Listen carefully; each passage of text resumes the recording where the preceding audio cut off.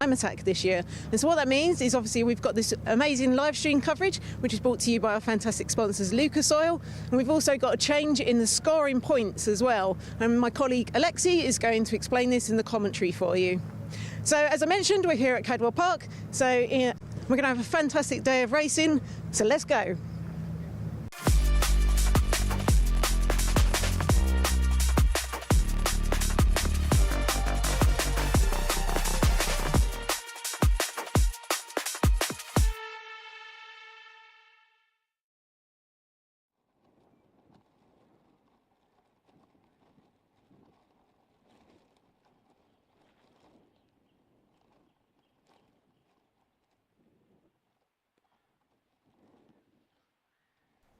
Thank you, Susie, and good morning, everyone, and welcome to Time Attack 2025. We are now coming at you live again through the stream. Thank you to our friends at Lucas Oil who have made this possible again. A much-loved feature from some years gone by, and the live stream is back.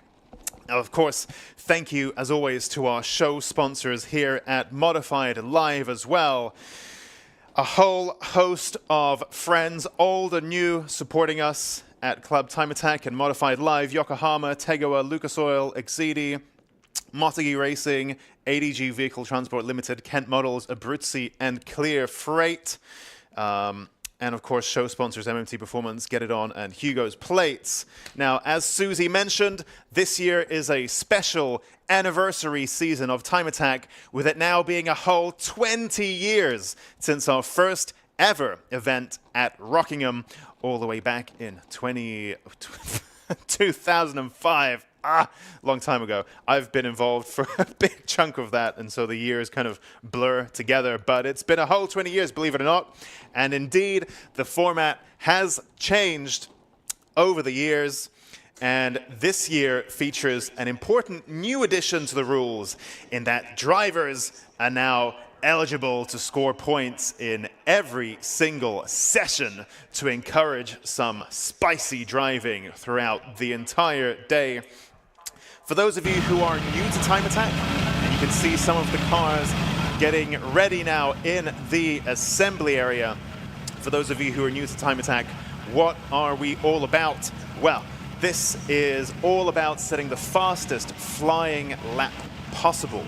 So all of the cars will be on track for 20 minutes or so. It's an open pit lane format, and they have as many attempts as they can fit in to set the fastest flying lap that they possibly can.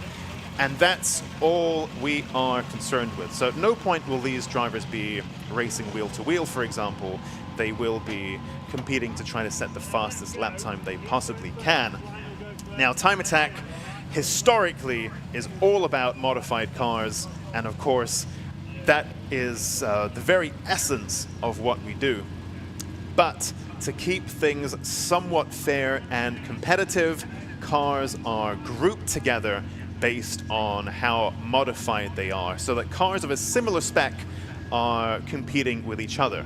Now, it's a pretty broad church, and the rule book can accommodate all kinds of things, and chances are, whatever you've built at home, or perhaps with the help of a professional workshop, whatever you've built, there will probably be a class for it in Time Attack.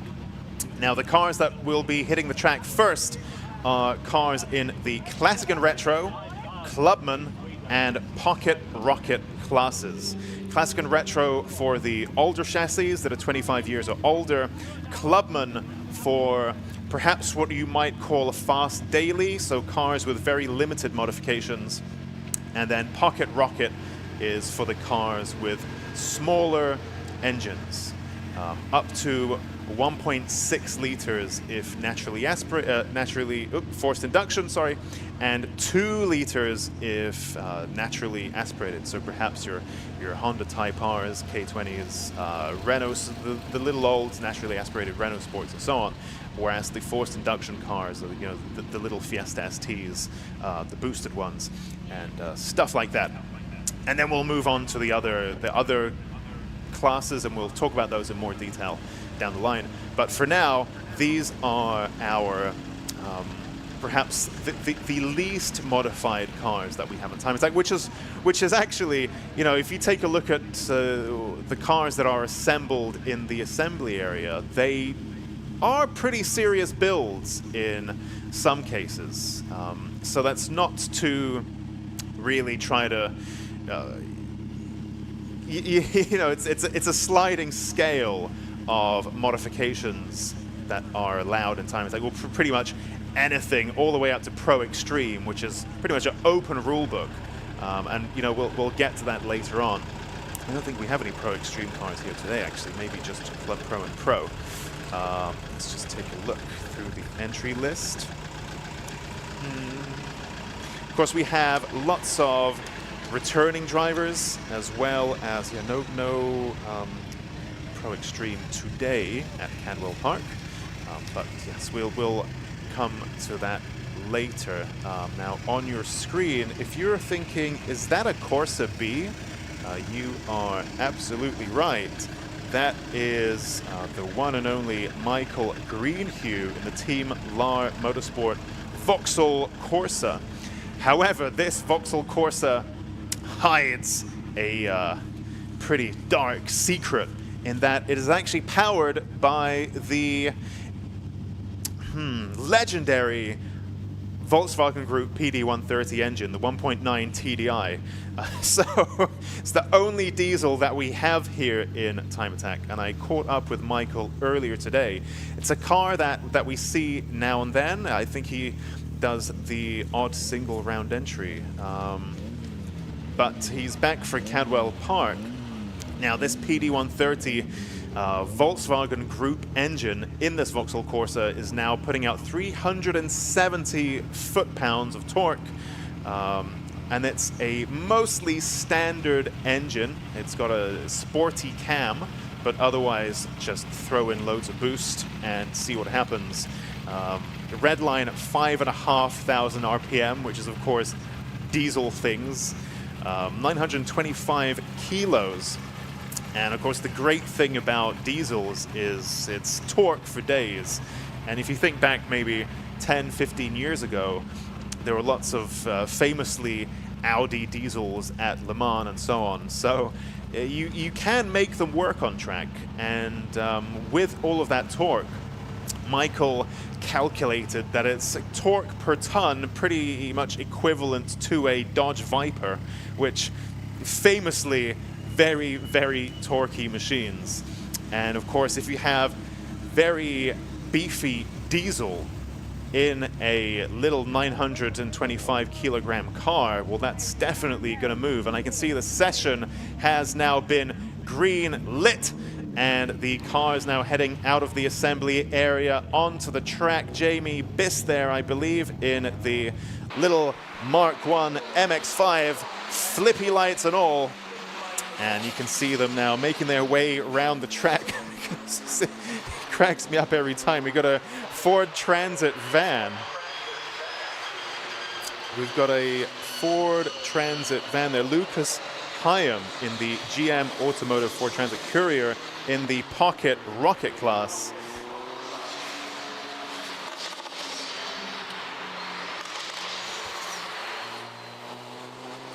And I believe while these cars now complete their warm-up laps, which will take a little while, Susie caught up with Dean Riley earlier on of DRS Racing.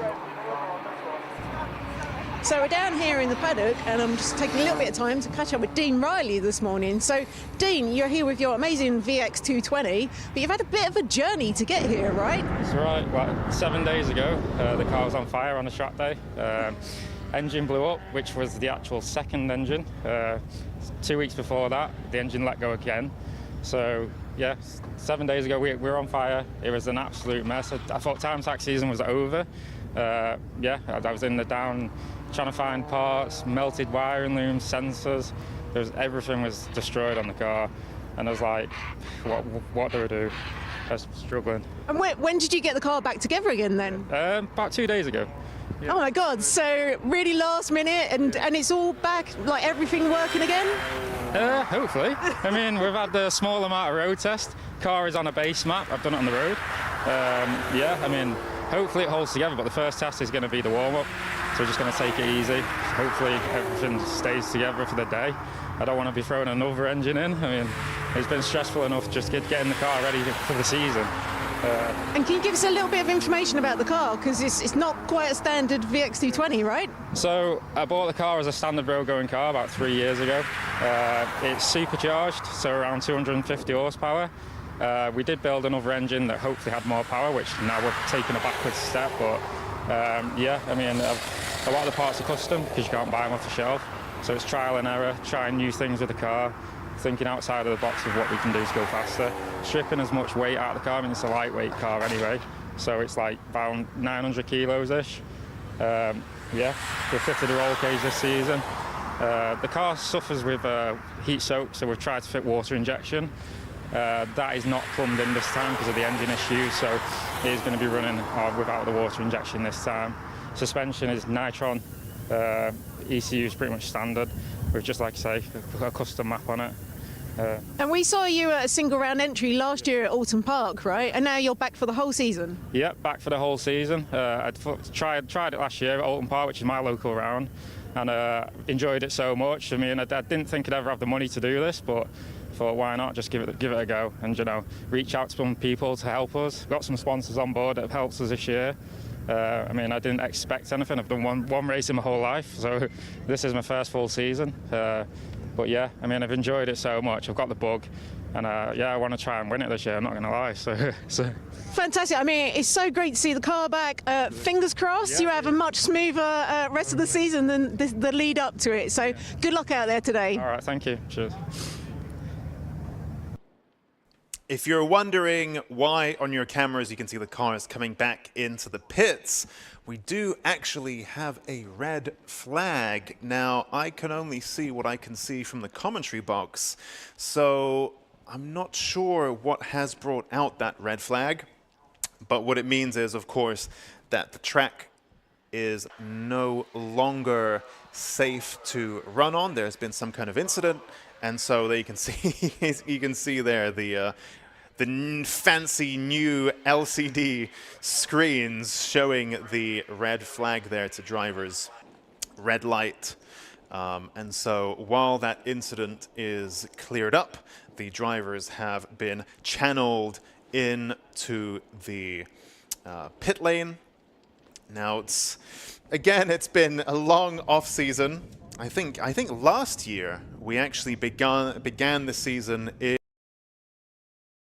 a slightly longer off season perhaps than what we're used to, and lots of tweaks and changes and builds happening over the winter. Time Attack is a pretty unique motorsport in that modification is very much welcomed and encouraged. So unlike perhaps in some other motorsports where you're running to a very strict spec, and once the car is built and you know it works, then, well, that's it. You can just park it up and leave it for the winter. In Time Attack, the kind of people that it attracts and the kind of builds and cars that we encourage means that over the winter, everyone takes everything apart, messes around with it, puts it back together again, throws in some more boost, and so on. And so when you've had a long off season, of course, you then get back into it, and things can break, or perhaps drivers haven't driven in a while because it's been the winter and so on. So, you know, things can go wrong. So hopefully that won't take too long to clear up. But let's take a look at some of the cars that are here in the pit lane. So actually, as you may notice, when Susie was interviewing Dean Riley just a few minutes ago, they were stood somewhere completely different. And so Cadwell Park, we love Cadwell Park. It's the UK's Nürburgring, as people nickname it. Very hilly, very flowing, lots of ups and downs. And that's great, and that's why we love it. Personally, it's my own favorite track in the UK, even though I've written off a Time Attack car back in the day. because of its flowing up and down nature. You know, it takes a lot of skill to put together a good Cadwell Park lap time skill that I didn't have. But what that does mean is, with the nature of the track and it's so hilly, there isn't a big flat area to have the pit lane and the paddock together. So uniquely at Cadwell Park, the paddock and the pit lane are in two different spots. So you saw Susie there interviewing Dean up in the paddock, which is uphill, and then the actual pit lane is in the middle of the track, kind of separate from everything else. And so, for example, when the track is live, because the pit lane's in the middle of it, you can't get to the pit lane while the track is live.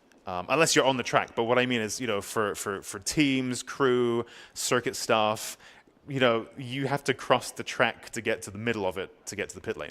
So it's a pretty unique layout at Cadwell Park. And you can see there the number 313 Ford Transit Courier van of Lewis Hyam. This is the great thing about Time Attack, is pretty much everything can be made to fit into a class. So, you know, this is what we encourage, is huge variety of cars, huge variety of builds. And who is that? That's the Mini. There you go, speaking about variety. That is the classic Mini there. The Rover Mini of Thomas Mosley, 33 Motorsport, now recovered. And let's take a look at what's going on there. So, well, so while that recovery takes place, I can see the driver there jumping out. We have, I believe Susie's been doing some investigating in the paddock for us. So just quickly getting some time down here in the scrutineering bay and just catching up with Dan from AKB Racing with this amazing Evo 9. So while they're still getting scrutineered, so it's good to see the team back again. I know, it's been 2 years. 2 years since we were last out. The last outing that we had with this was in Germany, right, at the Nürburgring, which Andrew actually came third. So he did really, really well with no front end on the vehicle. So it's been out for the last 2 years. Nick at NR has been redoing all the engine and bits and pieces, so we should be good to see what we can physically do. And a whole new front end, you were saying? Yeah, all one-piece front end, which has all been redesigned. I think Andrew, as you can see, the attention to detail on this car, Andrew has been fully on board with the last 2 years, getting everything how he wants it. And it's as clean on top as it is underneath. It's literally that clean, this car.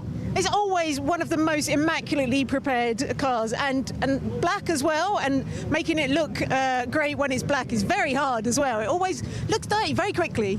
Yeah, he will be cleaning this every time he moves it.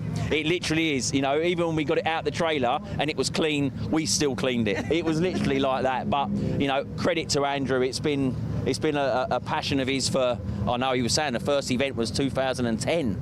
So he's a 15-year definitely a regular, veteran, right? Yeah. A 15-year veteran, but no, fair play to him. You know, it costs a lot of money to come down from Scotland and do this with this sort of car, so you've got to admire what he's doing. And tell us a bit of information about the car. Yeah, it's an NR build. Obviously, the numbers speak for themselves. It's over 800, but we'll keep it as it's conservative. But yeah, it's ready for this year. Fresh build engine, new head, new turbo setup. It's had the oil cooler, the cooling system's all been revamped. So we don't know how that's going to get on yet until we start modifying and seeing what we need to do. He's got new wheels on there as well from Two Forge. So shout out to those guys with the new tyres. He's got a new paddle shift system in there. There's so much in there. We just need to drive it now. Brilliant. Well, it's fantastic to see the team back, so good luck. Thank you guys.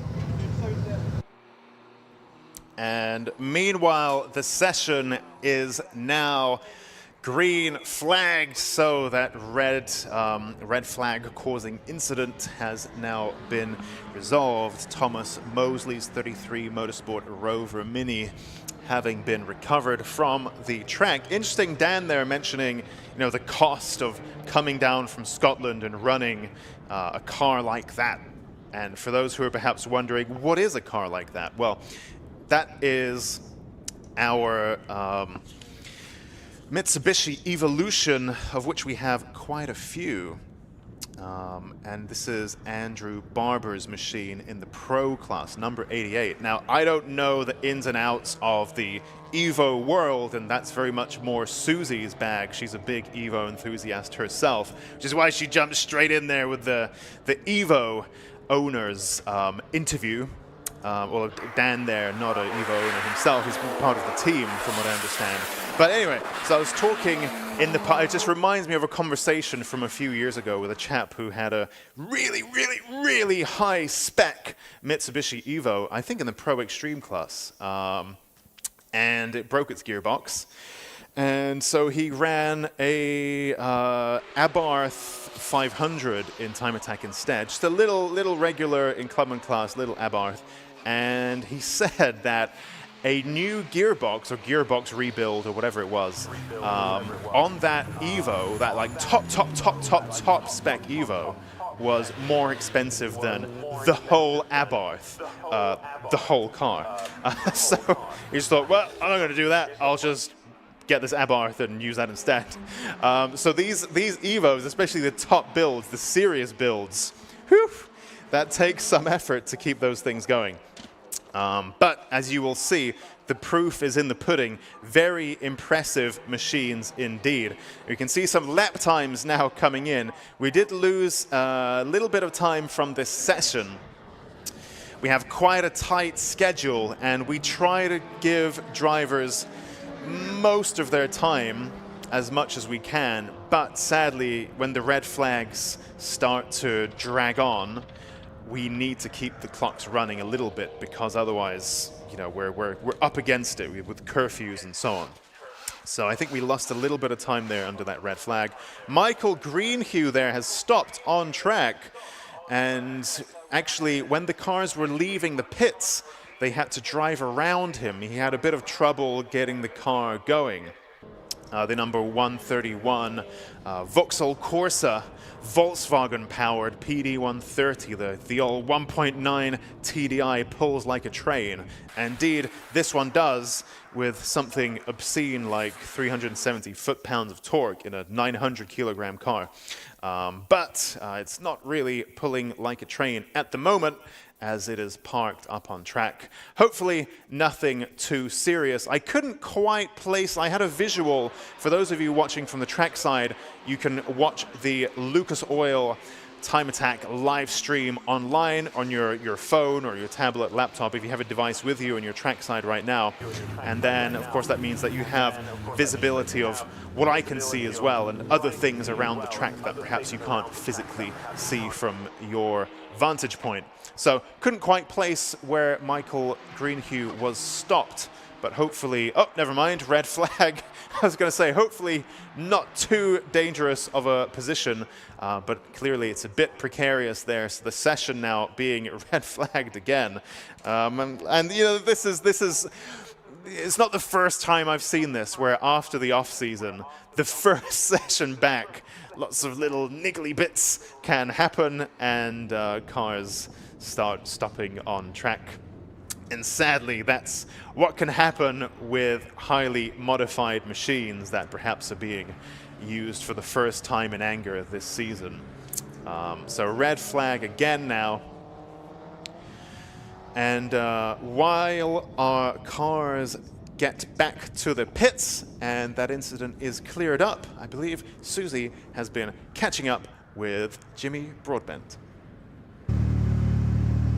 So we're down here in actually a very sunny paddock this morning. We're going to have a bit of a catch up with Jimmy Broadbent. So, morning Jimmy, how are you doing? Yeah, good, thank you. It's nice to be back in Time Attack, nice to be back at Cadwell as well. It's been a while since I've been here. Weather's the same, cold, a bit greasy out, but which seems to have caused some red flags already. But yeah, for us, all good, all happy. So it's been a few years since we've seen you out at Time Attack. So and you're back with Minty, is it? Yeah, Minty, our crazy MX-5. Last time I actually did Time Attack, I think, when was it? It must have been Alton Park in 20, or maybe Brands Hatch in 23 in the Prague, I forget. But for Minty, it's been quite a long time. So happy to have it back, and it's all good now. Everything is good. This is max spec, so last time we were here, it had no aero, running a lot lower power than it is now. Now it's full slicks, full aero, full power. It's everything it was meant to be. So very happy. So tell us a bit more about it. What engine is it running? Yes, this is a SR20 out of a Sylvia. Bored down to 2.2 litre, big old turbo strapped to it. So about 700 horsepower on the top map, which we won't use this yet because of what's going on now, but yeah, enough power to have a bit of fun with. Full custom aero, of course, these massive 280 square Yokohama tyres on each corner, so it's a completely different beast to when it started, for sure. So yeah, and just and some pretty crazy aero going on as well. So definitely not your standard MX-5. No, I mean, luckily I've had some experience in the Praga with the aero, so that's going to help us out with that as well. You have to really trust the car, which is quite hard because I've owned this car since it was a road car in 2014. So it's quite hard to think, oh, I have to now take this corner at 120 mile an hour in this road car I bought in 2014 that had rust on it. So yeah, getting that out of your brain's important, but that's part of the amazing thing about Time Attack is all these cars turn up, all these crazy contraptions, and we're lucky enough to be here to do it. So I'm looking forward to being out there. Yeah, and as you say, that is the great thing about Time Attack. We've got like such a varied kind of like all the classes are so varied. But in Pro, you're up against a lot of Evos. And yeah. There's quite a lot of cars in Pro this year, right? Yeah, there's a lot there. I mean, we've got our eye on Luke. You know, we can't not think about Luke and Suki. They're definitely ones in my head to beat. But that doesn't mean that someone's not going to come and surprise us. Tons of Evos, as you say, in the wet. They're very hard to beat.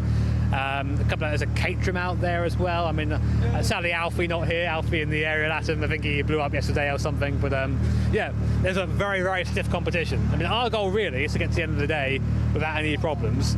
But I also want to do well because there's a competitor in me. So hopefully we can do well. We'll see. And you're back for the whole season? That's the plan. Yeah. I mean, if this helps us get through the whole season, we'll do the whole season. But we're signed up, so the goal is, as always, championship. There's no point in signing up otherwise, but we're doing that with no testing, so... What could possibly go wrong, Jimmy? Exactly. Come back to me in half an hour to find out what went wrong. Brilliant. Well, thanks for talking to us this morning, and good luck out there today. Thank you very much. Have a good one. Cheers. Back to you, Alexi.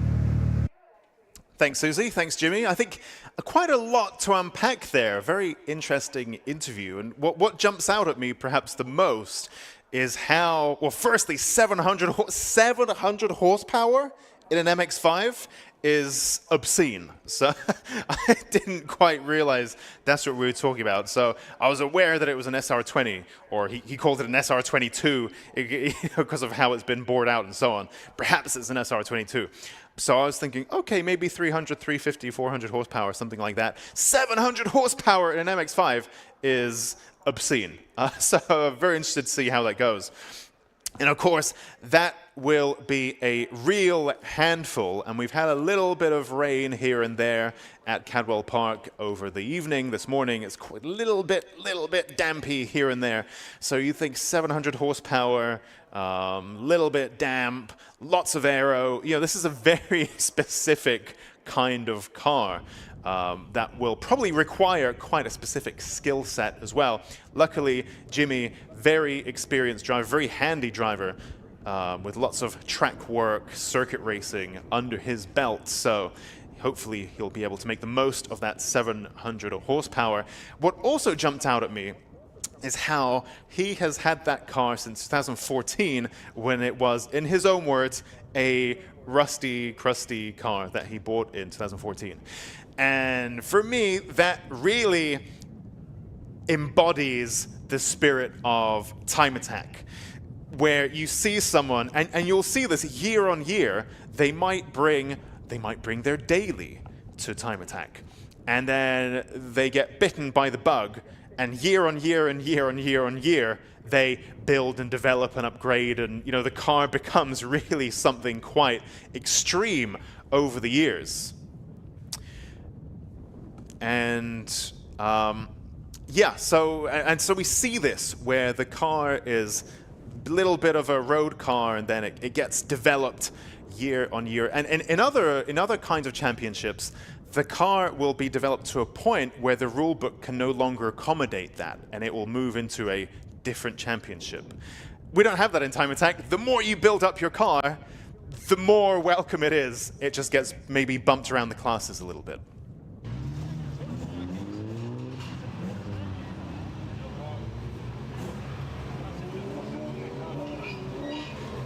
And you can see now in the assembly area, the club cars now heading on to the track.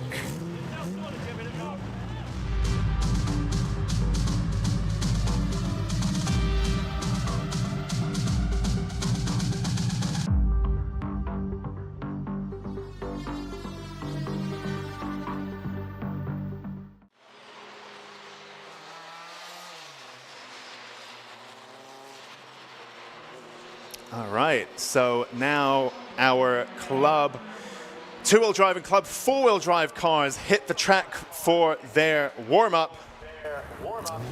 Now, our new rules for 2025 to encourage running in all of the sessions. I mean, it kind of depends on the class, depends on the drivers. Some, especially as you look into the pro classes, like I mentioned, you know, Evo gearbox costs more than a Fiat 500 entire car. What that would mean in some classes, for some drivers, they may choose to play it safe and not run in warm-up, maybe not run in practice, because there are no points up for grabs, so why risk it? Well, now the rules have changed, and what that means is if you manage to complete, I believe it is 3 laps in warm-up, then you will score a point. Well, that's nice.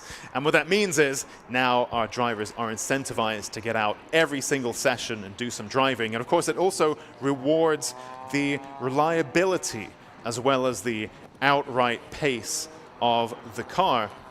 And if we take a look at our refreshed format for this year and the point scoring, how it's going to work this year is that previously, Time Attack had a warm-up, and then practice, and then what was called qualifying, and then the final.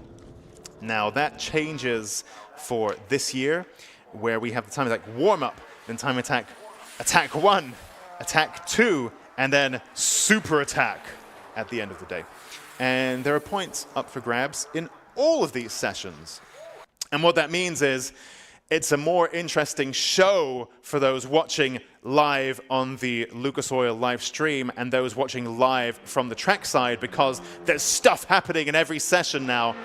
And it also means that our drivers now are also rewarded for building a reliable car that can go out every single session and put in some times. Now, we do in all the briefings say to the drivers that warm-up is warm-up. There are no points for going fast, so there's no need to really push it. And as you can see, we had enough red flags as it is. And so really, we don't want drivers taking risks that they don't need to in warm-up, on top of, you know, everything else that can happen during a warm-up session, breakdowns and teething issues and so on. But we do want drivers to go out on track during warm-up, at least for a little bit, maybe not to set any flying, fast, super spicy laps, but at least to do some running and get the car out there.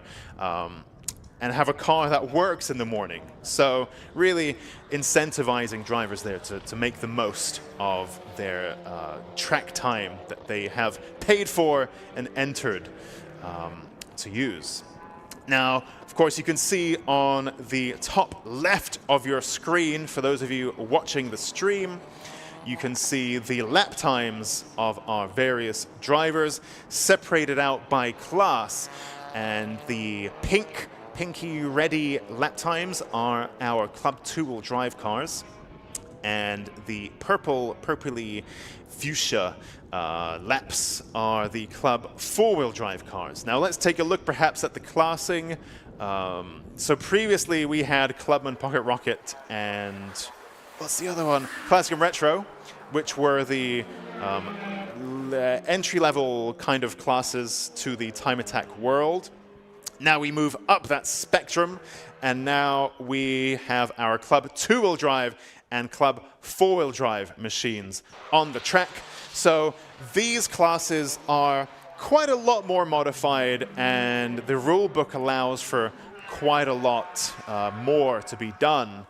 Or in other words, if you have done these things to your car, then this is the class that you'll be put into. I don't want to make it sound prohibitive. It's not that this class allows this and that class allows that, but not this or that. It's just that whatever you have built, it will go into the class that it's most suitable for. And Club 2-wheel drive is for cars that may have had some kind of engine swaps, gearbox swaps, aero additions, weight reduction. For example, the Clubman class that we had previously is for, like I mentioned, a fast road car. So this is for cars with standard bodies, standard dash, no engine swaps or anything like that. No, you can't even open up your engine in the Clubman class. So that's pretty much, you know, coilovers, maybe a half cage, maybe some spicy brake pads, that kind of thing. Now in Club 2-wheel drive and Club 4-wheel drive, you can go quite a fair bit beyond that and really start to build what you or I might call your typical track day car, track car. So you're looking at cages, you're looking at composite bodies, you're looking at engine swaps. And then, of course, with that comes the footwork, in terms of the coilovers, maybe various arms and so on, brakes and things like that. So you can push the boundaries a little bit more in this class. And who is that? Is that Stuart Summers? Stu Summers in the little Saxo, supercharged machine. Stu Summers in the race and retro cars Citroen Saxo. If memory serves me well, that is a workshop that he has now opened. That's his new undertaking, the number 179 Citroen Saxo of Stu Summers there. I haven't spoken with him this year. I mean, this season's only just got underway, and you know, we only just got to the track this morning, and there's a lot to do. But from what I can recall, last year, speaking with Stu, his car was still supercharged at that point. I think weighing around 870 kilos, something like that. There it goes. Now, he did aspire to turbocharging that car. Perhaps he's now done that over the winter, and that would give him much more power. And of course, it's a car that weighs around 900 kilos, give or take. I think a little bit less than that. I'm not sure if that's with or without driver. So, very, very fast machine indeed. Previously having competed in Pocket Rocket, now moving into Club 2-wheel drive is Stu Summers in the little 179 Saxo. And this goes back to what I was talking about, where you can see drivers developing their cars year on year on year, which is a pretty unique thing to Time Attack, because if you think about most other championships, if you have a naturally aspirated car and then now it's forced induction and also composite bodied and also you've put loads of aero on, it probably can't run in that championship anymore.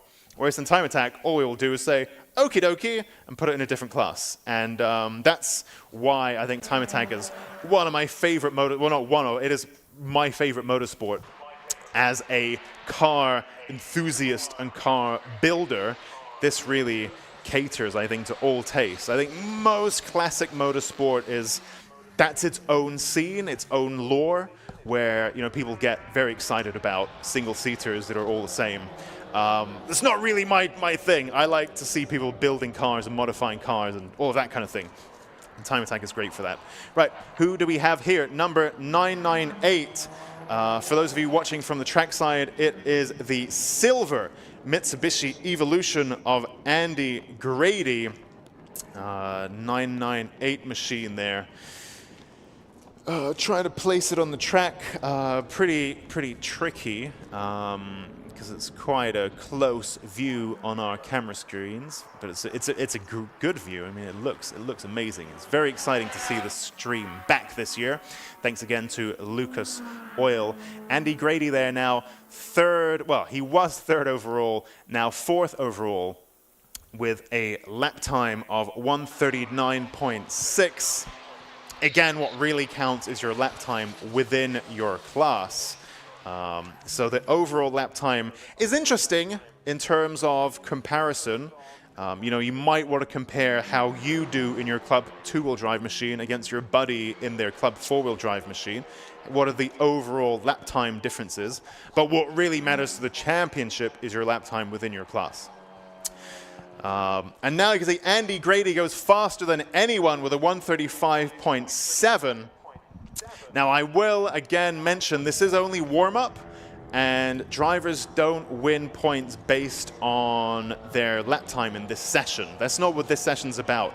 This is about getting a nice baseline, getting some laps in, getting a point for just showing up and doing some laps and getting some insights.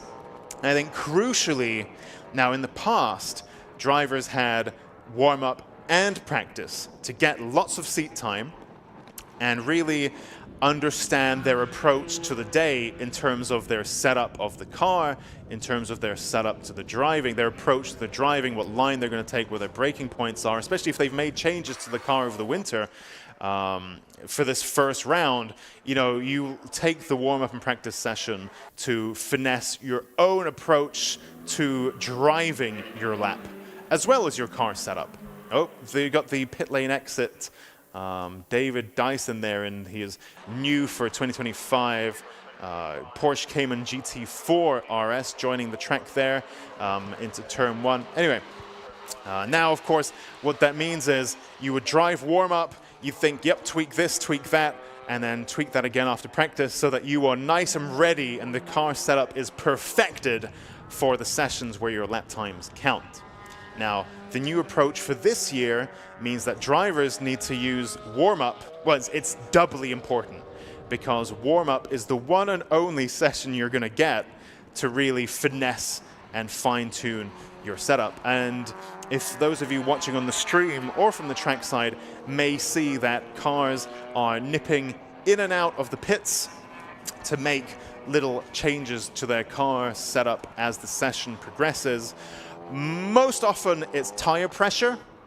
And I think modified live here, you know, we see loads of modified cars and lots of money thrown at good upgrades. If you take a look around all of our car clubs here, some very elaborate builds, very cool stuff. But when it comes to track work, the real fundamentals need to be right before getting out the credit card and throwing all the money at the upgrades. For example, tire pressures. Tire pressures are so important that you can have the most fancy coilovers in the world, but if you're not on top of your tire pressures, then you're not really going to be making the most of your suspension. And that's one of those powerful tools, and it's free. It's one of those powerful tools to change and fine-tune the balance of your car. Do you want it to oversteer more? Do you want it to understeer more? You can adjust these things with your tire pressure. Just a few PSI here or there. It's incredibly effective. And that's one of the things that we will see being tweaked the most as drivers come into and out of the pits. And of course, that's in addition to other easily tweaked things like perhaps the clicks, the clicky clicks on the top of your coilovers if you're fortunate enough to have such a setup. That's another thing you can quickly and easily adjust in the pit lane. Perhaps if you're being brave, you can adjust the stiffness of your anti-roll bars as well. And so these sessions then, very important. Well, now it's just the one warm-up session this year. Very important to getting that just right so that your car is ready to attack the lap times later on. Let's take a look at Mike Butler in the white and blue E92 M3. Let's take a look. Mike Butler, there is Stop the Family Farm Tax JCPE BMW M3 is the team name. 2012 car. I can see he's got that branding on the side of the car as well. I believe this car may be supercharged if memory serves me well. And you can see it's got a American Le Mans Series inspired livery on that car. It really looks the part. He's been in Time Attack for a while now, Mike Butler, with that car. And it's great to see him back A few little tweaks over the winter, he explained, so it should now stop much better, shift much better as well.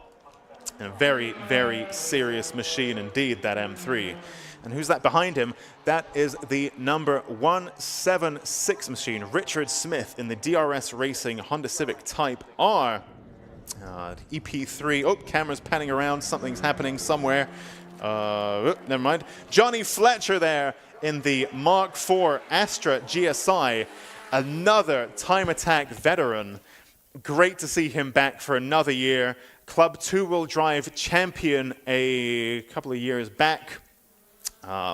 And Johnny Fletcher is one of those drivers who has developed his car year on year on year. It was once pretty much a standard Astra GSI, and now it is a championship-worthy club two-wheel drive machine. Very, very high-level build, and an incredible driver as well, and so hard-working and dedicated in terms of the last-minute fixes. It's been a long winter, and throat's drying up. Quite rusty. There we go. Stuart Summers now in the Citroen Saxo. Stu Summers in the 179 machine.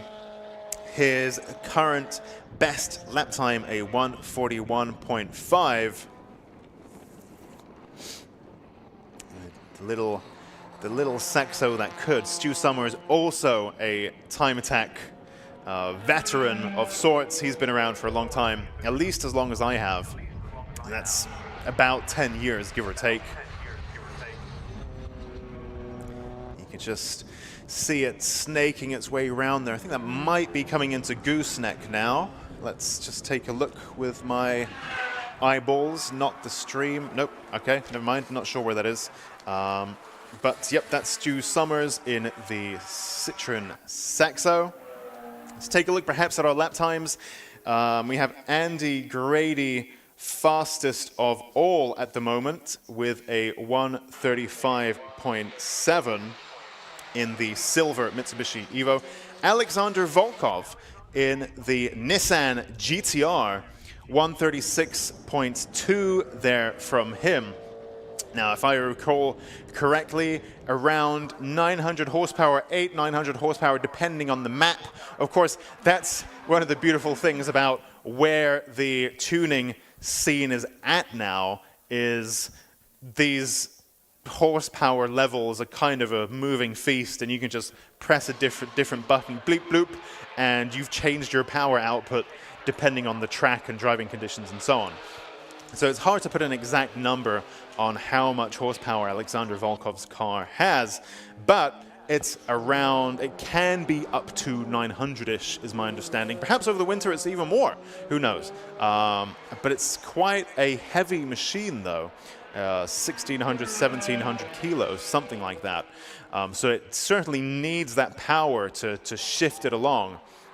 And I think what we've seen historically is that Alexander Volkov's GTR tends to work better at tracks like Snetterton 200, where it's got the nice long straights where it can really put that power down. And around a circuit like Cadwell Park, perhaps the weight there holds it back a little bit. Of course, the GTR, very famous for the very intelligent suspension and diff setup that it has, where it outperforms what you think it should be able to based on the numbers on paper. It's very, very intelligent, very fast, very good chassis. And so it really outperforms itself in a way. So anyway, Alexander Volkov driving exceptionally well there. 1:36.2, second fastest overall, second fastest in class. Again, it's only warm-up, so we're not going to read too much into what these lap times mean just now. But it's interesting to see what trends may start to arise in this session. Checkered flag is out. And you can see the lap times on your screens. For those of you watching from the trackside, you can see the Lucas Oil live stream. There's a QR code in your program. Just give that a bloop, and you can watch the live stream on your devices as well, which is great in addition to watching from the trackside. Now our drivers make their way back into the paddock, and we will shortly be jumping right into the Pro Class warm-up.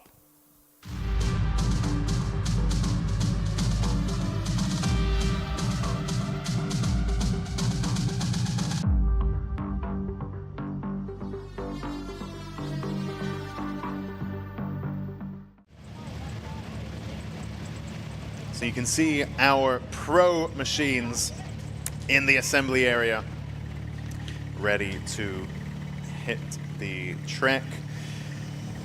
Luckily, that was a pretty tidy session, so the track doesn't really need any preparing as such for this session. Now, of course, one important change this year, by the way, is that we now have a control tire again. 2024 was very unique. Time Attack's had a control tire, I think, since around 2015, 2016, something like that. I think actually 2017 we had the control tire introduced. We've always had a control tire since then, with the exception of 2024, where the deal wasn't in place and so on. And so that was a rare year where the drivers were free to choose their own tire. And we had a bit of a tire war, if you want to call it as such. Anyway, that has now changed, and we are back to a control tire, which is the Yokohama AO52. It's a road legal track tire. So that's what all of the cars have to run, apart from our Pro Class cars, who are permitted to run a Yokohama Slick, should they choose, or Yokohama Racing Wet, depending on the weather. On your screen now, you can see the minty fresh SR20 powered MX-5 of Jimmy Broadbent. That's Mick Porter's R35 GTR, and that is Ilya Krylov's Haltech. I was going to call it a micro. No, that's Eden Young. This is Ilya Krylov's, the other Haltech machine, the RWF Renault Sport Clio, Honda K Series powered, around 420-ish horsepower. And actually, over the off-season, so Ilya Krylov, you may be aware of him. He does lots of bits and bobs on YouTube, and a lot of composite work as well, for his own cars and for other drivers too. And so Ilya made a whole front clip for his Renault Sport Clio, comprised of the two front wings, as in the fender and the front bumper. That's all one piece now, and that whole piece weighs 4 kilos, which is extremely light. His doors, I had to play with his doors earlier on, also super light. But I think what really blew me away is front bumper and both front fenders. That whole unit is 4 kilos. That's incredibly light. That's weight saving of, well, quite a lot. We had one competitor in the past who managed to make doors that I think were 800 grams. As it turns out, they were too flimsy, so he didn't end up using them. They were like flapping around. It was just like a little sheet of cloth, basically. So I think in the end, they were 4 kilos per door or something. But really, the DIY composites approach is, I think, the next frontier of track building. Because it's the only upgrade that I'm aware of that has pretty much no downside. You add power, and then suddenly you're going faster and you need to upgrade your tires and brakes, and reliability is maybe going to suffer when you're throwing in loads of boost. You change the brakes, and then suddenly your fancy brake pads don't work when they're cold and they make loads of noise and loads of dust. Or you change your suspension and the ride's atrocious and not very nice. Whereas if you take out the weight, there's no downside to that. You're better at accelerating, you're better at braking, you're better at turning, and there's no real downside to that. So, of course, it's I mean, it's not cheap, but it's also not incredibly expensive either in terms of the benefit that you get from that. And so a lot of drivers now experimenting with DIY composites because it's a very effective way to improve your handling, your power to weight, your overall curb weight as well. That's the Minty, those of you watching the stream, that is the Minty MX-5 SR20 powered 700 horsepower MX-5. We'll see how that does once the session is green flagged. There was a car stranded in the pit lane which needed to get recovered, which is why there's a little bit of a delay getting this session moving.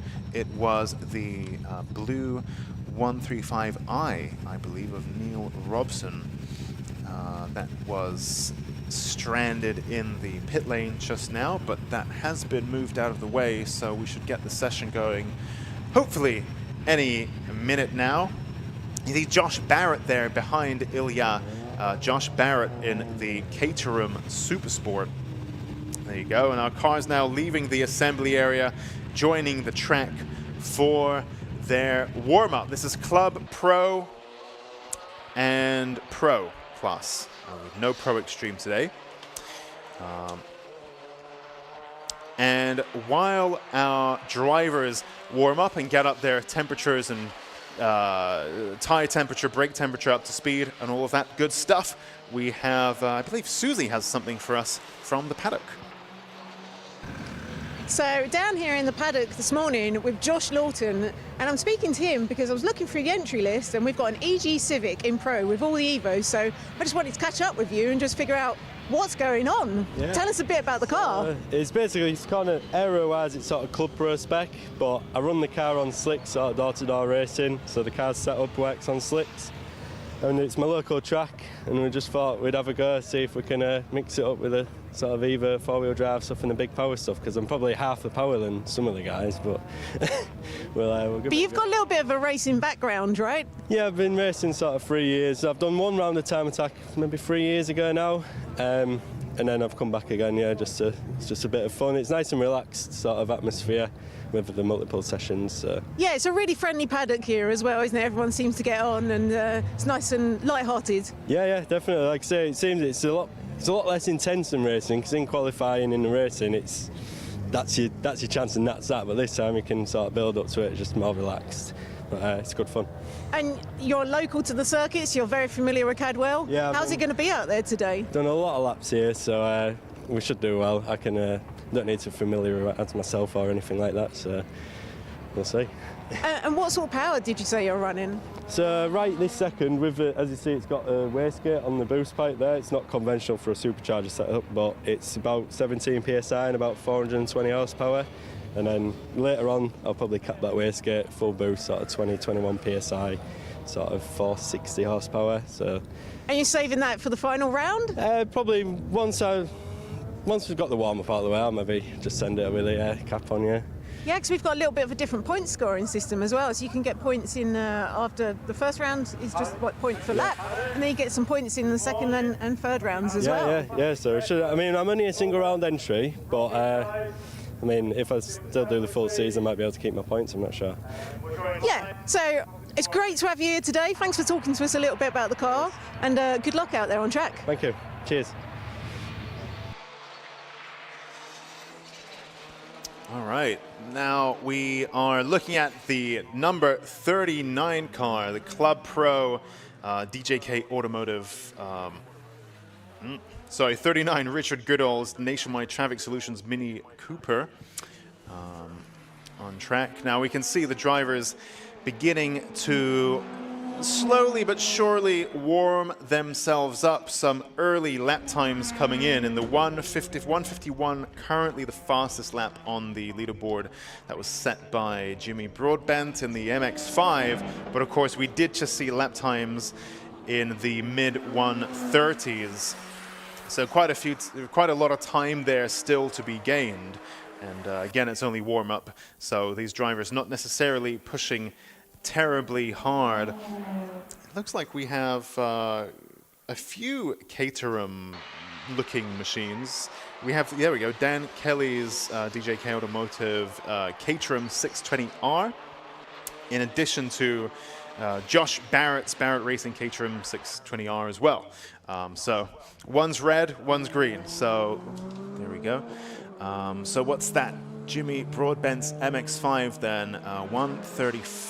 Let's just take a look as he finishes his flying lap. There he comes down out of barn, and he crosses the line to set a 141.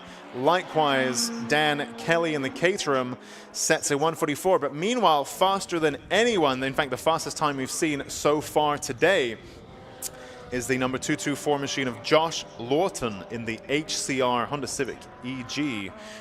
So there we go, 134.8 there from him. Likewise, we have another Clio, not just Ilya Krylov's Haltech machine, but also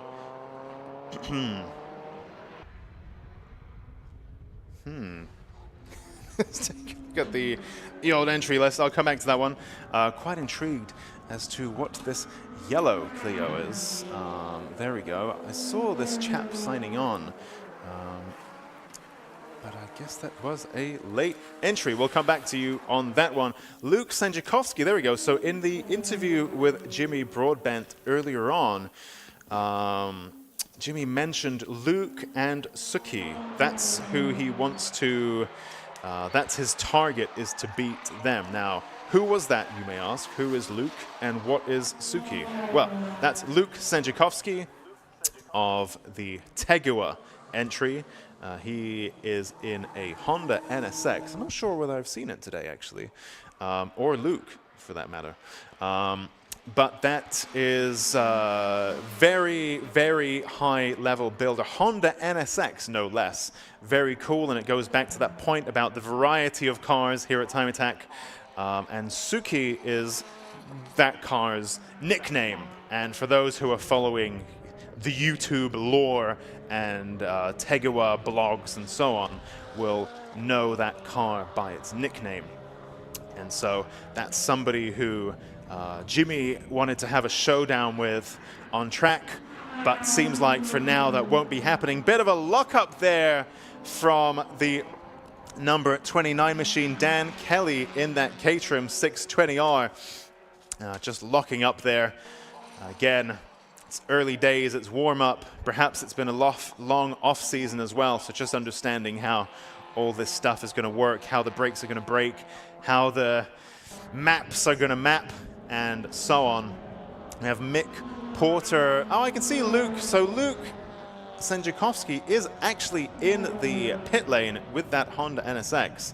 Hasn't yet set a timed lap. It just came out of the paddock by the looks of things, came around and then stopped in the pit lane. So no timed laps there, no flying laps from Luke Sandziakowski. But he is on track. He's just in the pit lane at the moment. But he is here. Ilya Krylov now in the pits as well. So whereas Luke Sandziakowski hasn't really moved a great deal, Ilya Krylov in the Haltech machine has set 2 flying laps so far. So he's in the pits perhaps for a few little tweaks or something like that. Likewise, Mick Porter, I can see Mick Porter's tire pressure is being adjusted there on that Nissan GTR R35 shape. And it goes back to what we were saying earlier about tire pressures being so important. That's like the main car setup tool that you will have on your car is your tire setup. So tire pressure, sorry. So important to get your tire pressures right. We have a car stopped on track. That is, who is that? Eric Holmes, I believe, in the number 79 Mitsubishi Evo 6 RS, stopped on track. It's the first stoppage we've had in a little while. Got a yellow flag out. Let's see whether that brings out another red flag, or perhaps we may dodge a bullet this time. It all depends on where the car is stopped. If it's in a position where there's a high chance of something else coming off in the same spot and smacking into it, then we'll call a red flag and try to move that car. If it's actually out of the way and it's not going to really bother anyone, then we can just wave a yellow and people can just drive past it. Oh, never mind. There we go. Red flag has now been thrown. So race control there deciding that where Eric's car was stopped is in an area where it's not unthinkable that something else might come off in that same spot and collide with it. So red flag being thrown there so that car can be moved out of a tricky, potentially dangerous spot. So we have a red flag now. So our cars will be going back to the pit lane. I can see Martin Henry. There's the guy I haven't seen for a while. So Martin Henry with a Mark V Vauxhall Astra, and we'll watch him closely. He competed in Time Attack many years ago at the same time when I did, and then life and so on, so he stepped away, but it's good to see him back. And while we wait for that red flag incident to be cleared up, presumably Eric's car, I believe Susie has been busy in the paddock. So we're here down in the paddock with Tom Mosley. So you've not had a very good morning this morning. No, so my first outing of the car, I've been 2 years in the build, and my track rod snapped, and I went straight off the track and smashed into the barrier. So where was that? Was that at Hall Bends? End of Hall Bends, just after the corner. The back end went a bit loose on me, which isn't unusual for the car. And when I tried to correct it, had nothing because I had no steering. And I went straight into the barrier, and I've wrecked my front end. So has it caused any kind of like mechanical damage, or? Luckily not, no. So we've damaged it's obviously got a broken track rod, so I need to replace that. Subframe's in good condition still. Engine's in good condition still. Radiator's a bit bent, but it's not leaking. I think we can get away with it. Bit of bodywork damage that we can fettle up for the to get back out, hopefully. But you're on the lookout for a track rod end then? We are. So if anybody knows anyone that's got a track rod end or a steering rack, I'd be really grateful, and I would pay through the nose for one. Well, there's the shout out to anyone watching. And you just want to show us, there's a little bit of damage to your front bumper as well, wasn't there? If he snapped it on the track, he'd have to come through that. A bit bendy. But that's my handiwork for the morning. It's a little bit of cosmetic damage, Yeah, but the car's looking fantastic, and we haven't seen you out for 2 years, have we? Oh, and then I go and do this. Well, fingers crossed someone sees the video, and then maybe they can help you out then. Please, help. Well, that's the call out, if anyone out there can help out. Right, throwing back to you, Alexi. Thanks, Susie. That's a really good point, actually, because now that we have the live stream back, there could be somebody conceivably watching this out on the world of YouTubes who is perhaps not too far. And thinking about it, that's really empowered our drivers a little bit to make it easier for them to find bits and bobs if they do end up breaking something in the past. And especially when we had double header events, people would go on Facebook Marketplace, find somebody with spares, drive across the country at night, fix it overnight, drive for hours and hours and hours to a faraway place that might have a classic Mini or Mitsubishi Evo or GTR drive shaft or whatever. Get that, bring it back, fix it overnight, and then they're back. But now it's all on YouTube, and hopefully we have lots of viewers, and perhaps someone knows someone who knows someone who will have that bit. And if you do, then get in touch. Meanwhile, the red flag is still out while that incident is resolved. Let's perhaps consider Ilya Krylov's machine, the Haltech RWF Clio Renault Sport. Of course, there's not much of a standard Clio left on that car. At one point, Ilya was aiming to build the fastest Clio engined car. The engine code slipped my mind. Whether that happened or not, I'm not too sure, but now he's gone to the dark side and it's K-swapped. It's been K-swapped for a little while now. And actually, in the true spirit of Time Attack, they were building engines and mapping and so on right up until the deadline. And I think it was last week that they had to change course a little bit. And so the engine that Ilya is running today is around 400, 450 horsepower, something like that. They're aiming for a lot more, and a lot more will come, aiming for big numbers. But now 400 will have to do in a Clio, which is already very, very fast indeed. Like I mentioned, that new front clip that incorporates the bumper and the front fenders, all of that weighing 4 kilos, that whole unit, so big weight saving there. Ilya's also running the Yokohama tire 295 width, 18-inch wheel, which is wider than it was before. So the bodywork, you know, this new front clip is a bit wider to accommodate that. In addition, it's running the new flagship Haltech ECU, the R5, as well as their UC10 dash. So it's really the latest and greatest Haltech gear that you can possibly get, and that's in this car. Now, as you all know, the Time Attack paddock is one of the friendliest in the UK motorsport scene. It's open to the public, and you can go and poke around these cars. Obviously, you know, within reason. If you can see people are stressing out and fixing stuff and working against, you know, a ticking time clock, and, you know, they're not really, that's not the right moment for it. You know, you've got to read the room a little bit. But you can wander into the paddock, and if you have a Renault Clio yourself, or a Astra VXR, or a Mini Cooper S, you know, you can go and take a look from a respectful distance at that car, at that build. If you're in the market for a Haltech ECU or a Haltech Dash, they have all of that stuff there.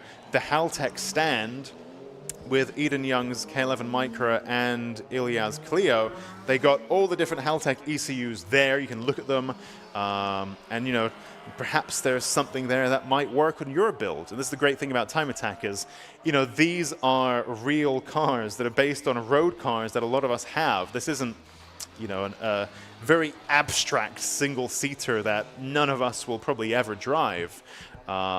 These are real cars, and these are cars that people have built themselves. So if you're going through the same thing, you can kind of wander into the paddock, get inspired, see what parts they're running. And again, I would stress, just, you know, read the room, have some common sense about it. Don't get in the way of, you know, people trying to fix things. But you can go and get inspired. So that's a great thing about the Time Attack paddock. And so absolutely do take a look at Ilya Krylov's Haltech machine with the latest and greatest Haltech goodies. In the meantime, the track has been green lit, and so Eric Holmes's car now recovered. We have 3 minutes in this session remaining.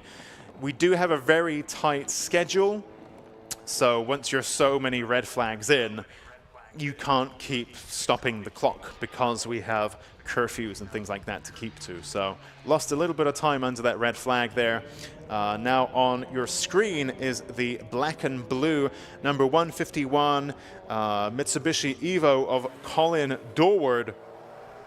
And you can just see him there getting back up to speed. And of course, your tracky brakes, your tracky tires, they will have a specific operating window of temperature, and it will take a few laps to get everything up to temps so that you can then start to set some hot laps.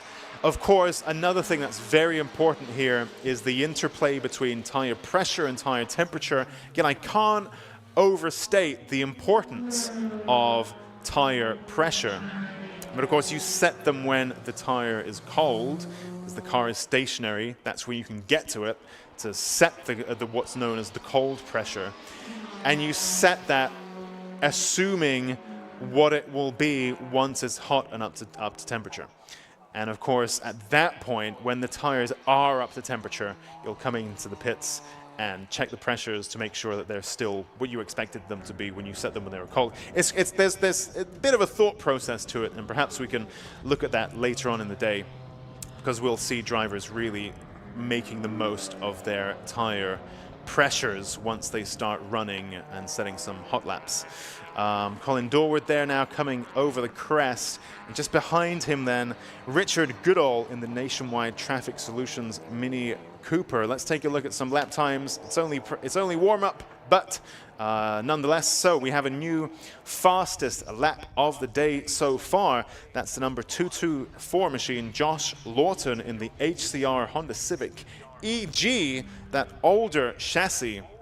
And now, of course, that's the beauty of Time Attack, is that variety of cars that we have. So we can see there that we have the older EG Civics all the way back from 1994 in the same class as Caterhams, Ariel Atoms, Honda NSX, and so on. So great stuff to see here in Time Attack. Now, up and over the hill come the Mitsubishi Evo and Mini Cooper there of Colin Dorward and Richard Goodall. Now, famously, as you come up and over the mountain, especially if you're on a superbike, and of course Cadwell Park is a real classic track for those of the two-wheel inclination. The bikes often get air as they come up and over the mountain.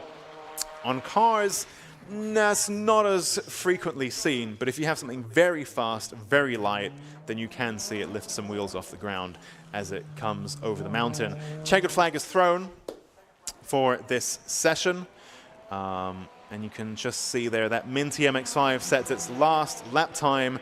That is good enough. That's a 140.1 there for Jimmy Broadbent in that 700 horsepower MX-5. It's crazy. I used to have a 260 horsepower one, and I thought that was fast enough. 700 horsepower MX-5. Anyway, wow. We will get back to it, I'm sure, as the day progresses and discuss lots more things. Meanwhile, that concludes the Time Attack warm-up sessions for our Clubman Pro and Club classes. Now, coming up after a short break will be the Racing Hondas Championship practice. And in the meantime, well, go make yourself a cup of tea, have a little comfort break, and we will see you shortly after this little break for the Racing Hondas practice.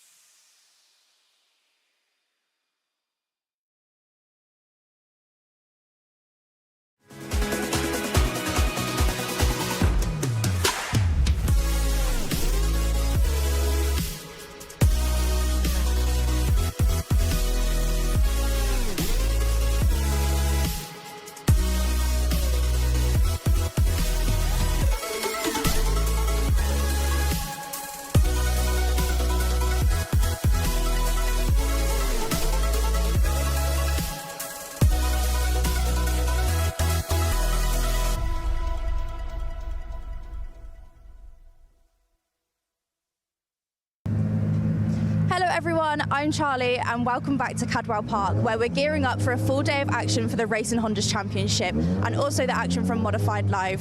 We are here today with our seasoned drivers on a very technical track here today, often unforgiving. We've got everything here from EP3s to Integras and really everything in between. We've got qualifying, practice and 2 sprint races, hoping to put on some fantastic door-to-door racing. So stick around and let's get geared up for a fantastic day of racing.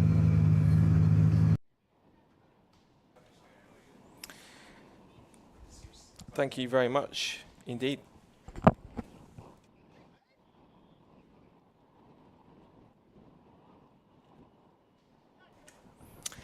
Thank you very much, Charlie, over in the assembly area as the cars leave the assembly to head out for their practice session. Scott Woodward's here in the commentary box to guide you through all the action today and through the season in the 2025 Racing Hondas Championship. Pleasure to be here. And the first outing of the season for the Hondas is here at these wonderful, tight and twisty technical turns of Cadwell Park in Lincolnshire, the mini Nürburgring of the north, or the it's one of those circuits that is been relatively untouched since it was first put into its current configuration around about 1961. But ever since then, it has been a fantastic natural circuit, lots of dips and sweeps and dives, and certainly our Racing Hondas for this season are going to enjoy a season opener. This is where the championship actually made its first ever start back in 2023, 2 seasons ago. And since then, they've had 2 exciting seasons. Last year was a real cracker, and already I'm seeing they've possibly got a red flag, which is only moments into the session, so they're just getting around to set themselves up. A couple of cars already come into the pit lane straight off. We've got Tommy Knight's Civic EK9, and also Will Self's EG2. So for those of you who are new to Racing Hondas, it's a championship which is in its 3rd season in 2025, started back in 2023. And last year saw it hit some fantastic grid numbers, thankfully supported by Tegiwa, as it is once again this year. Had to also a big thank you to Lucas Oil for all their support for the live stream coverage which you're watching. If you're watching around the circuit, great to have you here for the season opener, not just at Modified Live here for Time Attack, but also for the Racing Hondas Championship 2. So the cars lining up in the pit lane, as you can see if you're watching on the stream. 3 classes in this championship. It's Class A, Class B and Class C, all separated by power-to weight ratio. The Class A cars are effectively what some have described as more of a bit like a prototype class in some cases, in that these are effectively for silhouette machinery. What you see are these very heavily modified Civics, not just Civics, but we have some Integras in the grid as well. And then Class B and C are different horsepower levels of a power-to-weight ratio. It's a maximum of 235 brake horsepower per tonne in Class A if the car is supercharged, 240 brake horsepower if it's not. Then it's 195 brake horsepower per tonne maximum for Class B, and then Class C is 176 brake horsepower per tonne. So fairly sort of even spread between the 3 categories, which means we should get some real close competition between all 3 at the front. So going into the weekend, one of the top drivers to watch out for certainly is going to be Liam Collins. Liam Collins was in a fantastic battle last year with Dan Brown for the class all the way through. In fact, looking at the order, I think Dan Brown was meant to be here this weekend, but sadly has not been able to make the trip. And looking at the running order from last season, of course we also have Ryan Cunningham, who is the defending champion. How that works in championship, we have 3 individual class championship point standings for A, B and C. What we also have is we do crown an overall champion. It's a bit reminiscent of what we had before previously with the kind of the old school BTCC style point system, where you might be one of the lower classes, but if you can score consistently enough in your class, then you'll be able to get as possible as many points and outscore some of the bigger cars. Even though you might see the Class A and B cars towards the front, it could even be, as it was last year, a Class C car that ends up taking the overall championship title in the end. So the Cadwell Park circuit, 2.176 miles in length, or 3.502 kilometres, first built in 1938. But it started running grass track events a few years before that, and it came to its current layout around about 1961. And since then, it's been, as I say, one of the circuits that hasn't really been changed in terms of layout. And even though many will call this more a bike-friendly circuit, certainly when the cars get around here, it is quite a spectacle, as some of you will have seen already from the Time Attack warm-up sessions this morning. Green flag on the session, so 15 minutes of practice as we now get set for practice here, the first session of the season for the 2025 Racing Hondas Championship here at Cadwell Park.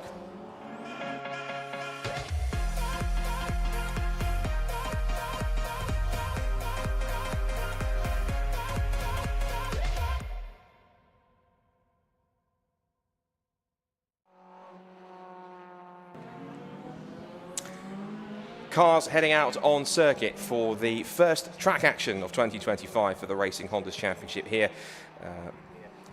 With Lucas Oil thankfully supporting the live stream, and thanks to them here at the Modified Live event for showcasing it in the mix. So let's talk you through some of the drivers who are on track. Is car 19 in the field. That is Luke Krasasmenu. I think he's quite busy this weekend. He's not only in the Civic, but I think he's also taking part in some of the drifting on top of that as well, or at least he has a rather brilliant pink S15 Silver that he also travels around in this part of the motorsport world too.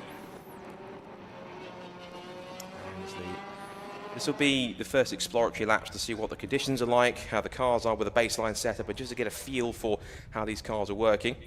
There is car 37. That is one of our 2 Class C cars in the field. That's Callum Houchin. He's got experience racing before in Renault Clios, but he's recently switched this season from racing in an EP3 Honda Civic last year, now onto an FN2, the 2008 year car for Team 24.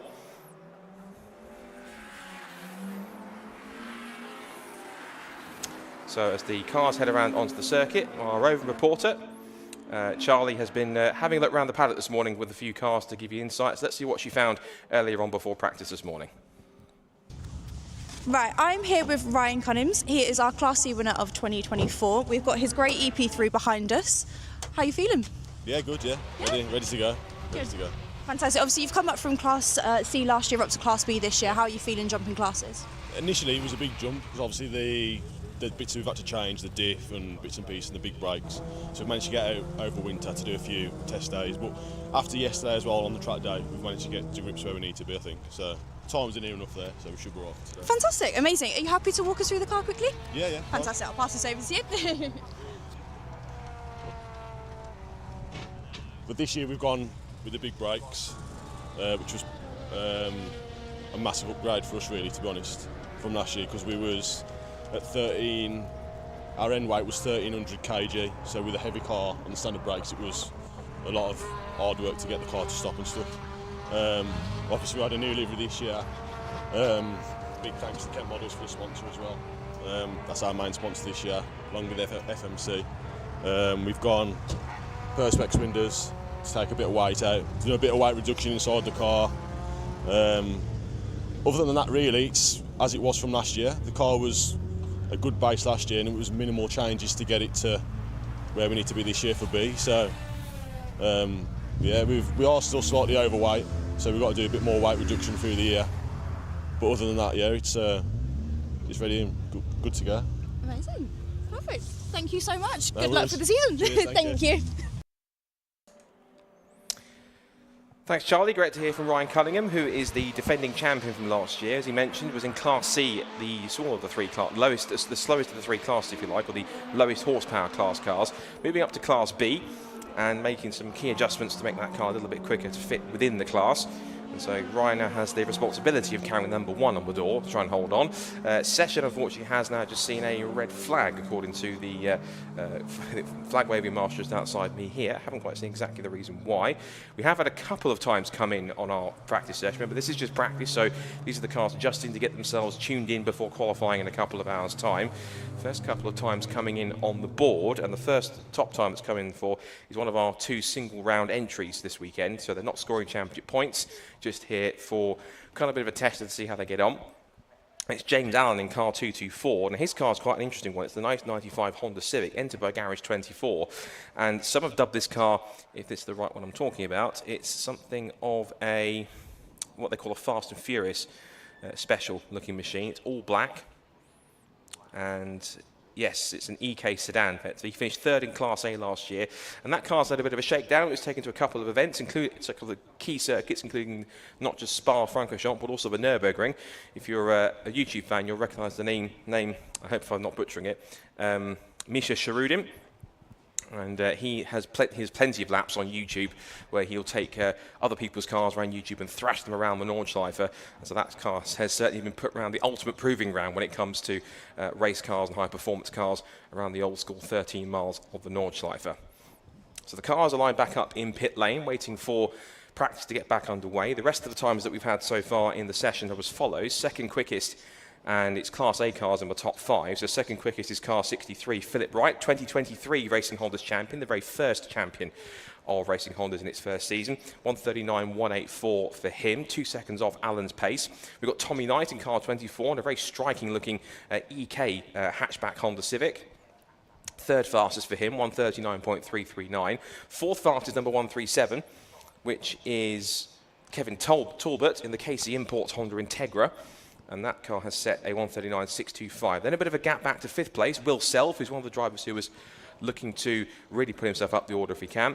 And then we have 147, who's the top of the Class C cars up there. That's Matthew Rowling in his M&D Racing Honda Civic EP3. And then the last of the cars that have set a flying lap time is Oliver Barsby, one also to watch out for as well, which he's car number 10 in a very striking looking RSI Robotics Ben Sharp Racing run Civic FK2 from 2016, 145.866. He's part of the Ben Sharp Racing outfit, which also houses Lewis Barker, who's had quite an eventful event already before track action has even really begun, and he caught up with Charlie down in the paddock earlier on. Right, so I'm here with Lewis, one of our Class 3 drivers. We've had a very interesting weekend to begin with. Am I right saying we're on our third engine? Yeah. In mid-morning yesterday, coming up to Gooseneck, went for fourth gear and I hit second, blew the engine, snapped the starter motor, so yeah, it was a bit upsetting, but gone back, Ben got a spare engine in, we changed the engine within 3 hours, got me back out, had a few issues with smoke, so I had to drive it steady for a few laps, and then I leant on it a little bit and it spun a journal, so that was engine number 2, no go. At that point we dropped this engine out. We'd already got a spare engine what we lent to Ben because he blew one at Civic Cup. So Ben and his team and I dropped this engine out. Ben drove down to Northampton, put a car on the ramp, dropped my engine out, drove back up, and then this morning at 6 o'clock they put the engine in. As you can hear, it's running. We know the engine. We know what he did last year when Jake was driving the car in 6 races, 4 firsts and 2 seconds, so it's capable. It's just how good I can put it out there on the track and make it work, shall we say. Nice. Obviously, you can see from Learn Across, I'm on my 7th ever race, so it's going to be interesting. Amazing. Yep. Fantastic stuff. Are you happy to just walk us through the car quickly, show us what's going on? Yeah. So at minute now, they're just bleeding car up, just making everything's done. Obviously, the car's probably same spec as everything else on it, yellow speed coilovers, big brake kit, standard engine. I think that engine did 225 brake horsepower on dyno. It's not the biggest engine. It's got a cup map on it, roll cage, just a standard car, pretty similar to a cup spec bar the cage. Yeah, as you can see, lads are now just finalising the last few bits and getting it going. Yeah, it's been stressful.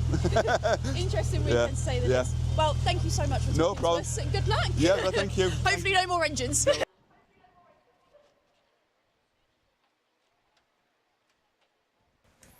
Thank you very much, Charlie. Good to hear from Lewis Barker. Just beginning a bit of information from Championship Coordinator Carl McKellar. The car that's caused the red flag sadly is our defending champion Ryan Cunningham. He's gone off around between Mansfield and the Gooseneck. So hopefully he's okay, and of course some work will have to be done to the car to get it worthy for qualifying later on, fingers crossed. So Ryan Cunningham not having quite the best baptism of fire when it comes to moving up to Class B, but the defending champion, fingers crossed, will be able to get out for qualifying in a couple of hours' time. There you can see the recovery truck is there, I think, to pick up the car. That's exactly where it is. It's on the approach towards Mansfield, down the hill. Looks like the car's got a little bit sideways out of control and off into the tyres, so hopefully he is okay and the car is fixable for qualifying later on. Good to hear from Lewis Barker, part of the Ben Sharp Racing outfit, very experienced in Honda racing a lot, including in other different championships that represent Hondas.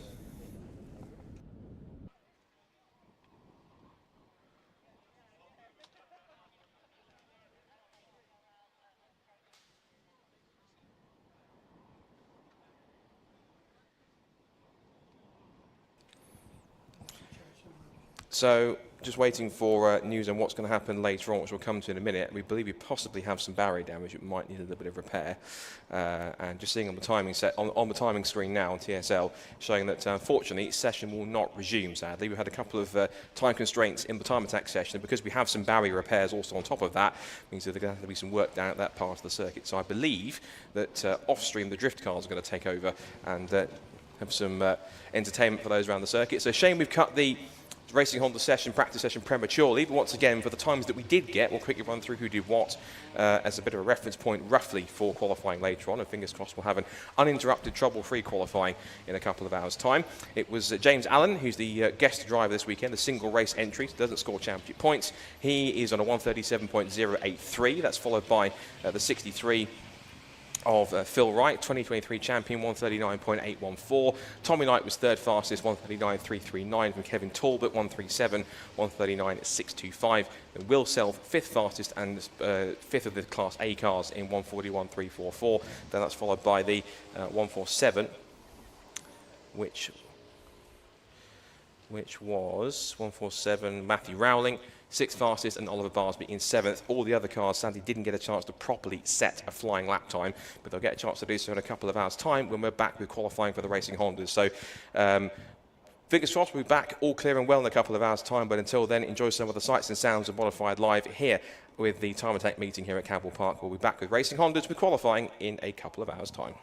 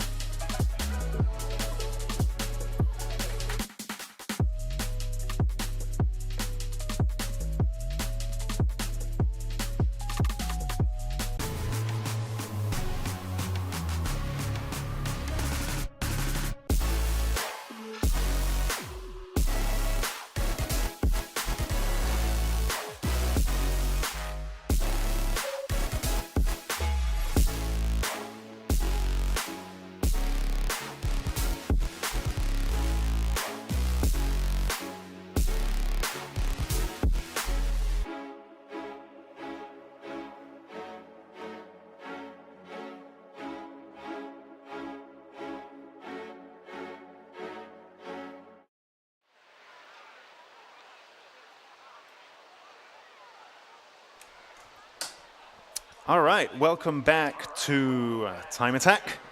It is now the first session in our new for 2025 format as our Attack 1 gets underway. So previously this was all a little bit different, but this year we're trying a new format. And so this session will score points for our drivers, which means that really they should be performing, well, now. So previously, before lunch, the morning sessions were kind of free to come in and out of the pits, tweak stuff, maybe run, maybe not run, it's kind of up to you. But this time, every session counts. So drivers got some points in warm-up, just for turning up and doing a few laps. And while we wait for this session to go live, you can see people wandering around the track, the crews getting into position and so on. While that happens, I believe we have Susie in the paddock. So we're down here in the paddock and I'm catching up with what might be our first Time Attack couple for the full season. Possibly, hey? Possibly. So we have Luke Capehorn and Annie Thompson, sorry, surnames. So Luke, you're returning to us. You were out last year. I think you came second in Club 2-wheel drive. Yeah, that's right. First year last year, full season. So back this year, made some changes to the car to try and take it to first place, hopefully. And you had a pretty eventful year last year, right? Yeah, few engines, few gearboxes, plenty of troubles and tribulations, but it's all part of the fun. How many engines exactly in the end, was it? Four, yes. 4 engines. So hopefully a few less this year, is that the aim? Yeah, we've spent the time building this one so it can do the whole season. So fingers crossed we don't have any major issues. You never know though, do you? That's the thing. So hope. And you say more prep this year, but I hear you were on the dyno yesterday. Yeah, so although we've been preparing the car since basically the season finished last year, somehow it was still late last night, finishing some bits, getting it on the dyno till about 10 o'clock. So, but...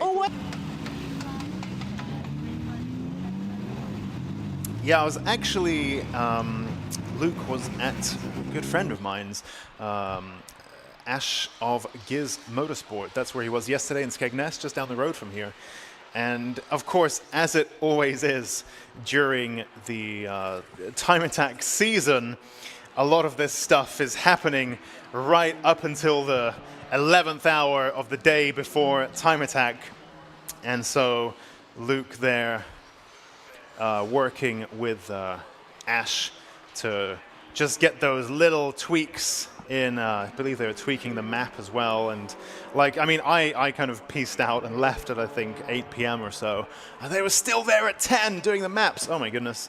And that goes to show the dedication of these Time Attack drivers. And like I said, it's a bit different to a lot of other motorsport categories where, well, the car is the car, it's built to the spec, and that's kind of it. So you can park it up at the end of the year, maybe fix a few bits and bobs, put some new bushes in, and then it's ready for the first round of the next year. Whereas in Time Attack, because of the kind of people that we are, that get attracted to the sport, we can't help ourselves but fiddle around and change lots of things over the winter. Maybe put an additional turbocharger on or something silly like that, which means that then everything else has got to change by the time you get to round 1. And of course the Time Attack rules accommodate that. They're flexible enough that as you build up your car and develop it, then you can just move around the classes and so on. So there we go, Annie Thompson there in the Lotus Exige. In Clubman class, fellow ex-Time Attack competitor Ross Gillett, who I know through the world of Toyota GR Supras. He used to compete in Time Attack as well in a GT86, no less. Also one of my favorite platforms. So he's just poking up his head. Hey Ross, good to see you on the stream. Thanks for joining. from what I understand, there are comments somewhere on the stream, but I don't have that open on my PC. Perhaps I might get around to it later on. Perhaps if you have any questions, I'll try to answer those, or perhaps Susie can, who's out and about in the paddock. But you can see there coming into the hairpin on your screens, Annie Thompson there, just behind the late model Honda Civic Type R, the number 41 machine of Dan Buckingham. So both of these Clubman class competitors. And the Clubman class is for cars that are pretty much what you might call a fast road car. Some people just straight up bring their dailies, they put the stickers on. Time Attack mandates I was talking about being flexible and so on. Time Attack is flexible in a lot of things, but what we must have is a fire extinguisher, and we must have safety harnesses. And what that usually means, safety harnesses often don't work with standard seats, so then perhaps you need some kind of bucket seats as well. That's it. And then you can bring your car, you can bring your daily driver to Clubman. So we've seen that in the past. Now in this class, the rules do permit things like coilovers, brake pads, that kind of thing. In fact, the brakes are free in this class, as is exhaust. You need to have a CAT, and you need to pass noise test. Induction is free. So the little bolt-on bits and bobs are allowed. You can't change your gearbox and remain in Clubman, because the gearbox is a good way of capping power. So, in the spirit of running just a fast road car that's relatively unmodified, if you start going into the world of swapping out gearboxes and stuff, then you're probably not really within the Clubman spirit. So Lotus Exige and Dan Buckingham's Honda Civic Type R. We also have Clive Hopwell in the MMT Performance Volkswagen Golf R in this class. Now, interestingly, we also do have Jay Elliott in the Honda S2000, which is quite a rare treat to see in Time Attack. Not something that we see too often. We did have a competitor in the past who comes and goes, Ramunas Chapoulis, who also had a very high spec Honda S2000 with like a GT1 style wide body. Also campaigned a Honda NSX as well. So Ramos very big on the hot Hondas.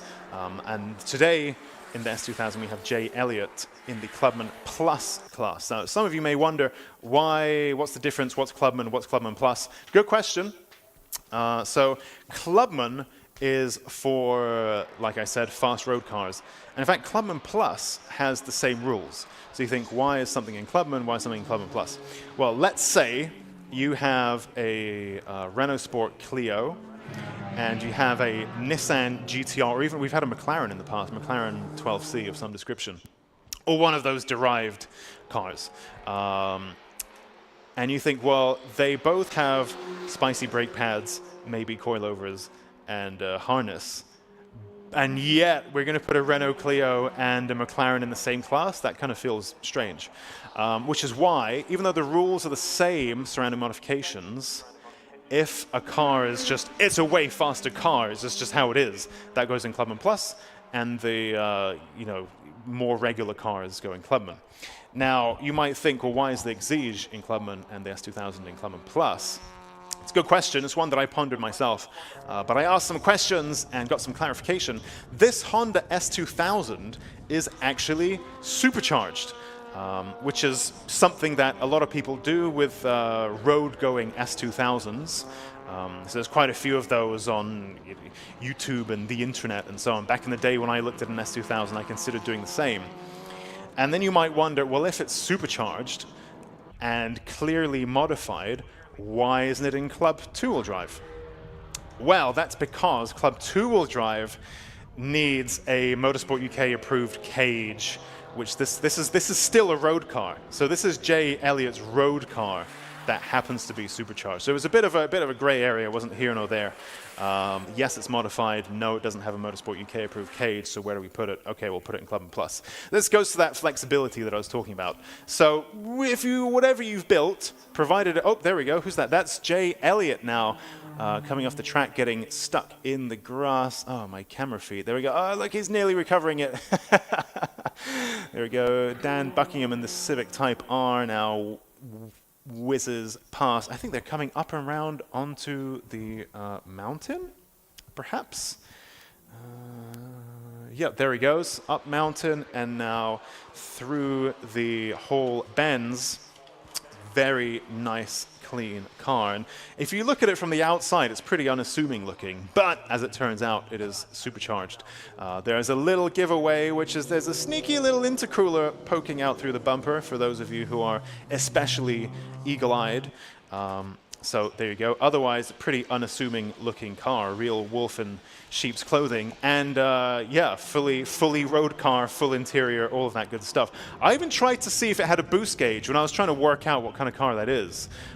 I don't think I saw a boost gauge inside. So it's very, very standard looking, other than the fact that it has a supercharger. Anyway, very interesting.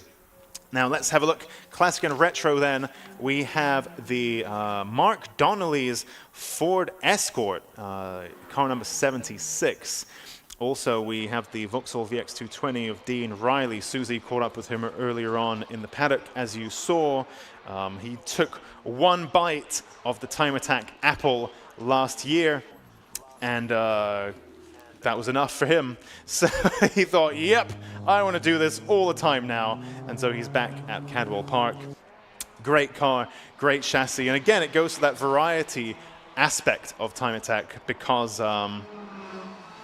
just looking, yeah, it's got the Elise behind, the Exige behind. Oh dear, probably can't say that. Lotus people get very upset. But if I recall correctly, the VX220 and the older Elise are they not the same car or something? There's some overlay, or the GM owned Lotus or something. Perhaps those of you in the comments can fill in, or if I've upset any Lotus people, then you can also be a hater in the comments. I've got thick skin. But there we go. That's Dean Riley's machine back for 2025. Very good.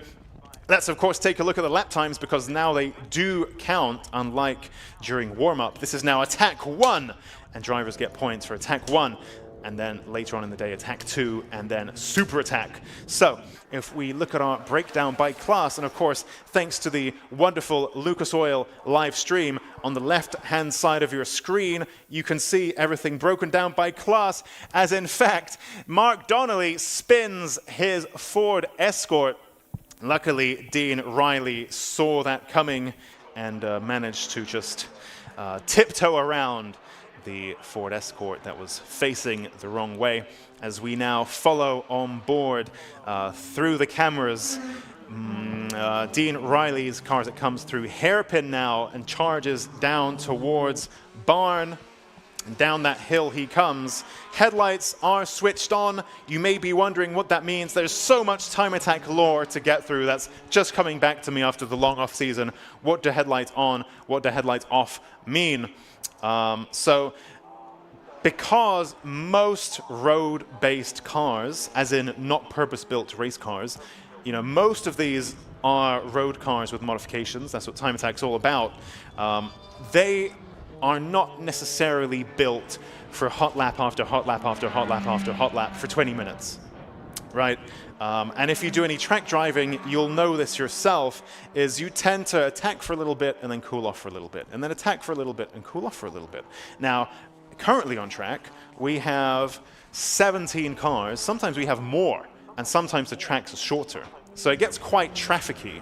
And some cars are on hot laps, going very quickly, and some cars are on cool-down laps, cooling down their brakes, cooling down their tires, perhaps having a breather themselves as a driver to think, where am I going wrong? Let me consider my sector time. You know, a lot of people have these Garmins now, that tell them their sector times and give them data and so on. So, the driver might want to take a little step back and ponder their next move. So they'll have a cool down lap, cool down the car, cool down their mind. So you have drivers who are attacking and drivers who are cooling off.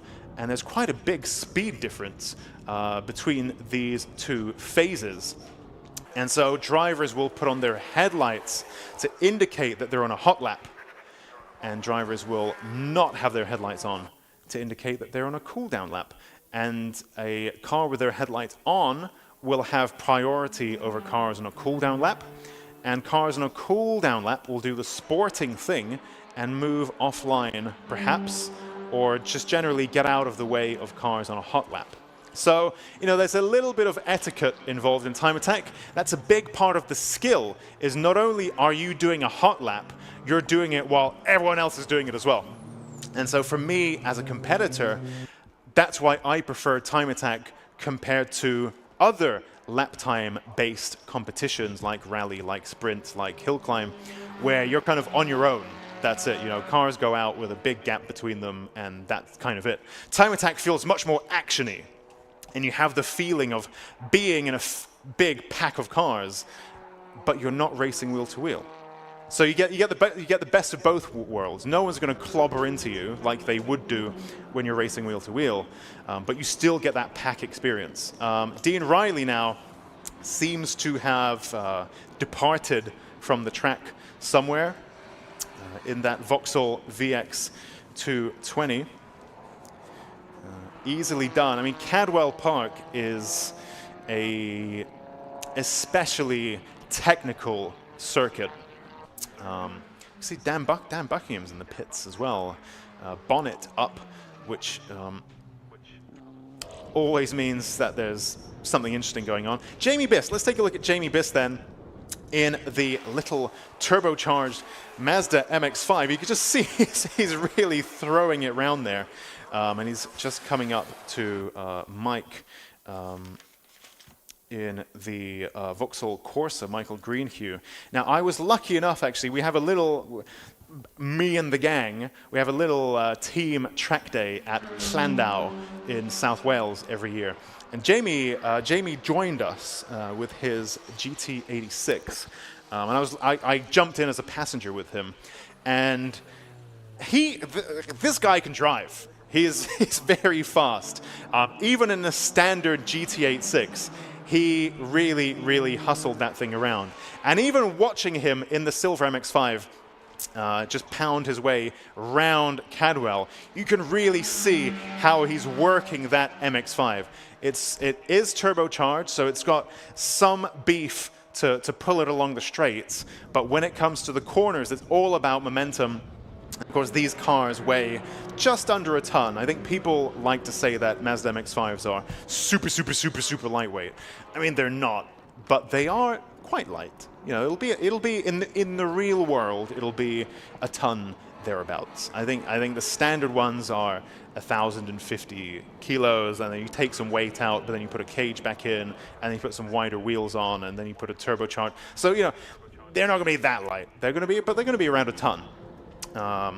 So they are very good at that momentum kind of driving. And again, thinking to YouTuber, the YouTube world, those of you in the comments might be upset that I said something about MX-5s. I mean, I love MX-5s. I think that's the best car ever made, with the exception of the Toyota MR2, which is better than the MX-5 at everything. But, of course, MX-5s are also very good, and I don't mean to offend.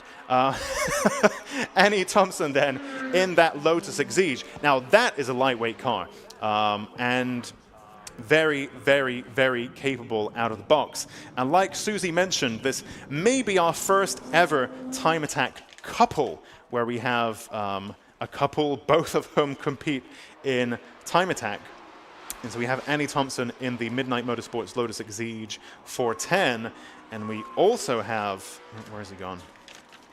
In the number 420 machine, Luke Capehorn in the Midnight Motorsport Vauxhall Astra VXR. Now, the VXR, as you will see, it's got wide body, composite panels, loads of power. This is very much a built car, a time attack build. Whereas the Exige, well, it's just it's just a car, isn't it? You know, from the dealership. And yet, it is so capable on track, so pedigreed. Really, really amazing machine. And Luke drove both back-to-back, the Astra and the Exige. And again, the Astra has had everything on the planet possible done to it to make it into a speed machine. And the Exige, as far as I'm aware, is maybe it's got some brake pads or something, but it's like mostly a standard car. But it feels so capable and fast and racy, and it's a factory car. Very, very, very impressive stuff. Let's go back and take a look at our lap times then. So in our clubman class, it's Dan Buckingham who leads from Annie Thompson from Clive Hopwell.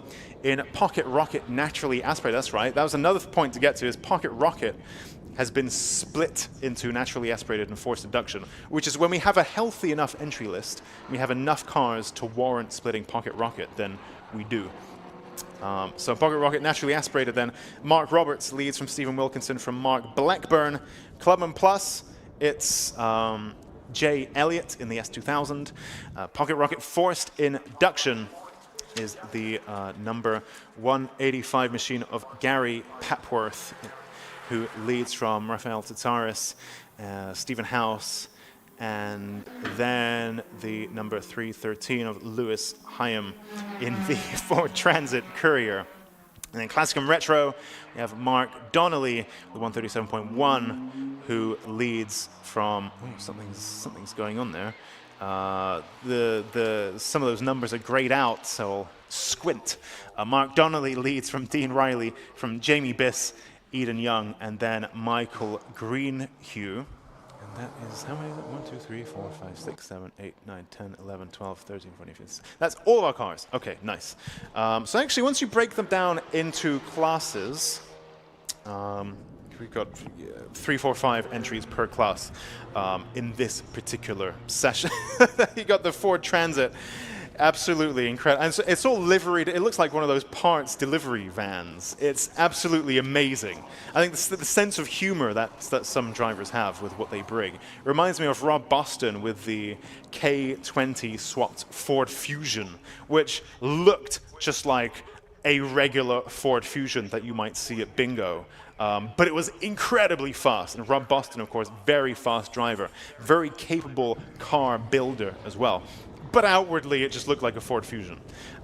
So great to see some of our drivers with a sense of humor with what they bring to a time attack. And the checkered flag is now thrown for this attack 1. So that's our Clubman, Pocket Rocket NA, Clubman Plus, Pocket Rocket Force Induction, and Classic and Retro. Now, for those of you watching from the track side, there is a QR code in your program, your event program, and if you scan that QR code, then it will ping you over to the live stream. And I believe the live stream, otherwise, if you don't have an event program, you go onto YouTube and you search for Time Attack live stream, and then you have what I have in front of me, but on your phone. So you can be here from the track side, enjoying the sights and smells and noises and lovely weather here at Cadwell Park. And you can also have the feed and the commentary and all of that good stuff on your phone. Additionally, TSL Timing, who are our timing partners, we'll get onto that in the next session when it's the Club 2-wheel drive and Club 4-wheel drive Attack 1. And that will be in just a few moments.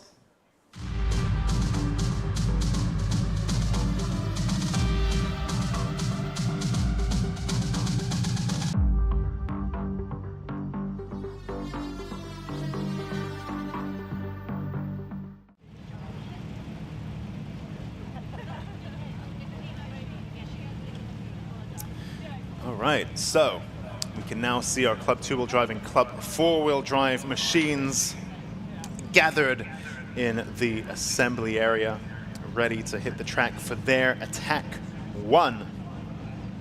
So again, slightly different format this year. For those of you who are just joining us on the Lucas Oil live stream, Time Attack is all about lap time, more so than racing wheel-to-wheel track position and all of that stuff. So that's where we are, and given that it's all about lap time, timing here is provided by TSL, Timing Solutions Limited. And if you go into the Timing Solutions Limited website, then you can get the replica of the timing screen that I'm using right in the palm of your hand. So go in your search engine of choice, put in Timing Solutions Limited, and then it's got a list of all of the events that they're timing today, of which there are many, but you find Club Time Attack in there, and there's a little map, a little picture of Cadwell Park. So you click onto that, and then you have the timing screen that I'm using, which is very useful if you're following a particular driver. Then that's very useful because there are a lot of drivers, and I can't really cover all of them at all times. So if you're interested in following a particular driver, then that's the way to do it. Or of course by watching well, those of you who are watching the stream, you have the lap times on the top left of your screen. Not right now, because the session's not live. Cars are waiting to be released onto the track. You can see Stu Summers there in that supercharged Citroen Saxo. We've got Andrew Kimes, also Citroen Saxo. Barn Work Motorsport Citroen Saxo ahead of the... Oh, it's a different shape, isn't it? It's got different headlights. I never noticed that. I'm not very well versed in the Saxo world, but there you go. We've got two different generations of Saxo, all tastes and needs catered for here at Time Attack. Cayman GT4 RS, which is David Dyson's new machine of choice. He used to campaign a 911 GT3, and now he has made the jump into the mid-engine superiority gang with the Cayman GT4 RS. Just looking at this number 180, David Frost in the TBOM Racing Honda Civic. Interesting machine. Alexander Volkov there in the 186 Nissan GTR. Very beefy machine, about 900 horsepower or thereabouts, depending on the map, depending on the bloop bloop bloop that he presses onto his. I mean, the tuning scene these days, especially with turbocharged cars, is amazing. It's like Star Trek, and you can just choose your level of map, and off you go, depending on the track and so on. You can change it on the fly. Incredible. We have Luke Capehorn in the Midnight Motorsport Astra VXR, being mapped by my good friend Ash Gedney at Gizmotorsport until late last night in Skegness, just down the road from here, about half an hour's drive. Quite a reworked machine for this year with the Opel World Touring Car from the noughties kind of livery. Very cool. If I recall correctly, those look like the Opel factory colors from that era, so that's very cool. And we have this interesting BMW 1 Series, the 218, the 218 machine of Neil Robson, the BIB Performance BMW 135i, which we saw stopped in the pit lane towards the end of his warm-up session. But whatever it was, he's clearly back and ready for attack one.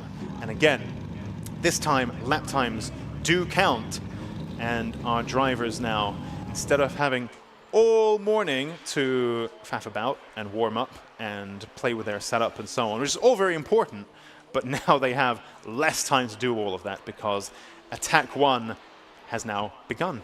And so their lap times will count towards their championship points.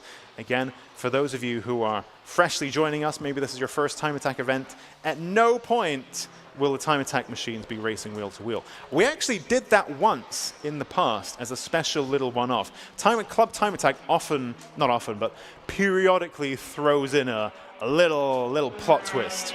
And I remember at Snetterton a few years ago where the dusk, this was the October-November round, and dusk comes quite early. And so we could do a night time attack because it was night, it was dark at like 5, 6 p.m. So we did a nighttime time attack where drivers had to swap seats halfway through, and it was all very exciting. And there was another, this was before my time, but apparently the Time Attack drivers also did a bumper-to-bumper, door-to-door kind of race, lights to flag situation. But generally, we don't do that. And so Time Attack is all about your flying lap. You have 20 minutes, and in that time, you need to set the fastest flying lap you possibly can against cars of a similar build that you are classed with.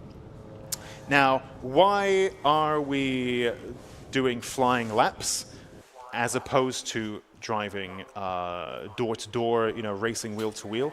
Why is that? Well, luckily, last year, we had Maz Yumada, who was the Motorsport UK Drift Pro Championship commentator last year, and he dropped in during one of the Time Attack sessions. And so this question came up. I think I had Jamie Biss, one of the Time Attack drivers, helping me with a commentary that day. Maz happened to be in the room, and we started talking about, Time Attack historically back in the day of, Japan, and different workshops were building these cars and they were being raced illegally on the mountain roads and all of this stuff. And that was all a bit dangerous, and it got moved to purpose-built circuits. This lore is very storied and quite well known. But the question was, if we're testing the fastest driver and the fastest machine, we'll surely just put them all on track together and let them race, and whoever wins has built the best machine and is the best driver. Maybe. But then Maz, who again kind of lived through the tail end of this period, he's not,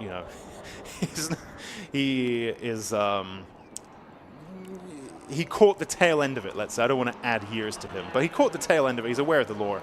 Basically, because these cars, a lot of them are one-offs, and there's lots of custom fabrication, custom bodywork, custom this, custom that. If you put them all wheel to wheel, there's a big chance of contact. And you compare that to tin top cars that are a lot of the time, not so with the Racing Hondas Championship, but a lot of tin top cars are built to a spec, and they use off-the-shelf parts, standard bodies, and so on. So if they get in a little bit of a fender bender, well, it doesn't matter. You just go and buy a new fender, or you go to auto parts and get a different standard thingy and you put it on. Fine. But in Time Attack, these are often privateer built cars with lots of bespoke stuff. So like Ilya Krylov, for example, he made that 4-kilogram carbon fiber front clam thingy. Well, if he's racing wheel to wheel and suddenly someone knocks that, that's going to explode because it's carbon fiber, and that's the end of it. He's got to go and do that all. He can't just go to the shop and get a new fender. So that's why Time Attack evolved in such a way that we never pit these cars head-to-head, wheel-to-wheel, but we look at flying lap only, because there's so much custom, precious, handmade, meticulous, creative stuff that goes into these cars that we try to safeguard it that way. Or at least this was how Maz explained it to me. And this is going back in time, Tsukuba and the lore. That's how it evolved, to encourage that creativity, to encourage these one-offs. Anyway, enough about that. Let's take a look at car number 94, Nicholas Good in the Dream Automotive Honda Civic Type R FK8. Whereabouts is he? Second in Club 2-wheel drive so far, with a lap time of 1:42.8. So pretty good going there. And again, we're nearing representative lap times because these times are being counted and scored towards the championship. Now, we group cars based on their spec. And so the Time Attack rulebook is very flexible. So whatever you've built, provided it conforms to the safety stuff and has a fire extinguisher and harnesses and all of that, past that point, pretty much anything you've built, we can fit into a class. And so the fast road cars were in Clubman, the little engine cars were in Pocket Rocket, the older chassis is in Classic and Retro. And then Club 2-wheel drive, Club 4-wheel drive is for what we might call a track day car or a track car. in terms of, they're very stripped out.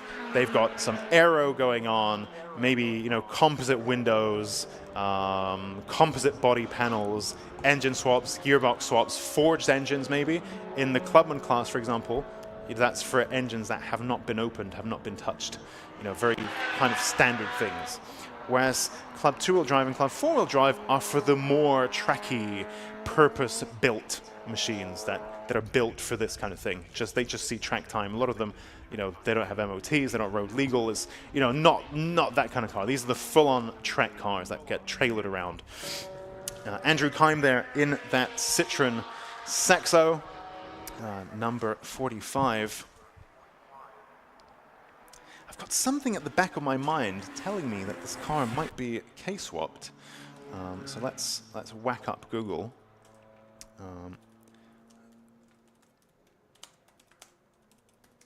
I think so. Yes, there we go. That one is K-swapped. There we go. So Stu Summers' Saxo is still a Saxo engine, from what I understand, but now supercharged. And Andrew Keim's machine is K-swapped. And we see a lot of K-swap cars now in the world of time attack. Generally, even in drifting, Terry mentioned that I think maybe it was one of the S15s was now K-swapped, K24. And a lot of our time attack cars, not just in the UK, but around the world, the K-swap is a very popular route now. I think when it comes to these norms and these trends, there are questions about all kinds of things, but for various reasons, the K-swap is very trendy at the moment. But of course, the popularity means that the aftermarket and even the engines themselves are kind of getting a bit more expensive. And so I wonder whether we'll get to a point where the law is going to move on a little bit. But at the moment, K-swap super popular. Andrew Keim is K-swapped. Eden Young's K11 Micra, if you missed it, that's K-swapped. Ilya Krylov's Clio, that's K-swapped. There are probably a few others that I'm forgetting. Last year we had, it felt like, we had some Renault Clios that were K-swapped as well. I don't think they're here this year. But yeah, very interesting. Let's take a look. That's Alexander Volkov's machine. Of course, that wing is obscene, but it is a quite a heavy, big car. And what's really interesting is when it comes past you on track, and it's the people who are trackside who will really benefit from that. Alexander Krylov sets a faster Sector 1 than anybody so far. When you see this car pass you nearby, you can really hear how much air it's displacing itself. It's punching a very big hole in the air. It's a big machine, and so it needs that aero to really help wrestle it around the track. It's very at home at circuits like Snetterton 200, with a nice long Bentley straight, and at a twisty, turny circuit like Cadwell Park. It's really very much of a handful. Interestingly, so last year, Alexander Volkov had a little knock, I think, at Brands Hatch, and as a result needed a new bumper and bonnet. And they air sprayed a tiger onto the bonnet, like graffiti paint, but like, the proper, I don't remember what it's called, airbrushed a tiger onto the bonnet. Now, it seems that for this year, it's now tigerless on the bonnet, but the tiger has moved on to the side. And there was some symbolism there because it's like fiercely, it was wounded and yet it's still fierce and it jumps back up. The team explained the symbolism of it, and clearly it was so symbolic that they kept it on the car even though they changed the bonnet. So there we go. 900-ish horsepower from this car, around 1,700 kg. When we last spoke, I saw him briefly this morning. We didn't really go into detail. But last year, Alexander Volkov's machine still had a full interior. And so we've had GTRs come and go over the years. This one, I think I just spied a fluorescent yellow cage in that GTR, which of course is what they need in Club 4-wheel drive, I think, from this year. So that's why there's been a cage added in. But as of last year, it was fully standard interior, from what I understand. So it was a very hefty machine. It was 1,700 kilos, give or take. Meanwhile, in the pits, we have the number 998 machine, Andy Grady, in that silver Evo, which I think ended Club 4-wheel drive warm-up fastest, and in fact is fastest now with 8 minutes left in this session. Perhaps let's take a look at some of our lap times.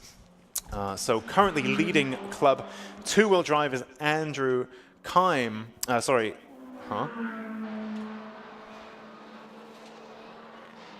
Okay, my two timing screens are diverging a little bit. So I will come back to that. David Dyson's in the... Yeah, he is. Maybe my brain's glitching out. But yeah, okay, we'll come back to that. Timing screen saying one thing, the live feed saying something slightly different. Oh no, he's grayed out. Oh, he's gray. See the timing screen, the live stream. There's some of these numbers are grayed out for some reason. But there we go. So currently fastest of all is Andy Grady in that silver Evo. He's just back on track now with a 133.4.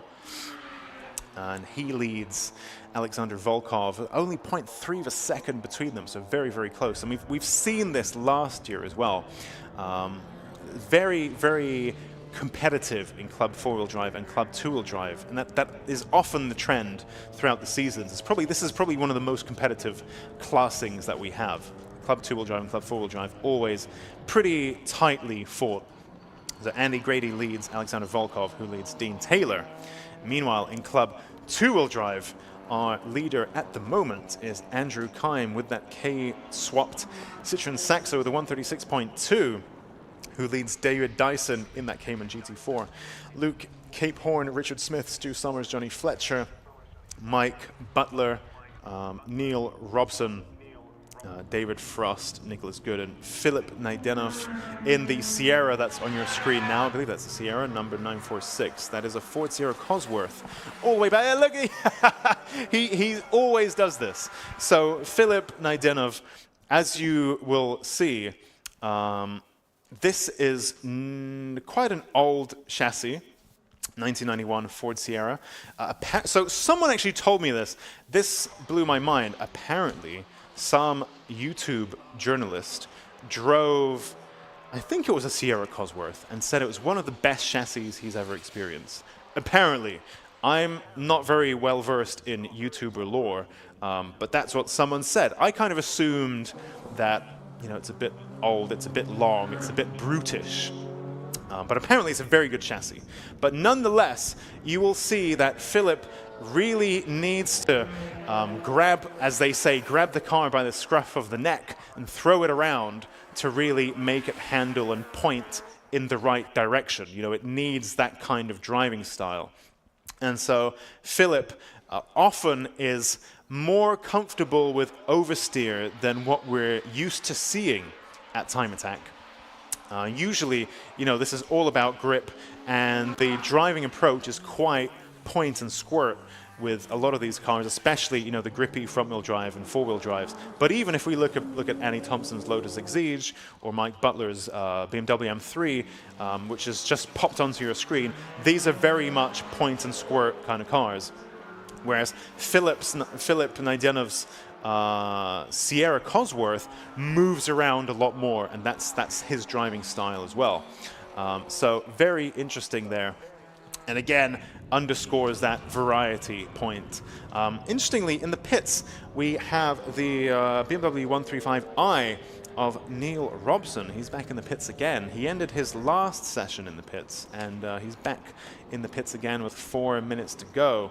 One crew member looking at something under the car, and I can see another crew member checking the tire pressures. Again, a very, very important setup tool, which perhaps I haven't discussed enough So we might come back to that later on in the day, but let's take a look at these lap times instead. So Andrew Kime then still leads, but we do have a personal best Sector 1 from David Dyson in the GT4 RS. Likewise, Stu Summers in the Saxo improves in Sector 1, as does Nicholas Good, who sets a personal best Sector 1. So let's see if we have any improvements from these drivers with 3.5 minutes remaining. And of course, for the first time ever, the second session in the day, now called Attack 1, does score points for our drivers. So historically, at this point in the day, our drivers might still be a little bit, you know, not really pushing that hard, thinking about their setup and so on. But now, for the first time ever, at this point in the morning, our drivers are already scoring points based on their lap time. So that's very interesting. And I think it's a cool change. I think it makes things much more exciting because every session counts now. In the past, you could theoretically not... Oh, we've got someone off the track. That is number 70. That's Dean Taylor in the next level detailing Mitsubishi Evo. He's run out of track there. So you can see him, hazards on. You can see that red light blinking on the back of the car. If you're new to timing, I can see that also Neil Robson's BMW 135i is now running again. And it's got the BMW 1M kind of look to it, especially the front bumpers. That's really cool. So, where was I? That threw me off there. Nice car. Oh yeah, what's the blinky red light on the back of the car mean? So we talked about if the headlights are on, it means they're on a hot lap. If the headlights are off, it means that, well, they're not on a hot lap, but maybe they're not on a cool lap. You know, it's neither here nor there. It's just an average lap. But if the red light is blinking on the back of the car, that means you are definitely on a cool down lap, basically. So you're letting everyone know around you that you're moving slowly, that you're looking in your mirrors, that you're cooling things off. You're going to get out the way if someone quick comes up to you. That's what the flashing light on the back of the car means, is that you're on a cool down lap.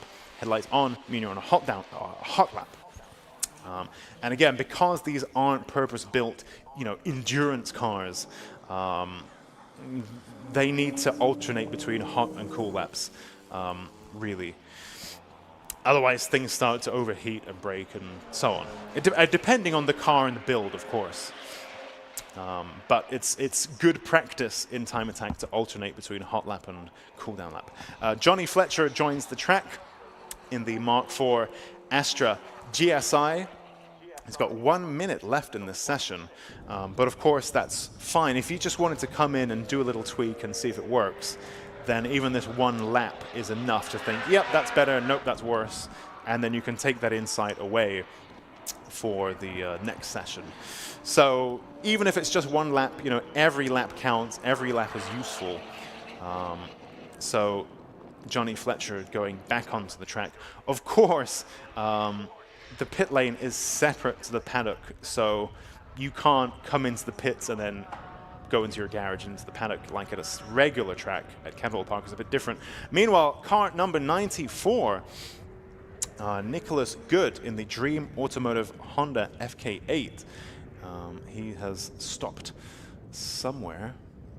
Looks like he might be on one of the little recovery roads. So you can see that's triggered a yellow flag to be waved by the marshal at that post, but it looks like he's out of the way.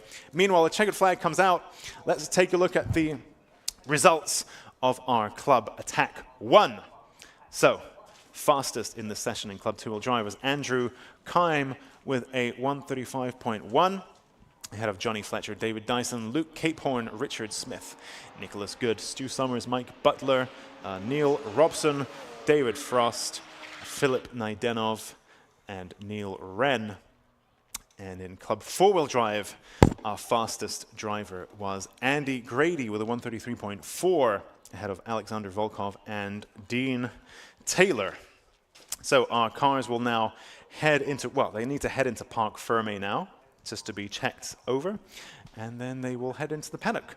Following which, our pro class cars will head onto the track for their Attack 1 in just a few moments.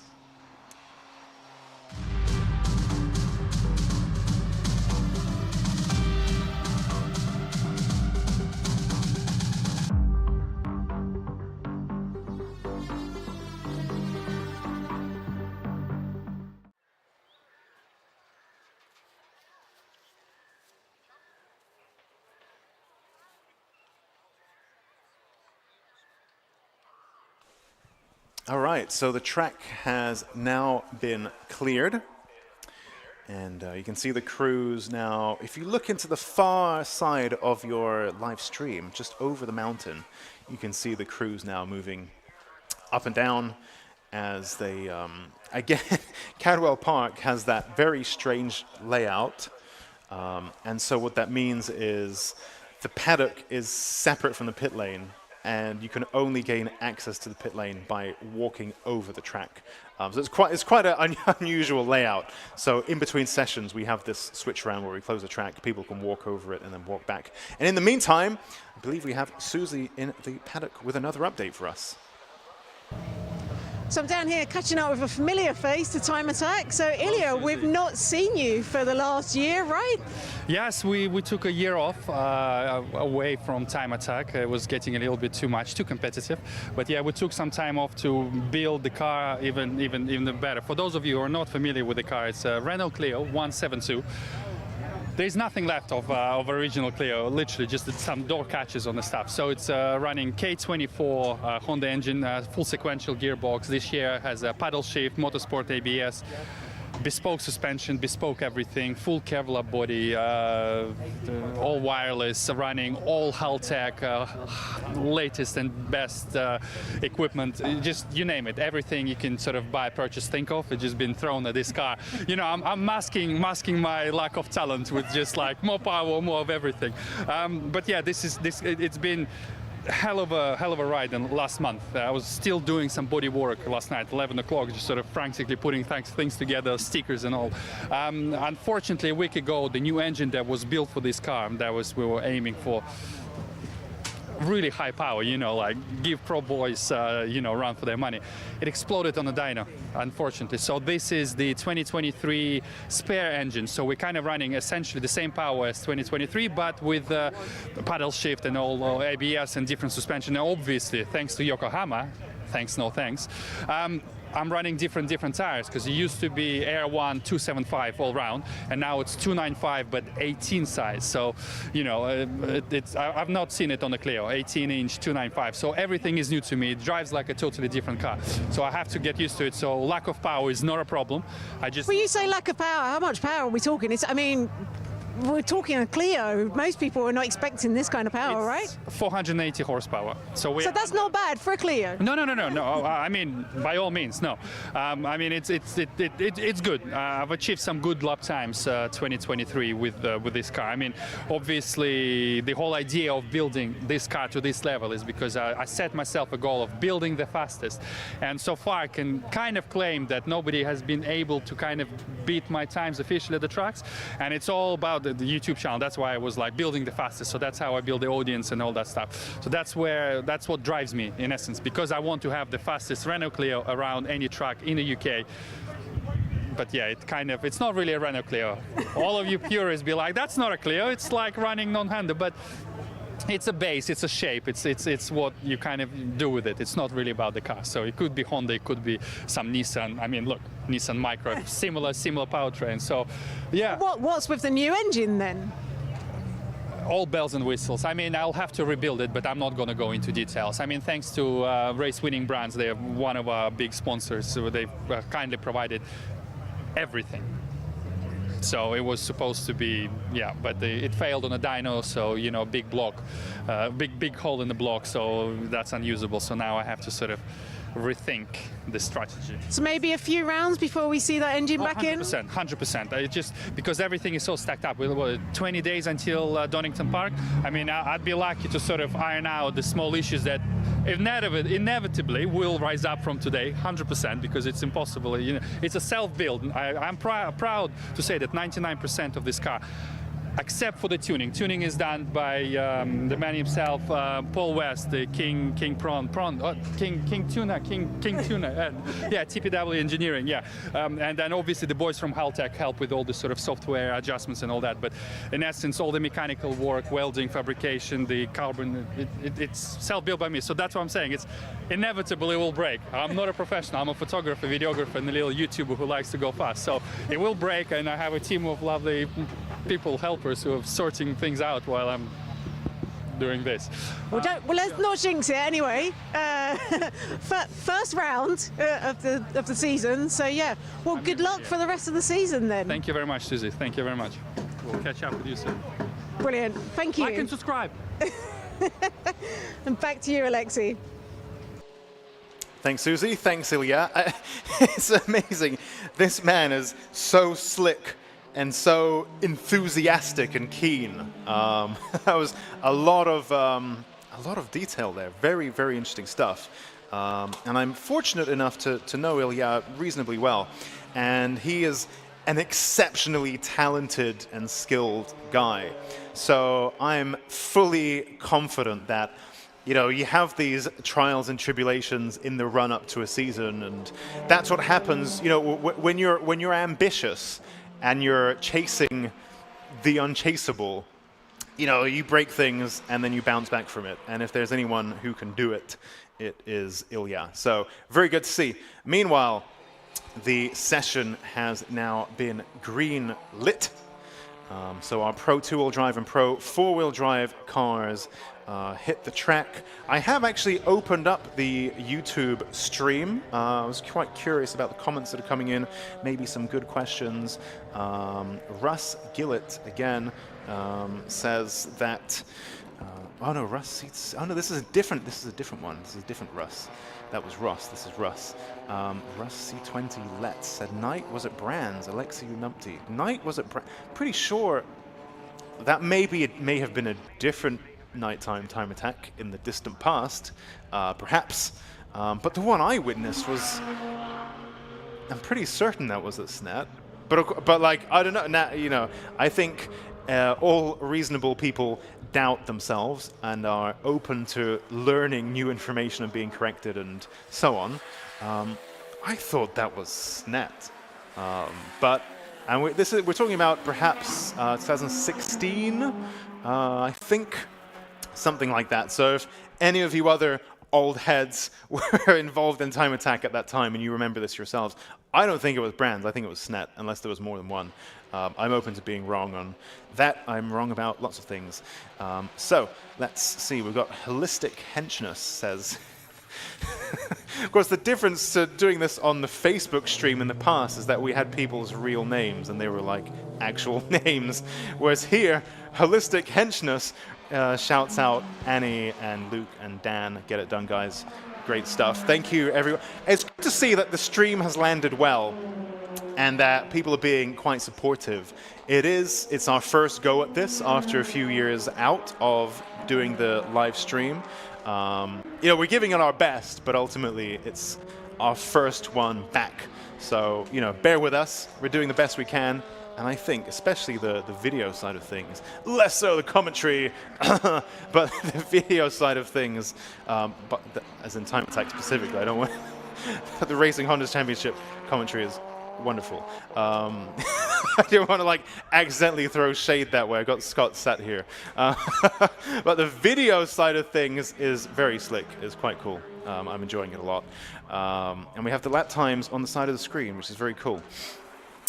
Luke Senjakovsky sets a flying lap, which is an interesting development after the morning session where Luke, I don't think, set a flying lap. And I don't even know whether he scored his point for putting in 3 laps in warm-up, because I don't think he did 3 laps. So Luke Senjakovsky is already a lap behind on, a point behind on everyone who did run in warm-up. But Luke Senjakovsky now is putting in some timed laps, which is, of course, important because Attack 1 does score points. So most of this, in fact, all of the sessions score some points here or there.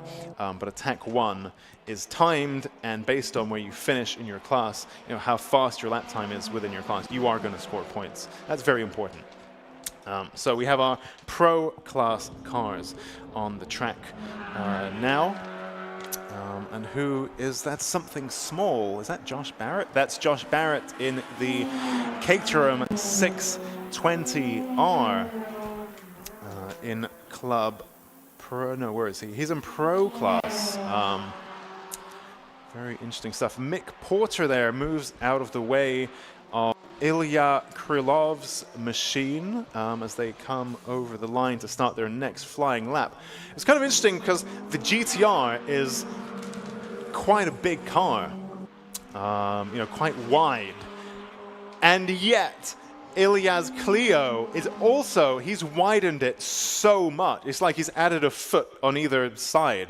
The new wheel arches are monstrous, that it still looks wide even next to Mick Porter's GTR. So that's quite an achievement. You can see, that's a cool little gaggle of cars. Luke Sanjakovsky in the Honda NSX, Ilya Krylov there, and Mick Porter in that 35 GTR. Mick Porter, of course, used to run a 32 GTR. He's been back for, I think, since last year in that newer shape car. Just been phased out. They had a good run, the old 35 GTR. They were launched when I was still in high school, and you can still buy one today. It's quite a long time ago. So they've definitely, I think there or there, maybe I can't remember, maybe I was in uni at that point. Anyway, that GTR platform has been around for a while, refined and refined and refined, and there's such a big knowledge base about this car, and such a healthy aftermarket.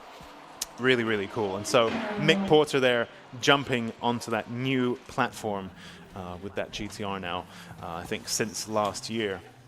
Luke Sanjakovsky, talking about K-swaps, by the way. Luke's car, that Honda NSX, also K-swapped, which is, some might say, quite controversial. Some might say even blasphemous. But there you go. Out goes the V6. In comes the boosted Honda K-Series. And as a result, it's a very fast, very racy machine indeed.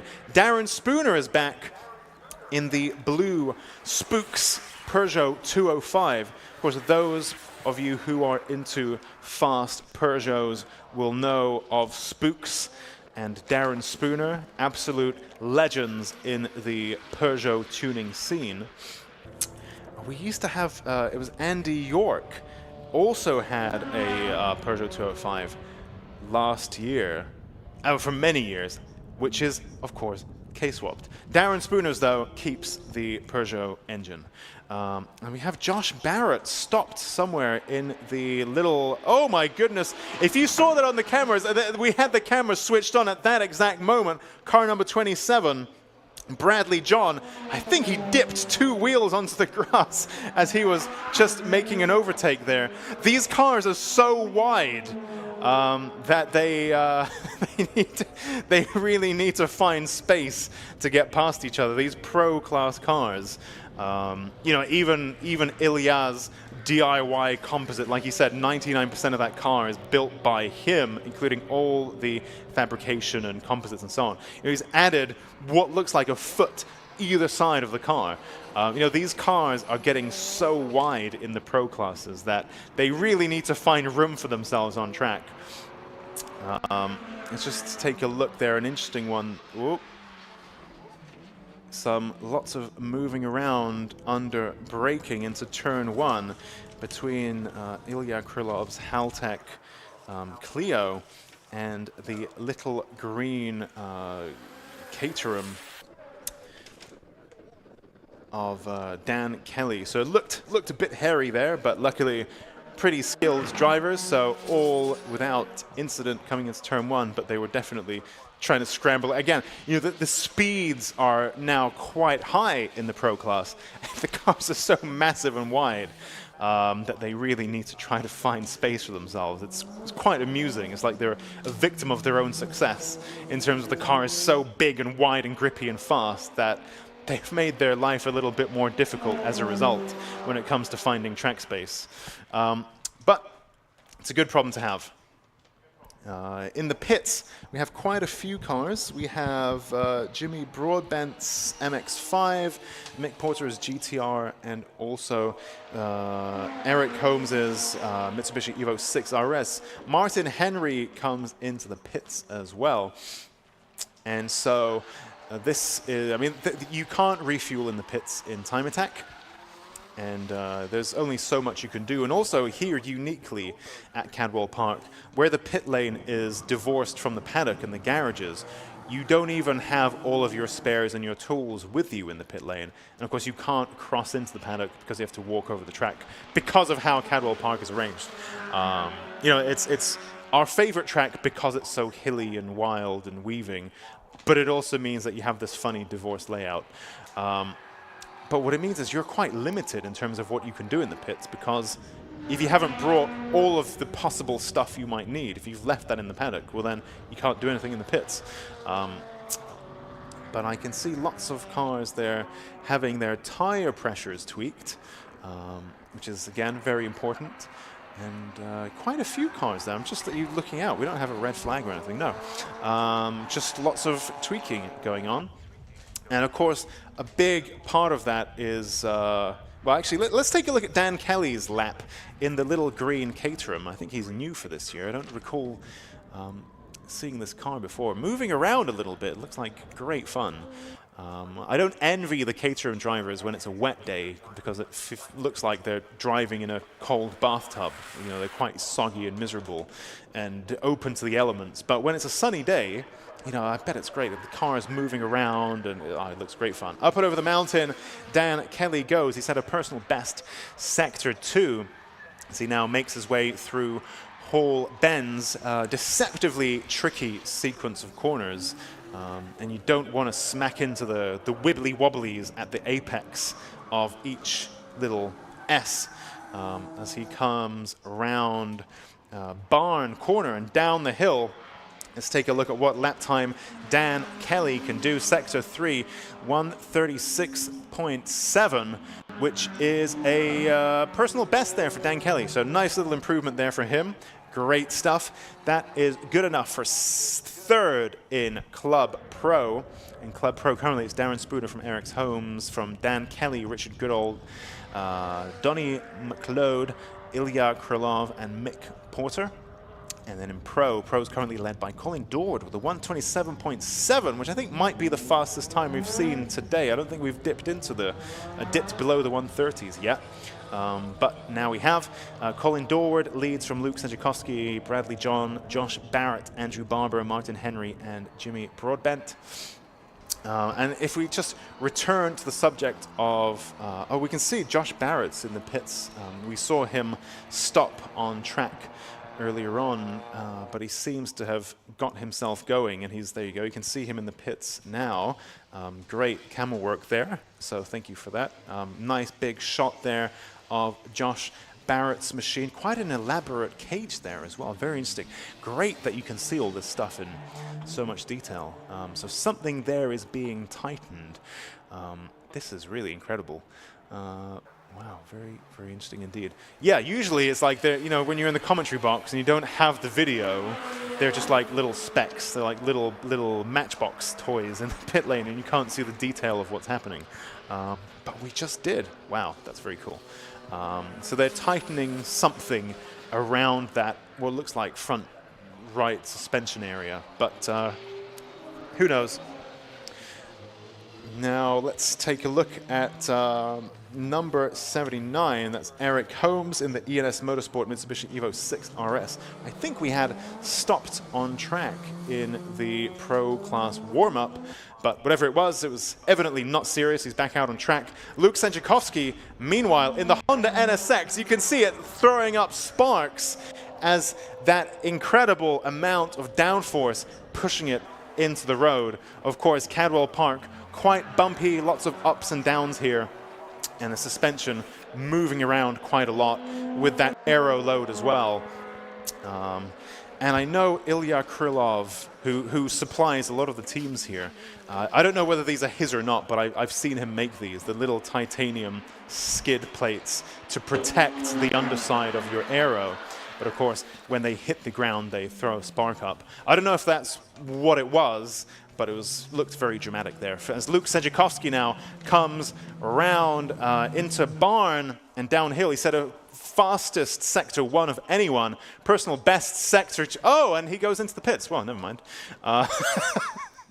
That maybe could have been a fastest lap from Luke Sedziakowski, but he is in the pit lane. So interesting one to watch there. What's coming out? Someone pulled a, yeah, don't know what happened there. Interesting. Josh Barrett now, whatever needed tightening has been tightened, one would hope.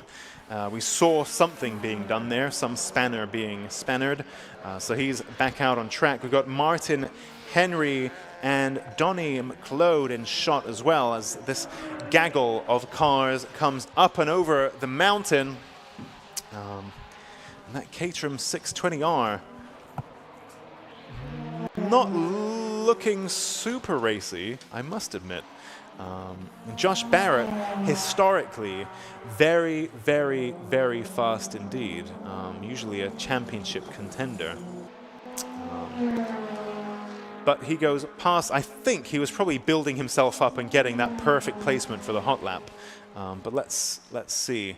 Josh Barrett currently with a 130.0. So quite a nice little lick of flame out of the side of Josh Barrett's Caterham. Great stuff. Love a side exit exhaust. Very, very cool stuff. I guess most of these Caterhams, I guess they all have that, don't they? But always great fun when you see the lick of flame come out at the side of a car. Very cool stuff. If it helps, my road car does that too. But love side exhaust. It's probably one of the coolest things that humanity invented. And looks especially good on Josh Barrett's car. And you can see Caterhams, in my mind, are not usually terribly aero heavy. They're all about mechanical grip and very light chassis. And indeed, Dan Kelly's Caterham 620R looks quite bare in comparison. But that is in the Club Pro class. And meanwhile, Josh Barrett's Pro class Caterham 620R has all of that extra aero hanging off it as well. So it has not only the mechanical grip, but also some nice aerodynamic grip as well. Again, that lick of flame as he lifts off, coming down into Barn. And let's see what he can do. Josh Barrett, personal sector 2, personal sector 3, 129.5. I believe that's an improvement from him. Yep, that's a new personal best from Josh Barrett, 129.5. Great stuff there. 2 minutes remain in this session.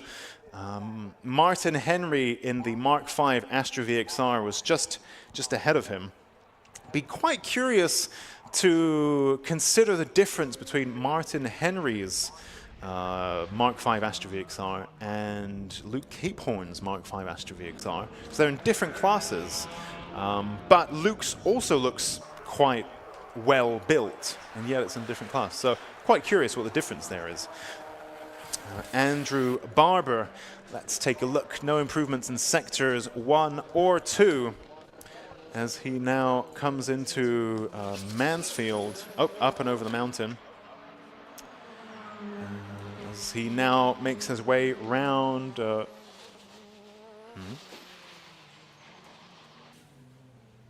Lost my way with the old live stream there for a sec. Right, that's where he is. Right, round hairpin and Barn. There he comes down the hill now. Let's see how sector 3 goes. Okay, no improvement there from Andrew Barber, but perhaps he's set himself up nicely for his next flying lap. Meanwhile, Colin Dorward in the 151 Trek Formula Evo joins the track for a, well, there's not much time left for a flying lap, but he might be able to get a feel or shake down something. So let's see. Luke Senjakovsky's car back in the pits, not really having moved much for the past few minutes. And likewise, I think that's Dean Taylor's car, kind of skeweth. But, you know, there's a slow lane and a fast lane in the pit lane. There's 2 lanes to it, actually. One where you can work on the car and one where you drive around. So he's kind of in the lane where you can work on the car, but it's parked diagonally, so it looked a bit odd at first. Ilya Krylov there in the very elaborate custom Clio. He did have the flashing light on the back of his car, so I think that's his session over. Luke Senjakovsky's car, meanwhile, is moving, which is good news, even if the session is now over. So, attack 1 for our Pro Class cars is now complete. So let's take a look at our lap times then, given that we do now score points. Club Pro, in Club Pro, the fastest driver was Darren Spooner, back after a little time attack hiatus with a 134.7, so return to form immediately for Darren Spooner, ahead of Eric Holmes, Dan Kelly, Richard Goodall, Donnie McLeod, Ilya Krylov, and Mick Porter. Meanwhile, fastest in Pro Class was Colin Dorward, ahead of Luke Senjakovsky, Bradley John, Josh Barrett, Andrew Barber, Martin Henry, and Jimmy Broadbent. And what that means is that brings us towards the end of time attack 1. And very shortly, in just a few minutes, we will be heading into the Racing Honda's Championship qualifying. See you on the other side.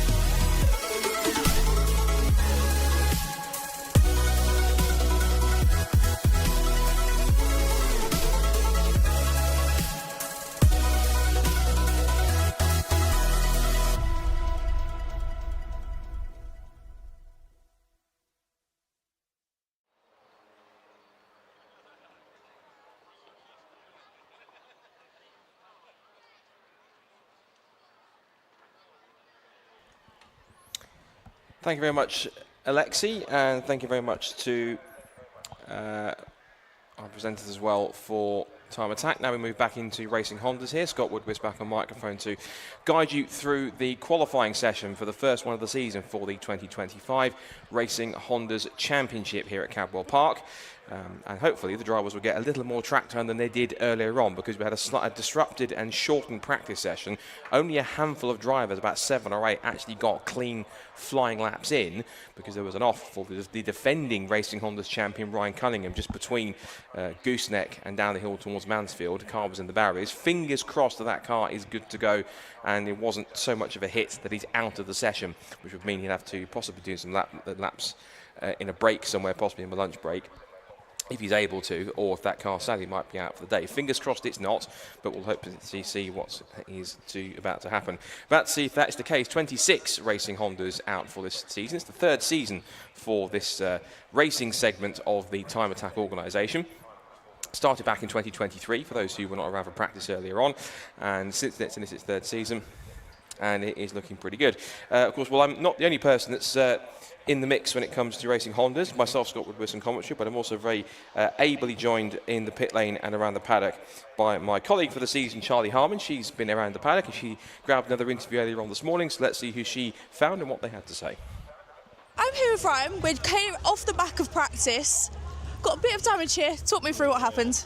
We just had a slight failure on the left side, gone into top of Gooseneck, and it's just failed. So obviously being wet this morning, caught the grass, and I've just been a passenger. So it can't do nothing about it, but the motion has, I'll get it back out, so full send for qualifying. Perfect. So damage wise, bad, good, what are we sort of saying? Yeah, well, it don't look great, does it? But it is what it is. I can't really, well, the lads will get it out, so we'll just see how we go from there. But fantastic. There's nothing too drastic, but It is what it is. Perfect. So get it turned around, get it back out for qualifying and go for it. Fingers crossed. Amazing. Thank you so much. Thank you. Thank you, Charlie. Good to hear from our defending champion, Ryan Cunningham. So hopefully the car should be out for qualifying. Thankfully, the damage doesn't appear to be as serious as some might have thought. So in terms of lap times we can expect here, well, the qualifying lap records for each class, classes A, B and C, are as follows to give you an idea of what to expect lap time-wise. The qualifying lap record for Class A was set last year by Liam Collins, 1:35.806. Class B qualifying lap record, as was Class C, both set in the very first ever race weekend that took place ever in Racing Hondas, right here at Cadwell Park. Philip Wright, who was that year's champion, set a 1:38.169. That's the qualifying lap record for Class B. And Class C was Mervyn Beckett with a 1:41.005. So they're looking; those are the times they're looking to try and beat. For the lap times that we did get in practice, for what it's worth, it was James Allen, who's one of the two single race entries. They don't score championship points, as will not either Adam Kruger in car 86 in Class B. And James Allen set the fastest time of the 7 cars that managed a proper full flying lap, 1:37.083. Philip Wright, 2023 champion, was second quickest with a 1:39.184. Third fastest was Tommy Knight, number 24, 1:39.339. Then Kevin Talbot in the Honda Integra, run by KC Imports. And he was the fourth fastest, 1:39.625. Will Self, who's one of the drivers to watch for in Class A this year, according to his good self, in the 1991 Watson Gym Equipment sponsored Honda Civic, he was 1:41.344. And then we had one of the Class C cars in the field, which is Matthew Rowling, 1:44.345, and then Oliver Barsby, who's in a slightly upgraded Honda Civic FK2 from 2016. That's the RSR Robotics sponsored Ben Sharp Racing Run car, 1:45.866. All the rest did get one out lap, but didn't actually set a proper time on the board. So fingers crossed we're going to see something a little bit more going forwards.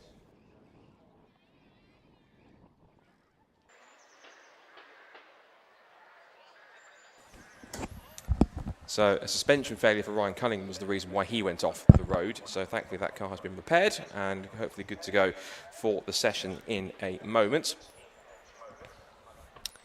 And whilst we wait for the Racing Hondas to take to the track, Charlie again has been busy in the paddock, so let's cheer her up and see who else she was speaking to out in the paddock in between sessions.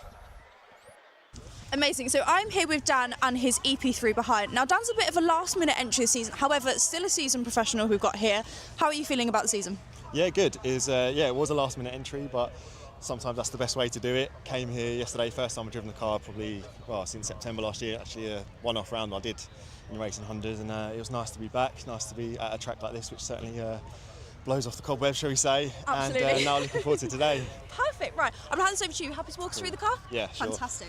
There's not too much to know that much about this. It's quite a basic spec EP3, standard engine, with a Tegiwa airbox and a Miltech exhaust on this one. We've got, for this year, which nicely, with the Racing Hondas Championship, we've got the YSR brakes, which are new to me. I'm used to the standard system on my EP3, so upgrading to these yesterday was quite a nice upgrade, shall we say. It was made a lot of difference. It's basically just got a welding cage and some kind of just yellow speed dampers, and there's not really much else to it, to be honest. It's quite a bolt-on spec, nothing too special, but in an EP3, when you bolt those parts together, it goes pretty well, especially around a nice twisty track like this. We don't quite have the power of the A-Class cars, but around the corners we do all right. Perfect. That makes definitely one to watch then. Hopefully. I'll be trying my hardest, I can tell you that much. Fantastic. Sure. No, thank you so much. Good luck. No worries, thank you. Thank you. Charlie, great work as always. You never tell it's her first weekend presenting. Doing a fine job actually to have Charlie on the team as my partner in crime for Racing Hondas this season. Now, as you can see on the stream, and also as you'll see around the circuit here at Cadwell Park, if you're trackside, the Racing Hondas are taken to the track. As you're watching on the stream, head to YouTube, search either Time Attack Organisation or Alpha Live, our broadcast partners either way. Be sure to subscribe to both as well, who are putting in a fine job for this opening race at the weekend of the season. The Racing Hondas are making their way out of the assembly area. As Alexia was referring to in the Time Attack, it's a bit of a unique setup when it comes to the assembly area in the pit lane. There are no pit garages down here at Cadwell Park. There are a few kind of cars parked down here, but it's kind of an impromptu kind of is literally a pit lane, so cars will come in here and use whatever space is available. The assembly area in the paddock is right towards the other side, the top of the circuit, so they have to come out from the top of the circuit. They enter the circuit via the entrance towards the Hall Bends. And they come through the hall bends and then up through the final couple of corners at, I should know this being a seasoned commentator, at the hairpin and also barn corner before they charge down the hill. They've all lined up in pit lane first of all, and then they'll be given the green flag to head out for 15 minutes of qualifying to see who will set the first overall and class pole positions of the season for Racing Hondas. Good to hear from Dan Thackeray there for a moment. Experienced Honda racer for a few seasons. He was in contention for the 2023 Miltech Sports Civic Cup Championship, and he was in contention right to the final race of the year when his engine unfortunately expired, and that put him out of the contention to do so, and that really cost him the title, but still a fine performance. Good to see him comparing and racing Hondas. And the great thing is about, if you're watching on the stream, you can see all the cars lined up, and also if you're watching along the spectator banks here, if you can crane your necks over into the pit lane. This is not a grid purely just of the more popular Civic chassis, particularly the EP3s. There's a really good mix of different Civics in here in the mix. You've got the EP3s, but you also have the EG Civics from the early 90s, the mid to late 90s of the EKs. You've also got a couple of FN2s and FK. There's a good mix. There's even the black Fast and Furious inspired, looks like that's an EG sedan in there too. So there's a nice variety, and you also have a handful of Honda Integras, both DC2s and a couple of DC5s in there as well. So plenty of variety, even though Hondas, you think of just simply just the Honda Civic, and admittedly the EP3 is one of the most popular cars you'll find in club motorsport and any form of motor racing. It's good to see we have got a nice bit of variety up and down the grid. So green flag around the circuit then, 15 minutes is underway. And we'll start to see the first few times coming in. And really we can see the first few cars making their way up towards the top of the circuit. Just to kind of talk you around a little bit of the Cadwell Park circuit, you sprint up towards the uphill left-hander of Coppist and keep on climbing uphill through the double apex right-hander of Charlie's. Then you make your way onto the undulating sort of Park Straight up towards Park Corner at the top of the circuit. If you're watching on the live stream, you can see the weather coming up now through this never-ending right-hander of Chris Curve. Then the most awesome part of the circuit, which they swing right and left downhill, a sharp, steep drop down through the gooseneck, down towards the bottom of the hill, the lowest point of the circuit, or one of, at Mansfield, and you charge along towards the bottom of what they call the mountain. If you're familiar with either lighter race cars or even bikes around here, you know that you can catch some air here. Not so much in cars, but certainly in bikes. They'll be leaping over the mountain. And some cars, if they're rear-wheel drive, also do get a little bit squirrely over the brakes, over the hill as well, because you're getting so light and the grip's not getting down the back end of the car. Then you come towards another fantastic section. You swing left and right all the way through these curving hall bends. If you're watching down there, I can see on the stream there's plenty of people down where the Cadwell Park clubhouse is, where the cafe is, and also right down that section of the circuit. It's a fantastic place to watch these cars wind their way through. As they sweep across the line to begin their first few flying laps, we'll see who the pace setters early on are likely to be.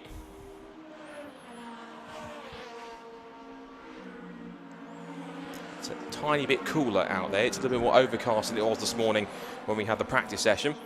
There going through the shot is car 15. That is Barker, Lewis Barker. And Charlie calls up with him earlier on, and that car's been through 3 engines. It's on its 3rd engine. That car was formerly raced by Jake Hewlett, which has taken a few class poles and class victories along the way. So good to see that it's now been put into the hands of Lewis Barker, who the sponsor or team they run under, which is the Euro Crash Centre squad, but they're run by Ben Sharp Racing. Founded that with his brother Ryan, so certainly trying to put that in good hands. And that car, he debuted in that car on the final rounds of last season at Snetterton in rather wet conditions, so thankfully much drier for his debut here, for his debut of his first full season in the championship. Good to see. Speeding down towards the mountain. First couple of flying laps are going to start to come in now any second, because they're starting to warm up, and we'll see sectors. The one that's lining up the timing screen at the moment is the 2023 champion, Phil Wright, in car 63. He was due to initially move down to Class B, and if he had done that, we could have seen him in a proper grudge match with last year's champion with Ryan Cunningham, who is moving up into Class B this season. We could have seen them go head-to-head in the same class, possibly for overall championship honours, but Phil decided to stick into Class A, and as he heads through, he's setting purple sectors in 1 and 2, makes the sprint towards the line, goes past the 15 of Lewis Barker in the process, and goes second because the fastest time of the session has actually gone to Will Self in the number 34 Civic EG, the 1991 model. That's the car that's been sponsored by Watson Gym Equipment.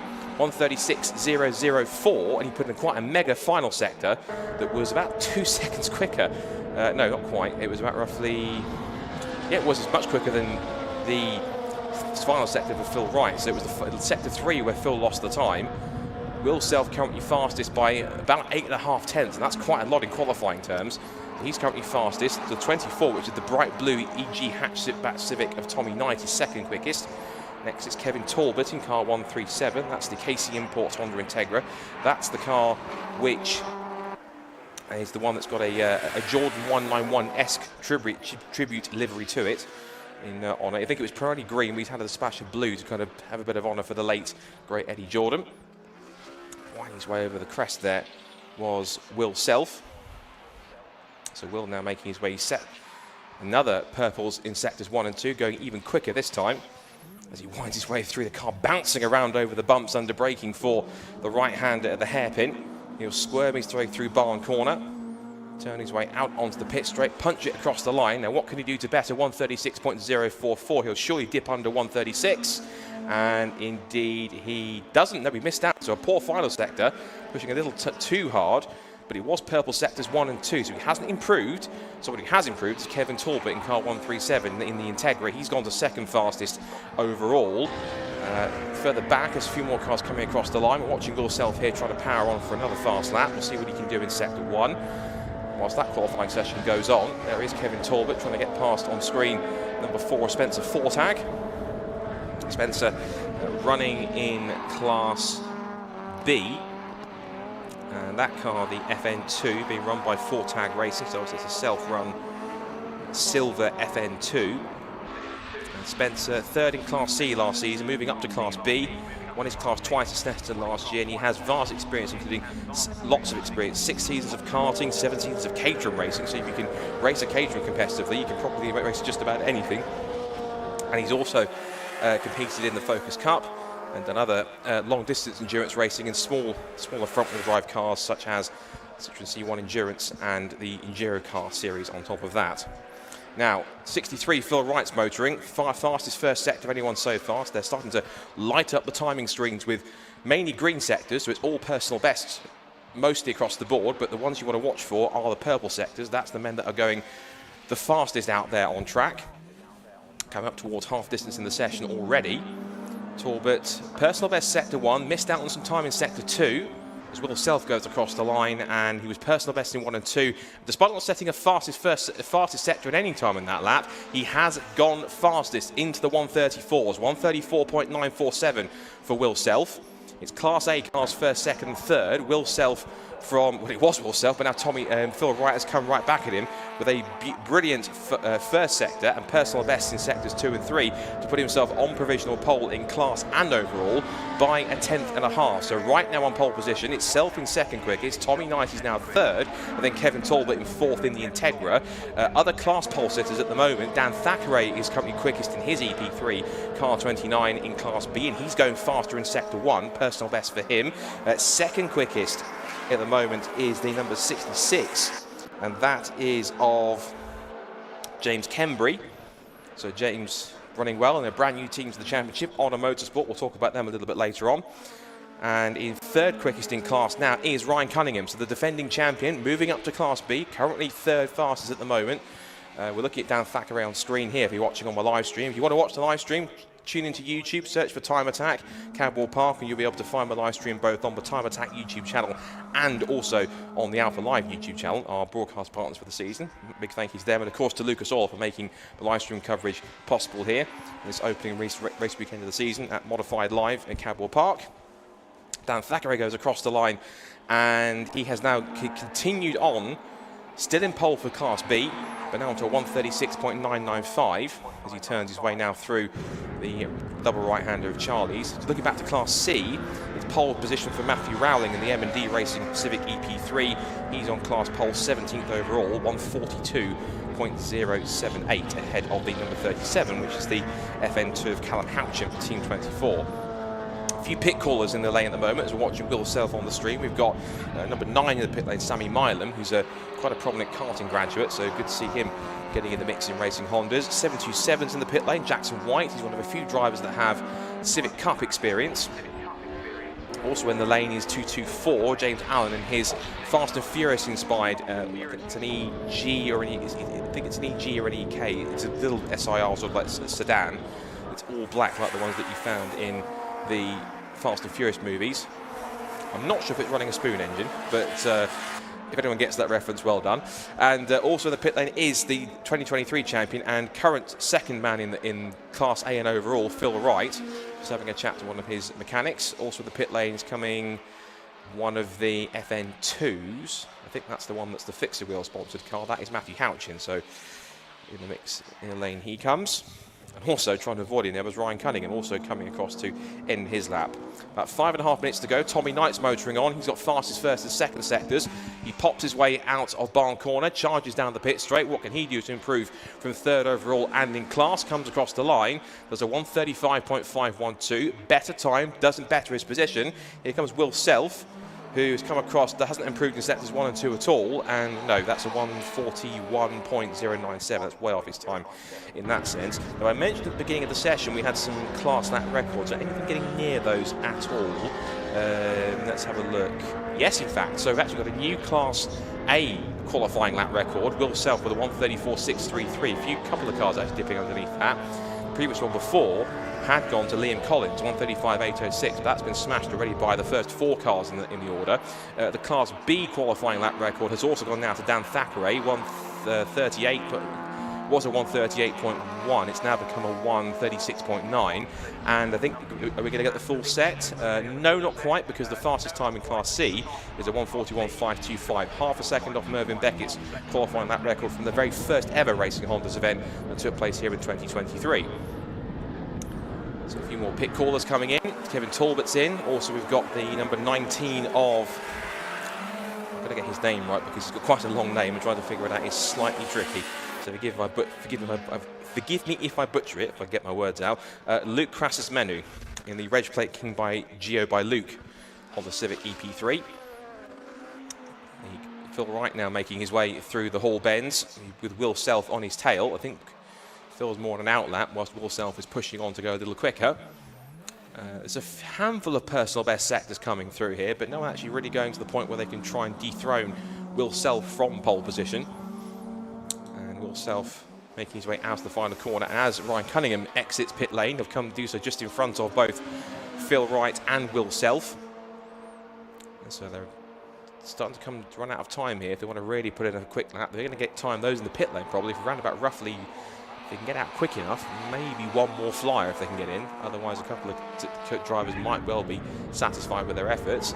Tommy Knight's in the blue EK Civic in Class A. He's currently at the moment in pit lane. As we watch Will Self make his way through. That's Oliver Barsby. It's gone for a spin up at the top of the hill at the exit of the Gooseneck. That's the location where Ryan Cunningham had that suspension failure in qualifying. In practice earlier on that brought out the red flag. And also heading out quickly is the 66, one of the Honor Motorsport cars, and also Tommy Knight in car 24. He wants to go out for one final crack at pole position. And one car that hasn't set a time at all isn't, unfortunately, James Allen's Fast and Furious inspired Civic, car 224. That's been sat in the pit lane, so that he hasn't completed 3 laps. Usually you have to complete a minimum of 3 laps to properly qualify. So if that's the case, he might well have to do a couple of laps behind a course car in order to fully qualify for the race. Fastest second sector of the session so far for number 6, which is almost out of nowhere, and that is from the number 6, which is the Liam Collins in the Honda Integra. There is Liam on screen if you're watching on the stream, heading up towards the right-hander of Chris of... should be in the circuit. One's gone blank for a second at the top of the hill. I think it's Park. I will correct myself in a second. Actually, yes, Park Corner. I should know that, but my brain had a bit of sleep for a second. A minute and 42 to go in the session. And still Will Self on provisional and outright pole positions. Phil Wright still second quickest. Tommy Knight third quickest from Liam Collins that we're seeing on screen on stream here. Fifth quickest for Liam Talbot. Kevin Talbot, sorry, and then it's Class B pulses to Dan Thackeray, 6th fastest with a 1:36.995. 7th fastest at the moment is car 27, Bob Barron, and that's one of the 2 cars that have come up from Scotland. Good to see. And this is Bob Barron. I was talking to one of his mechanic colleagues who runs the cars. I think his name was Tommy. Forgive me if I've got that wrong. But this is a new team to the championship, all the way from Scotland. Kilted K-Swaps. He's also sharing a team with Fraser McNeil. This is, believe it or not, Bob Barron's first ever race experience. Hasn't done any sprints or hill climbs at all, and he's put the EG Civic into 6th in class and 7th overall. That's a really impressive effort for him to get that done. Oliver Barsby has come back into pit lane after his spin, quickly in and out once again. So he's now exiting in the rather striking looking, touring car-esque looking FK8, I think that is. It's gone out. That car recently debuted, was given a proper shakedown with its upgrades at the opening races of the Fixed Wheel Production Cup race at Alton Park recently, a couple of weeks ago. So that car being readied for the full season. And as Barsby makes his way onto the track again, he's just keeping out of the way of Liam Collins. That's why I'm getting confused between Talbot and Collins, between the 2. So Liam Collins then trying to push on a faster lap. Now Phil Wright has done a fastest 2nd sector of the session, comes across the line and goes to stay 2nd, but he has not taken pole. He's missed out by 83 thousandths of a second because Will Self, in one of his final laps of the session, has gone faster again, 1:34.582. And that was with the with personal best 1st and 2nd sectors. 2nd sector wasn't the fastest, but it was quicker than Phil Wright, even though he set his personal best 3rd sector on that last lap, if you're following and makes sense. No? Good. So 83 thousandths of a second separates the top 2. And then it's Tommy Knight, 3rd fastest from Liam Collins, who's on, I think, his final proper lap. And he's setting personal best speeds through the 1st sector. And Dan Thackeray's come across the line, so it looks as though he is on course for Class B pole position. And then it's going to be Bob Barron 7th. Again, first event ever in terms of racing competition, 7th fastest in his EG. Very impressive stuff. His teammate, which is Fraser McNeil, has done literally a handful of not-kill races in the mod sports category, but I was talking to his mechanic and said that they're not as busy sometimes in terms of as cars on track, whereas this is proper door-to-door close-wheel competition, particularly on a winding circuit like this. Very narrow, overtaking spots are at a premium here at Cadwell Park, so trying to make a move is all too tough. Last couple of cars that have been in pit lane just making their way out to essentially get around and get themselves out of the pit so they can filter back through. Last few cars coming across to take the checkered flag, and there's been no change, I think, in any class pole sitters. Only change, I think, has been possibly Sammy Milam in car number 13. No, it's Sam Lintzner, I think, has gone a bit quicker on his last lap. Few personal best on the last lap. Sam Lintzner in car number 30 in Class B. 4th in Class B now, after he put in a 1:40.203. And a few more personal bests also towards the bottom of the times, also in Class B. I think we've also had, I was about to say that the timing screen suggests that number 15, which is the Lewis Barker Ben Sharp racing car, which is also sponsored by Europa Crash Centre, has stopped. I'll tell you exactly where it is. It's in the top of the pit lane, so not quite stopped on track. It's stopped in somewhere a lot safer.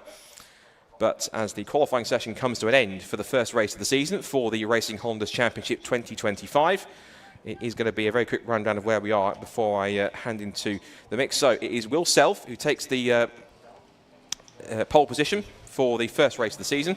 He is 83 thousandths of a second ahead of Phil Wright in 2nd place, from Tommy Knight in 3rd, Liam Collins 4th, and Kevin Talbot ensures it's an all Class A top 5. Dan Thackeray takes Class B pole and 6th overall from Bob Barron in his Class A Kilted K-Swaps EG Civic. Rick O'Connell 8th fastest, defending champion on his first outing in Class B.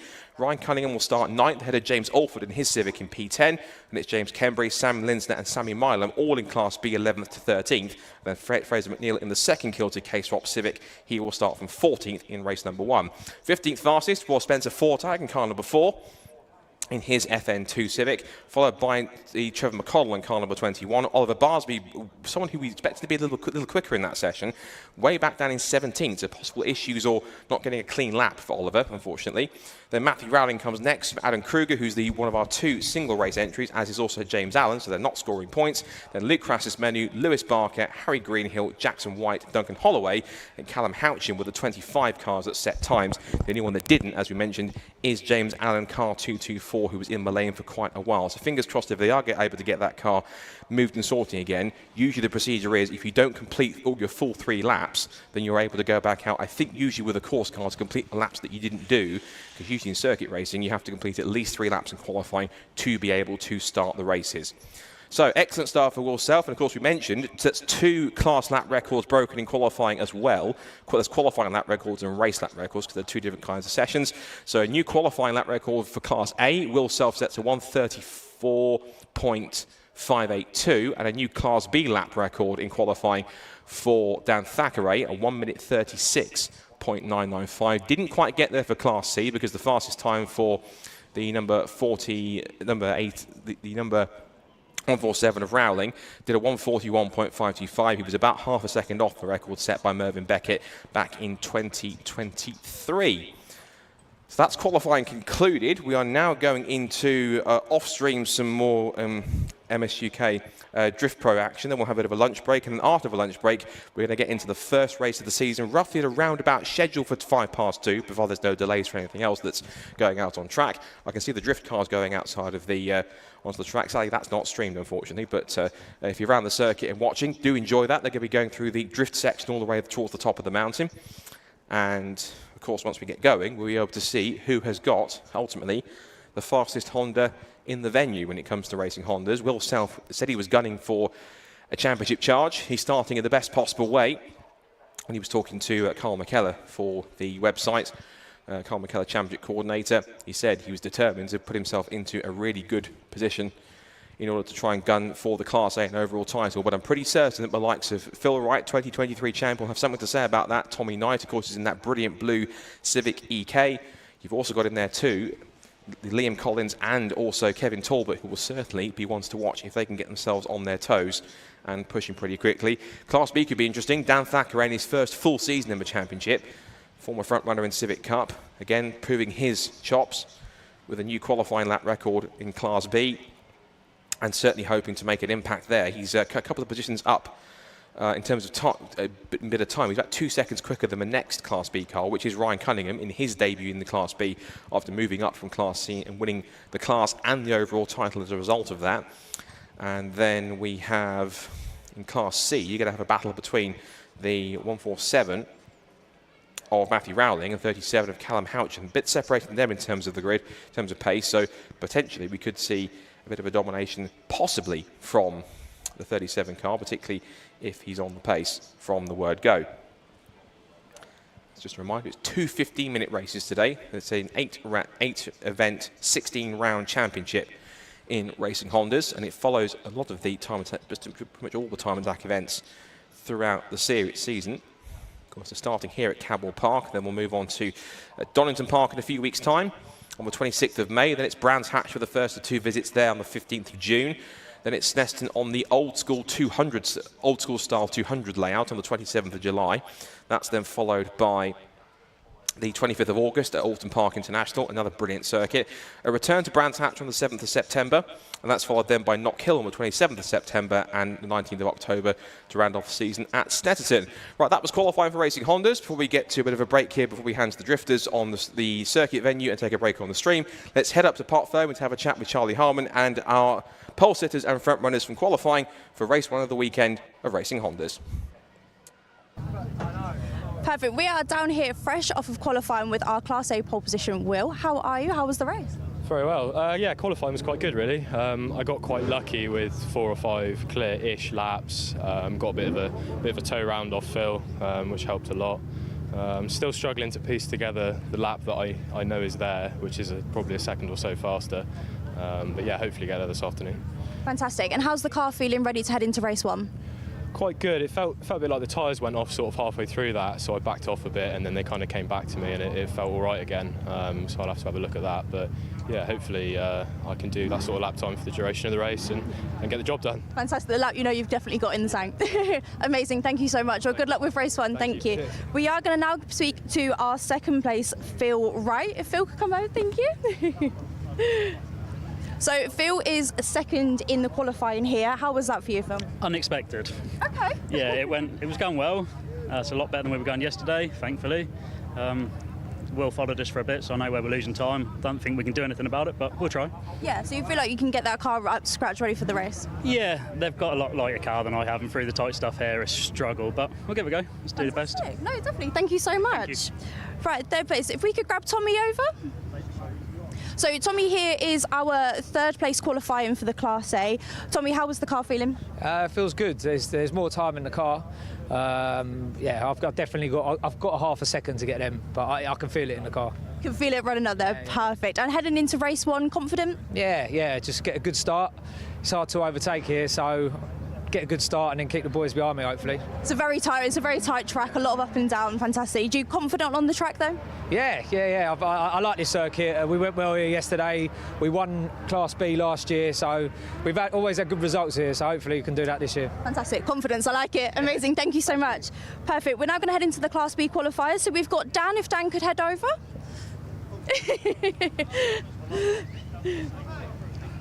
Perfect, Dan. So, pole position in Class B. Fantastic. How was that? Yeah, very happy with that. I got caught out with a short session, actually. I thought it was a bit longer, so I missed the one lap at the end. But car felt good. I love it around here. We're still trying to get to grips with these tyres. It's my first time using them. So hopefully there's some more to come when we get it dialed in, just how I like it. And hopefully we're mixing it with the Class A guys, I see. So I'm going to do my best to hang on to the back of them, and I'm sure Ryan, my teammate, will be right next to me with me. Amazing. Confident going into race 1? As much as you can be, I guess. Hopefully I'd make no mistakes and get my head down, and hopefully there's no carnage, lap 1, that kind of thing. If we get through lap 1 unscathed, then we can have a good race. Fantastic. Amazing. Well, thank you so much. Good luck for the race. And as we've got our second pole position, Ryan Cunningham. Ryan, can pop over. Right, from a smash up in practice to qualifying second, how does that feel? Yeah, the car's near enough there. Obviously nowhere near as was yesterday because we have to put different parts and stuff on, but dead happy with where we are. Fantastic. So coming off of the back of practice with the little accident, still confident with the car, happy with how you prepared? Yeah, we made some changes now, obviously, to try and improve it. Suffering with a bit of understeer, but yeah, I think I'm happy where we are, so fantastic. Confident going into the race as well, yeah. Amazing. Definitely. Perfect. Thank you so much. Good luck. Fantastic. Well, that's it for qualifying. Stick around after a little break and we'll be heading into race 1.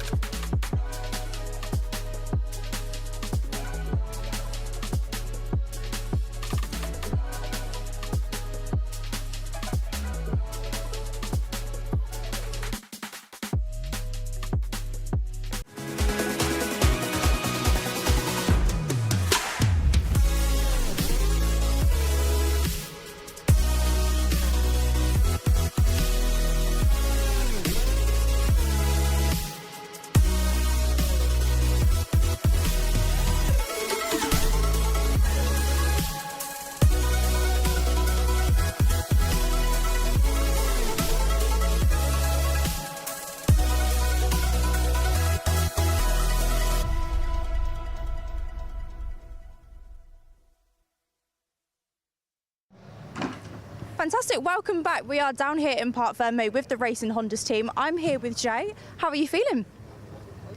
Average. Oh, yeah, all right, not too bad. Don't know what to expect, so. Okay. How was qualifying for you sort of going into the race? Yeah, we got a good start and then went off a bit, but it was as expected. I kind of guessed we would do our best lap in the first few, and yeah, that's pretty much it. Confident going into race 1? Yeah, 50-50. Ask me after. No problem. Thank you so much. Good luck with the race. Cheers. Perfect. Let's see who else we can grab.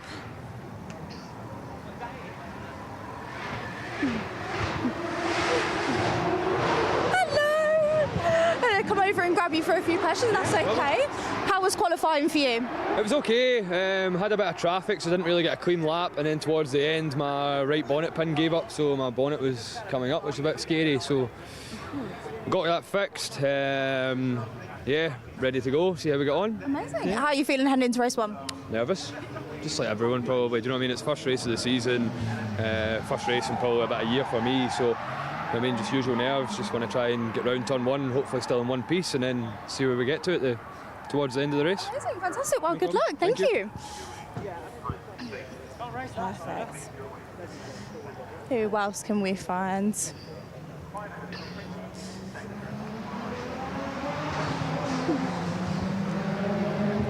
Hello, guys. All right to grab you. Hello. How are you? How was qualifying? It went all right, I think. Yeah, I think we did all right. Yeah. Amazing stuff. Obviously, heading into race 1 now. Nerves, how are you feeling? Adrenaline is brown, isn't it? We'll go with that. Yeah, that's the way we're feeling. Fantastic. Car all right? Yeah, car's going well, to be fair. Yeah, we've had a good session, so yeah, tyres went off a little bit, but we'll push, and we're still learning new rubber, so yeah, we'll see how we go. Perfect. Thank you. Well, good luck. Thank you so much.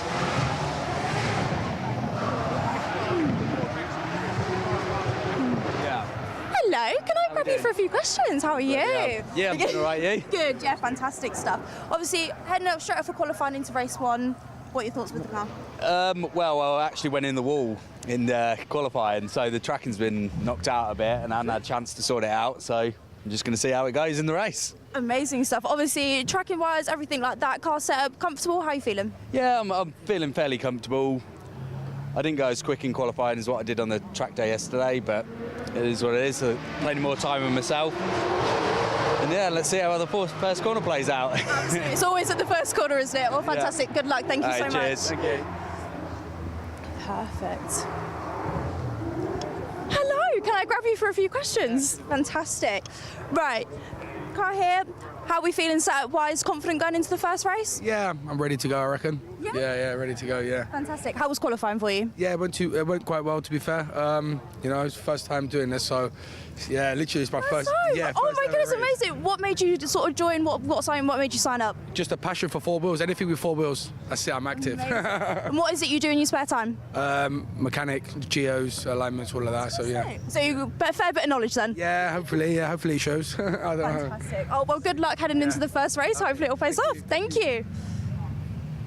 Perfect. Got a few drivers in cars. Let's head over here. So this 224 here they built this car in just under 3 weeks. So it was a rolling shell to a track car. Let's see if we can grab him. Hello. Good. How are you? Always. How was qualifying for you? Disaster. Did 1 lap and snapped a drive shaft coming over the mountain. Oh no! How is it? How's the car now heading into race 1? Just fingers crossed. Hopefully it works. Fingers crossed. Yeah. No, that's fantastic stuff. Obviously, car setup, comfortable, confident.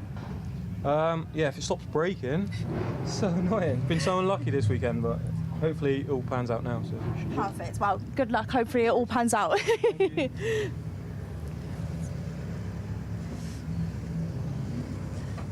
Hello. My riders just have a few questions. Hello. Are you okay? Yeah, very well, thank you. Good. How was qualifying? We're still bending the car in after a winter rebuild, so just getting used to the car, make sure everything's okay. Not as fast as we'd liked, but, you know, we can improve on that. Yeah. Confident going into race 1? Well, it's tight around here, but we'll give it our best. Yeah, it's a very tight track, definitely. Well, good luck. Fantastic. Hopefully it all works out.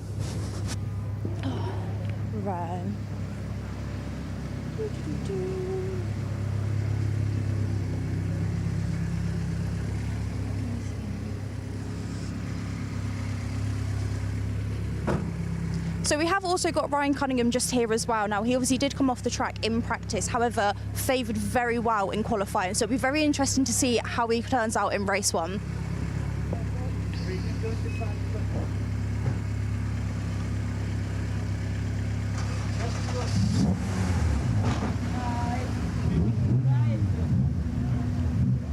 Perfect. Right, by the looks of it, everyone's in their cars ready to go. So hopefully, fingers crossed, we've got a nice, good, clean race for race 1. Fantastic. Scott, over to you.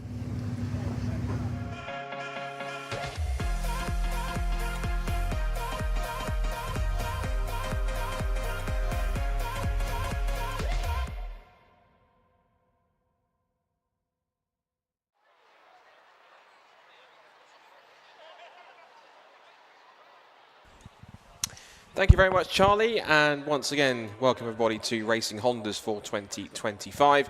We're getting all set for the first 15 minutes of racing action of the season after qualifying earlier on, and we'll see who can come out on top, not just overall, but in all 3 classes competing on this Cadwell Park circuit. Well, good afternoon, everybody who are watching on the stream and also around on the circuit as well. Scott Woodward to guide you through all the action. If you're watching on the stream and also around the circuit, you'll have heard the tones of Charlie Harmon, who was down in pit lane in the assembly area, just chatting to a few of the drivers, see how they got on. Interesting that we heard from James Allen, who said he had another car that had a drive shaft issue, but managed to hopefully get it fixed, and he's saying fingers crossed he can get it to the end and have a good run. He's going to have to do so from the back of the grid. He has been allowed to start because collectively, having done practice and qualifying, he has completed enough laps to be allowed to start at the back of the grid, so watch for him in car 224. And as Charlie said, that car being a rolling chassis just 3 weeks ago up to a fully built race car, and has even been shaken down at places like Spa and the Nürburgring in the hands of Misha Shahrudin. Forgive me if I've butchered that surname, but incredibly popular on YouTube, and takes a lot of high-performance cars around Nordschleife for other people to give them a try for various different builds and specs. So I'm sure he gave that the thumbs up and the seal of approval. He even hopefully gave James a few setup tips to get it tweaked and into the optimal range. So the race format then, 2 15-minute races coming up this afternoon, the first of which is happening very shortly as the cars make their way now out of the assembly area, as you'll be able to see on the stream, around behind the Hyundai MSV safety car. They'll bring them around to the grid, and then once they come onto the grid and lined up, they'll get the signals to go ahead on to 1 formation lap to get some heat into the tyres and brakes, bring the pressures up to optimal range. And once they line themselves back up onto the grid, they'll get the green flag at the back of the grid. The 5-second ball will go up, revs will rise, and then we are underway for 15 minutes and for the 2025 Racing Hondas season. So Scott Woodward here to guide you through all the action, not just this weekend, but this season. Looking forward to it. And it's a fascinating and really excellent grid of wonderfully turned out Hondas in the mix here for this weekend.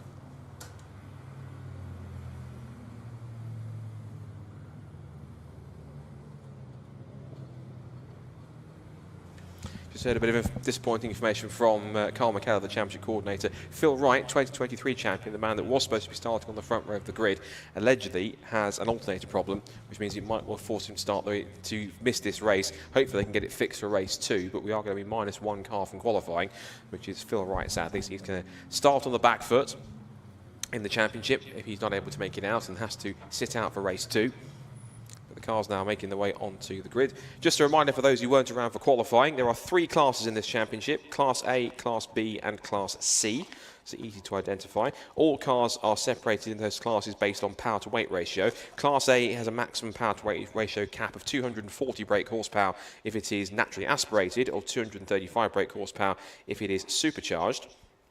And then Class B is a maximum of 195 brake horsepower per tonne, and Class C is 176 brake horsepower per tonne. In terms of points, in terms of scoring in the championship, there's already point scorers on the board anyway, because you get points for the top 5 qualifiers in qualifying. So that means that already, technically leading the points already after the first event, after qualifying going into this race 1, is going to be Will Self, who starts on pole position both in Class A and overall in the number 34 bright red Civic EG.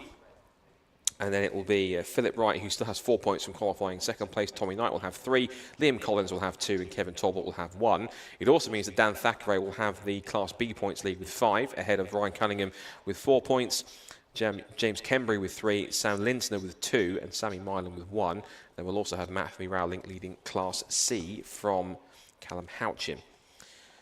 And the point structure for top 10 finishes, you get 15 points for a win, 12 for second, then 10, 8, 6, 5, 4, 3, 2, and 1. You also get a point for setting the fastest race lap as well on top of that. And in terms of the championship totals at the end, it is your best 14 scores. So each driver will drop their 2 worst results. And the driver with the highest final total, regardless of which class they compete in, shall be crowned overall champion. So not only could you have a chance to win, you become class champion, but you could also go ahead and possibly become the overall champion. It's a bit reminiscent of those with longer memories of the older British touring car system before they kind of simplified the class structure, where you used to get 4 classes racing as late as the late 80s. And yes, you'd have the big faster cars at the front in Class A, but you'd a couple even back in 1989 with John Cleland in little Vauxhall Astra. Won the championship in Class D because he won his class so many times consistently that he had enough points to become overall champion. Same here, that's why Ryan Cunningham, in Class C, the lowest powered of the 3 classes with the lowest power to weight ratio cap, won his class enough times so that, yes, he wasn't the absolute fastest car in the field, but he did score enough points and win his class enough times to not only become Class C champion, but overall title winner as well on top of that. So the cars are lining up in what is a staggered 1-by-1 formation, because of course it is a narrow circuit, a tight and twisty circuit, just getting the last few cars into position.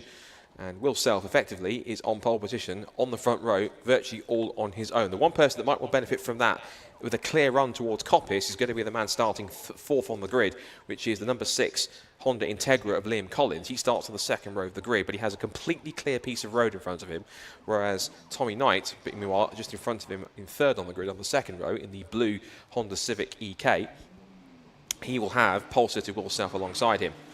So the green flag way, which means we're going to get the race underway onto the formation laps. This is their last chance to get some proper heat and pressure into the tyres and the brakes before we get underway for 15 minutes of racing Honda's action. And here is the grid for our first Racing Honda's race of the season. So Will Self then starts on pole position. It would have been Phil Wright alongside him, but that alternating problem means he will have to sit race 1 out. Tommy Knight then comes next on the 2nd row of the grid alongside Liam Collins in the Honda Integra. Kevin Talbot's DC5 Honda Integra comes next alongside the Class B pole sitter, Dan Thackeray. He will be on row 3. Then it's row 4. An excellent first qualifying for his first ever competitive start for Bob Barron in the Kilted K-Swaps Civic EG. He starts in 7th place on the 4th row alongside Rick O'Connell, who starts 8th. His 1995 Honda Civic in Garage 24. Race of the top 10 sees Ryan Cunningham, the defending champion, moving up to Class B after he won the Class C title and overall last year. He's alongside James Alford on the 5th row of the grid. Row 6, it's an all Class B affair with James Kembry and Sam Linsner. Then it's Sammy Milam, who's got a lot of karting experience in the previous with Kinetic Motorsport. He starts alongside Fraser McNeil, also in part of the Kilted K-Swaps squad. Then Spencer Fortag and Trevor McConnell come next on row 8. Row 9 is where we find Oliver Barsby. He's a little bit further back than he'd like to be. That car's been updated and lightened over the winter, but that car was a pretty prominent car when it first came out towards the end of last year. But that car back in 17th, looking to try and make some progress from row 9. He's alongside the Class C pole sitter, which is Matthew Rowling. And then we have row 10, which is Adam Kruger, who's one of 2 drivers who are what we call single race entry, which means that they will not score any points. They're effectively guest drivers in the championship for this weekend.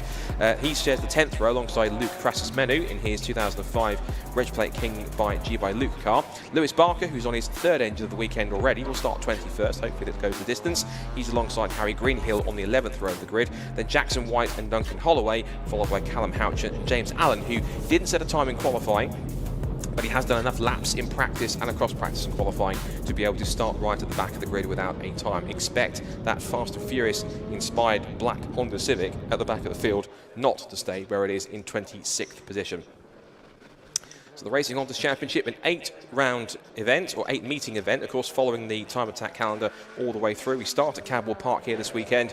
We're off to Donington Park at the end of May, followed by Brands Hatch in the middle of June, then to Snetterton on the old school 200 layout, which is very reminiscent of how Snetterton used to be before the 300 modifications were made.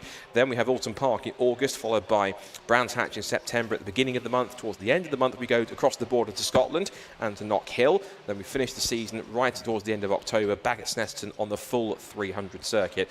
It's going to be an exciting season, which once again has got many thankful partners and people involved.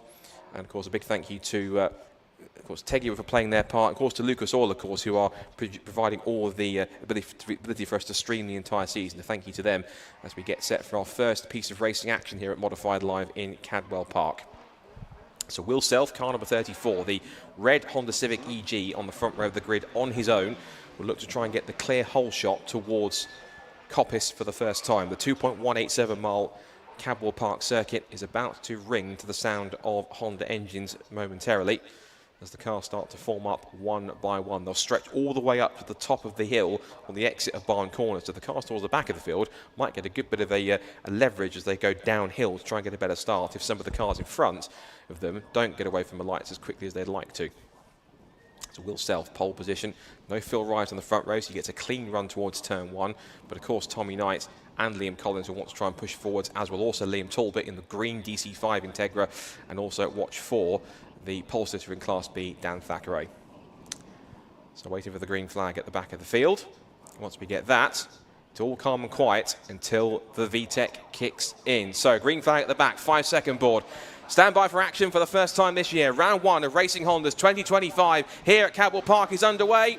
It's a clean start as predicted on pole from Will Self. It's a good start for Tommy Knight, who slots in to second place in front of Liam Talbot and trying to get away quickly. Also, a great start for Bob Barrow. An incredible launch from what was the fourth row of the grid. He's already got past Dan Thackeray, the Class B pole sitter, and also charging up towards the back of Liam Talbot. As they turn in, Talbot has a look up the inside in towards Charlie's to try and steal what would have been fourth place from Liam Collins. There's also side-by-side action further back in the top 10 as they come out of Camp Corner, out of Charlie's up towards the Camp Straight for the first time and towards Camp Corner. It is side-by-side between two of our EG Civics. That's 22 battling away with Fraser McNeil's. 22 in the mid-pack is going to be the Rico Coddle Honda Civic, and they're going wheel-to-wheel over the base of the top 10. They funnel their way through Camp Corner. McNeil takes the outside line and holds on to the place. So 15 minutes on the clock as they turn their way out through the long right-hander of Chris Kerr, and then they'll come to one of the tightest and most technical parts and one of the scariest parts. And the race leader is off the road, so on the exit of Gooseneck, Will Self put 2 wheels at least onto the grass on the exit of Gooseneck on the approach to Mansfield.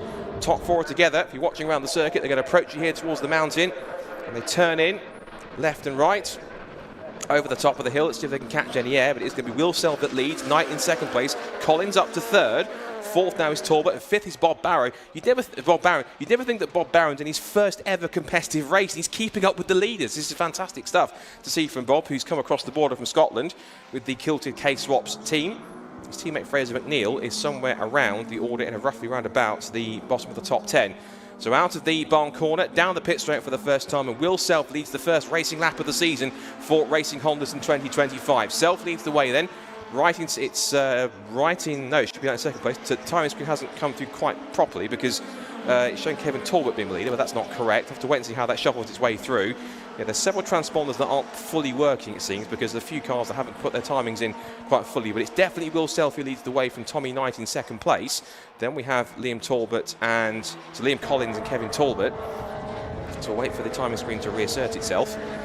Yeah, that's Sam Lintzner battling away with the 66. It's one of the Honor Motorsport cars. That's a new team for the championship. And charging along, trying to pick up a few more places, that's Fraser McNeil, who's battling away with both Rico Coddle and also the charging James Allen. Look at the black Civic, car 224, started at the back of the grid.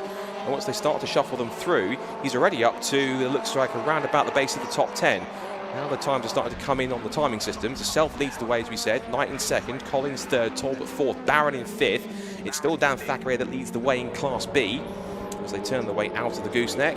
Wiggle there for the 66 of James Kembry. So he continues to pursue Sam Lintzner. They're just behind, chasing after car number 1, which is the reigning champion Ryan Cunningham in his first race now in the upgraded Honda Civic into Class B. He just wind their way out of the mountain and through the Hall Bends for the second time. Just skipping over the crest of the mountain. Watching Fraser McNeil on the stream, still under pressure from Colin, who was a little loose on the exit of the mountain. Now he's under threat from James Allen across the road. And Allen at the end of the first lap made it up to 13th place. He's picked off practically half the field in one go. That's some impressive stuff in that sense. Race leaders have come across the lines. We keep on watching the battle further back. And that is still Lintzner versus Kembry. Fraser McNeil under pressure now from Rico Coddle. James Allen watches on. O'Connell trying to line him up now for a move for what would be roughly round about, again, base of the top 10. Forgive me, it's difficult to try and trick exactly where people are because I think there's several cars which the transponders aren't fully working. We're having to try and manually insert them on the timing screen. So Will Self definitely still leads on the road, but of course we'll figure out exactly who is where in terms of positions once the timing screen starts to sort itself out. Close on for second. Liam Collins putting the pressure on through Chris Curve on Tommy Knight. This is for second place overall and in Class B. So the blue EK Civic under pressure from the DC2 Integra wiggle their way through the gooseneck down the hill towards Mansfield. This is one of the close battles here, but the harder these two fight each other, the easier it's going to be for Will Self to try and make a breakout in front. So either going to work together here or they're going to go into combat. They're out of Mansfield, down towards the complex of the mountain, past the mass of spectators down on the bank there watching. Great to see so many people here at Cadwell Park for the modified live event and watching the racing Hondas do their thing. Will Self already twitching his way through the hall bends. Now it's still second and third. They've broken away a little bit from the green and blue DC5 Integra of Kevin Torwood in fourth position, and he's been kept on by Bob Barron, who again I'm still quite staggered by the fact that it's his first ever proper competitive race or event of any kind. He hasn't done apparently any sprints or hill climbs or anything like that. Does some track driving obviously, I'm sure, but in terms of actually racing, it's his first time doing so and actually doing a very impressive job in the process. So Self still leads. And Knight now feeling a little bit of pressure as they come through Coppice, then through a double right hand of Charlie's. Just looking out the window also, James Kembry's going to go onto the grass. And through all of that in the background, whilst we watch the battle for second place, James Allen's picked off 3 more cars. He's passed O'Connell, McNeil and also Kembry. Now his next target is going to be Sammy Linsner. As we watch here, the scrap for second. Here comes Collins taking a peek to the inside line. Knight's got enough confidence on the racing line to hold on and keep the position.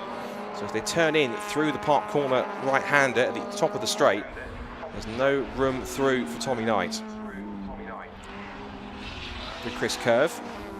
Watch as the time start to slot their way back in again on the timing screen. We'll see how much of a lap lead that Self has. It's now 3.1 seconds over Will Self, and Knight a little wide on the exit of Mansfield. This might give another opportunity for Collins to squeeze through as they come down towards the mountain section. Self with a clear gap of 3 or 4 seconds. You can see visibly if you're watching the stream that he's already hopped over the mountain. Only now they're turning to the right hand to go over the crest are both Knight and Collins. Back past the spectators past the clubhouse on the left hand side at Cadwell Park, which is packed to the rafters. Watching them wind their way through the hall bends. And still Knight's got just about the advantage here as they turn back out through hairpin through Barn Corner. Past goes Will Self to complete another lap. That's 4 laps in the book for Will Self. And he made the statement, didn't he? If you saw any of the pre-season coverage on the website, you saw that Will Self, he was making a bold statement. He was going to go for the title this year. He's certainly going the right way about it, pushing himself in the lead at this leading spot. Okay, forgive us for any the timing table sort of twitching around a bit. It's simply just I think there's a few cars don't have fully working transponders, so they're having to insert them almost manually coming through to make them work. Possible change on for second. Collins is in the toe of Tommy Knight. He's got lining him up for a move here. Now Knight's having to go a little more defensive in the middle of the road to try and put Collins off, and he's not close enough or far enough alongside to make a move up the inside into Park Corner. So he tries again as he looks on the outside, tries to pick his way through inside the Chris Curve. But still no way through. Good defensive driving, but I can't help but feel that the more that Knight starts to really push and defend and keep Collins back, the more time he's hemorrhaging to the leader out in front. This is music for years of Will Self out in front in this race. Quick checking with our other class leaders once they come across the line. It's still going to be, I think, Dan Thackeray who leads Class B. So we're checking with that order once the timing tower fully updates. Second continues on. Just in the background, you saw Kevin Talbot there in the green DC5. He's pulled away a small gap to Bob Barron. The back gap between them the last time by across the line was about half a second, but he's pulled away in this first half of a lap by the looks of it. So Class B leader, it is still Dan Thackeray from Ryan Cunningham in second place, 8th overall, and then third place in class is Sam Linsner, but he's been having that battle with the 66 of Kembry. And then rounding out the top 5 is Spencer Fortag, a number 4 FN2 Honda Civic. And then Class C, it's still Matt Rowling ahead of Callum Houchin. Up the hill, through Coppice, through Charlie's for the 6th time in this race. Still 6.5 minutes to go on the clock. And Tommy Knight just absorbing all of this pressure from Liam Collins. Surely he has to try and line him up for a move. He's hammering on the door saying, come on, either let me through or let me get on with it, because Will Self is escaping up the road. They were long up stuck behind you, a lot less time I've got to try and chase after him. You just feel as though that Liam Collins has got a little more pace to unlock, but he's just stuck in the wheel tracks of Tommy Knight, trying to find a way through. But the blue EK Civic is one of the best looking cars in the field, in my personal opinion. Really finely turned out, is refusing to budge. And here, side by side, further back on the cameras, as that battle came off the camera, it's James Allen who is coming past the number 11 of James Alford in his EK Civic, and through he goes to make a move for what is now 7th position. So keeping up, runs wide on the exit. Alford slips back through. This might also give a chance for the B-class car of Ryan Cunningham to get through, and that's a problem for Allen. I think he's pulling off the road. So I think he hesitated on the corner. Something's gone, possibly a legacy of what happened in qualifying with the drive shaft, but something is not quite right with the 224 car. It's slowing as it goes through the gooseneck, and he's pulling off to the side. It's still got some kind of drive, but it's not as fast as it was, and now he's going to be under pressure from McNeil, from O'Connell, from Linsner, from Kembury, and from Fortag, and the rest. They're all going to come pouring through, and so sadly it looks as though the rather sick-looking and possibly sick-sounding EK Civic is in trouble. It is arm out of the window for James Allen. He is unfortunately out of it with 5.5 minutes to go. So sadly, his car is out of the race, and he's going to have to try and pull this off in a sensible position. Otherwise, it might well be covered yellows, or dare we even suggest a safety car. So hopefully he can keep that car out of the way. But that's a shame for James Allen. He made some great progress in the back of the grid, but just the problems he had from qualifying rearing their ugly head once more. You have to go back to the drawing board and get that fixed again for race number 2. So wait now for the rest of the order to come through. Still 5.3 seconds between Tommy Knight and Liam Collins and Will Self. And Collins is still holding off Collins in 3rd position. Just keeping on this battle here between the 2 EG Civics of Rick O'Connell in the kind of almost purple, the magenta coloured car, if you like, of Rick O'Connell. And you've got the, oh, that's a sideways moment for O'Connell. He was lost the back end. He went only through the exit of Park Corner, off into the barriers, it looks like. And fingers crossed he's okay. There is damage to the Class A EG Civic. Fingers crossed he's okay. That's the main concern. But off the road he went. He just lost it. Possibly put 2 wheels onto the grass on the exit, lost the back end, and off into the tyre stack there was on the inside of the run out of Park Corner. Of Coppice, Charlie's corner, forgive me. So he's off the road now, I'm afraid. Looking further back, we've got Spencer Fortag battling away with the number 9 of the former karting race, Sammy Milam, with Kinetic Motorsport. That's Dave Bucky's outfit. Out in front, Will Self still leads the way. It still looks like, yeah, Knight versus Talbot in front for 2nd and 3rd position. Collins still 4th. Sorry, it's Collins in 3rd position. Talbot 4th. Barron still holding on to 5th place. And it's Thackeray in P6 as we watch still on screen Fortag versus number 9 Kinetic car of Sammy Milam. Back with our scrap for 2nd. And Knight still holding firm, not allowing any millimetre of an opportunity for Collins to get through. He's absorbing this pressure pretty handily. Little clip of the inside white line for Collins, showing how much he's pushing. Again, quick checking with the classes still. Dan Thackeray leading the way in Class B from Ryan Cunningham in 2nd place, doing well in his first outing in Class B. The defending champion who won Class C last year and the overall title. Sam Linsner in 3rd, and Matthew Rowling still heading Class C ahead of Callum Houchin. Through the mountain section, pulling away a tiny bit on these twistier sections there for Tommy Knight. He's created a small gap to Collins. He's lost a fraction of time to the blue EK Civic in front of him. They wind their way through the Hall Bends now. Just under 2.5 minutes to go on the clock, so they're going to get, I think, a couple more laps in, because they're lapping at around about the 135s, 136s. Will Self goes across the line. 2 more laps to play here at Cadwell Park in race 1 as the sun starts to beat through. And still going through, and that is Rick O'Connell, who has incredibly got going again. So thankfully, first of all, he's okay. The impact it had in the tyres is on the passenger side, but he's actually managed to get to refire the car up, and it's still drivable. So I think he'll come back into the pit lane, if not into the paddock. But fair play to Rick after taking a bit of a whack into the tyres. He's managed to refire it and get it going again. You might see as he's pulling off actually on the service road in between the back straight and the left-hander at Mansfield. So good positioning there from Rick, good driving. And thankfully, baseline as he appears to be on the surface okay after the impact. So Will Self then turning his way out through Chris Curve now for the 2nd to last time. And a bit of a moment on the opening lap here at the gooseneck, but he negotiates it fairly smartly. And Will Self, he made that beeline and that statement that I'm going for the championship this year. Certainly all the preparation he's done, all the declarations he's made, they're all starting to come good. And one has to wonder, of course, if Phil Wright, if he can get his car's alternator fixed, and hopefully that car can be out of the mix. He might have to start from race 2 from the back of the grid, and so if he can pick his way through slightly James Allen style before his car expired, there's a chance he could do that. You can see how much on stream, the way he's throwing the car through the Hall bends. He's not got this job done just yet. He wants to keep pushing all the way to the checkered flag. He's not satisfied with just keeping an open lead of several seconds. And he knows that he's been aided slightly by the fact that Liam Collins has been staring at the back of Tommy Knight's Civic for this whole 15 minutes. Across the line goes the race leader to start the last lap of race 1 of the season. Still battle for second, he's nose to tail, and if Liam Collins wants to get past Tommy Knight, he's running out of time and running out of options and running out of corners. So as Will Self turns his way through, continues into the lead. Still 4th is Kevin Talbot in the green DC5. Bob Barron still 5th in his first circuit race. Good effort from him so far. And it should still be Dan Thackeray in P6 leading Class B from Ryan Cunningham in 7th overall, and then in 10th overall is the 3rd place man in class, Sam Lintzner. But Will Self making a real statement here on this opening race, the opening day of the championship. And what he can do from race number 2, of course, there'll be a partially reverse grid, so he'll have to work from wherever he is, possibly from positions 4 to 8 he might be starting. But nice and neat and tidy, uses all the road through Gooseneck down towards Mansfield.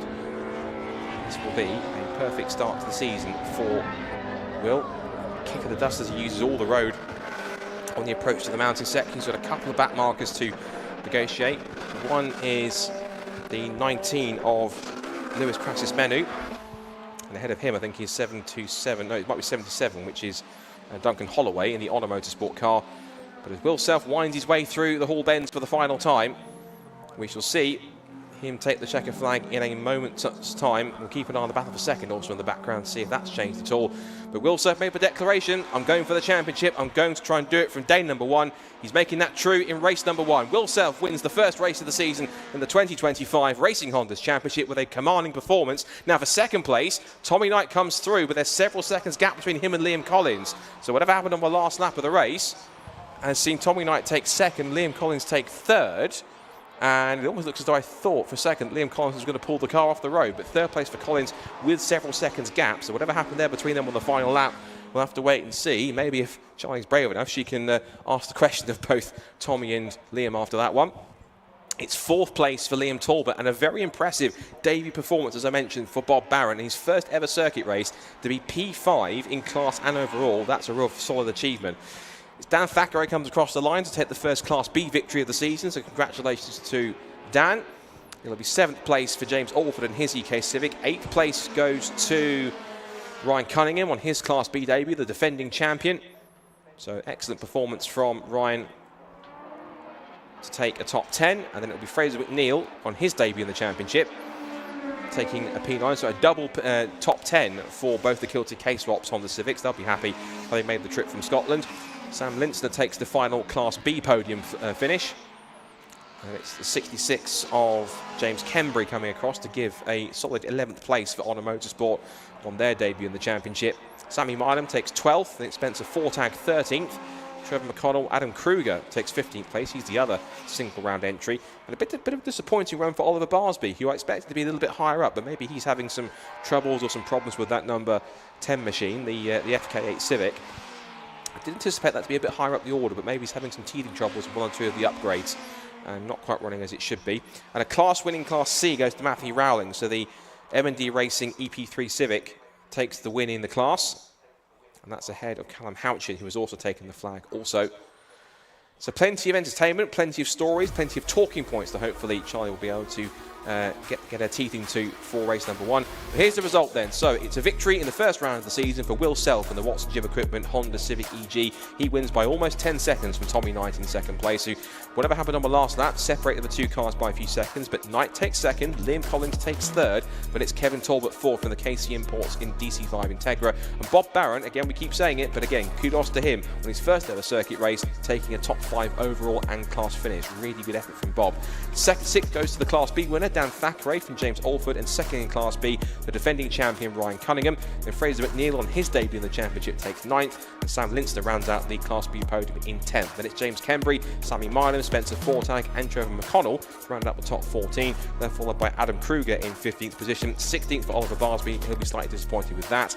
Class C winner Matt Rowling takes 17th place overall for Harry Greenhill, Lewis Barker, and Jackson White in the top 20. Then Luke Crassus-Menu, Duncan Holloway, Callum Houchin in Class C, and then Rick O'Connell we saw go off into the barriers and then retire on the slip road. James Allen also retiring with mechanical issues midway through the race after he'd been such a good performance, passing more than half the field, having started at the back of the field. So there is going to be a draw, which I think we're going to capture on camera, of the partially reversed grid. We have a representative from Liquimoly who is going to perform that.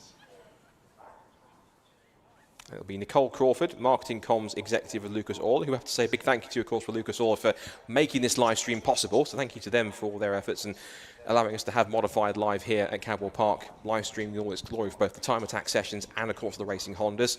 And be sure to head to the websites and on social media for both Time Attack and, of course, the Racing Hondas, and, of course, Lucas Oil too, for all their support as well. So the cars will be peeling into Parc Ferme, and then our intrepid pit lane reporter and presenter Charlie Harmon on her debut weekend, who's doing a fine job I must say, is going to be down there to have a chat to our drivers, I think at least in the overall top 3, if not possibly in class. And once we've done that, we hand the microphone back to Alexi, who will then be getting us set for our next group of sessions for Time Attack. So he'll be going through the Club and Pocket Rocket classes, then the Club and Club Sport classes, and then the Pro classes as well, before we then go to some more awards after that. And then our second Racing Hondas race is set to get underway, scheduled at least, for around about roughly 4:05. I think we're a little bit behind time at this point in time, so I'm certain we'll get that underway once the second lot of Attack 2 sessions are finished for Time Attack coming up very shortly. So plenty of stories to digest. It'll be intriguing to see how the partially reversed grid plays out when that gets drawn. But impressive drive from Will Self. Again, made the declaration that he was going to be on it from round number 1. And he has pretty much made that come true. The big overhanging question will certainly be is how different would that race have been had Phil Wright been able to actually hit the start, because they were only separating qualifying by less than 1/10 of a second on pace, so they would have been very evenly matched. It would have been a very interesting extra element into that race had he been in the mix, but hopefully, fingers crossed, the mechanical issues he's had, they'll get those fixed and he'll start race 2 from the back of the grid. If he can make a James Allen-style charge through the field and actually hope the car lasts the distance this time, maybe he could be in contention for a strong set of Class A points. Remember that at the end of the season, you have to drop your 2 worst results and keep your best 14 results from the 16 races that you complete that have points on offer. And at the very least, Phil won't be pointless in the championship. He did get 4 points for getting second in class in qualifying. You get points for qualifying in the top 5 in each of your classes. So Will Self would have gone into that race as the championship leader with 5 points. And it's really nice to see, in particular, that the part of some logic could dictate that the more modern cars would be, in theory, or technically a little bit faster because they're newer and possibly more modern, but it's nice to see some of the older chassis actually getting their day in the sun, because Will Self, of course, in that early 90s EG generation Honda Civic is one of the favoured cars in JDM circles.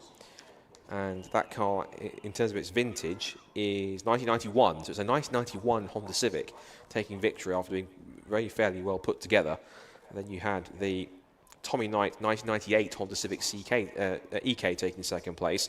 And then third, of course, was Liam Collins with his 1998 Honda Integra. So both the Integra and the Civic, both of the same vintage, being of the late 90s.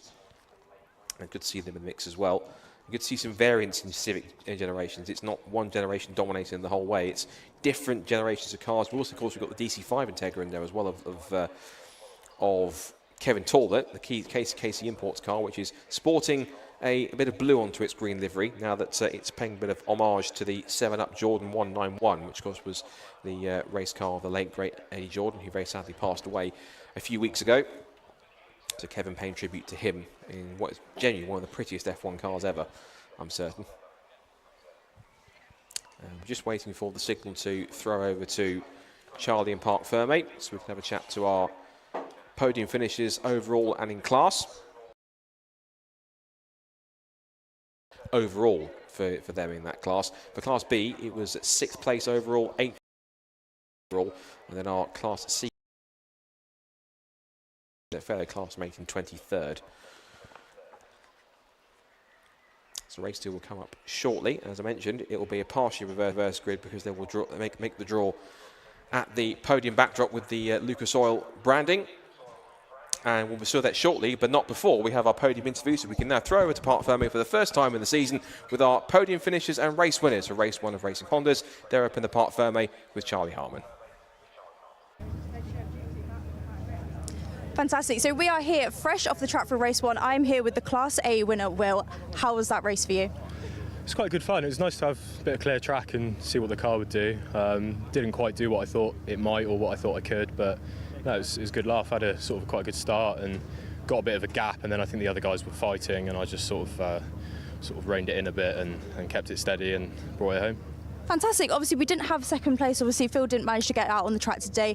Was that good for you, obviously, for the start of the race? Well, it's good and bad. I mean, I think everyone comes here to have a race with someone, so it would have been good to have him alongside me, pushing me around sort of thing. So hopefully in the next race he can get out and we can do exactly that. Fantastic. Obviously, confident going into race 2 off the back of a win?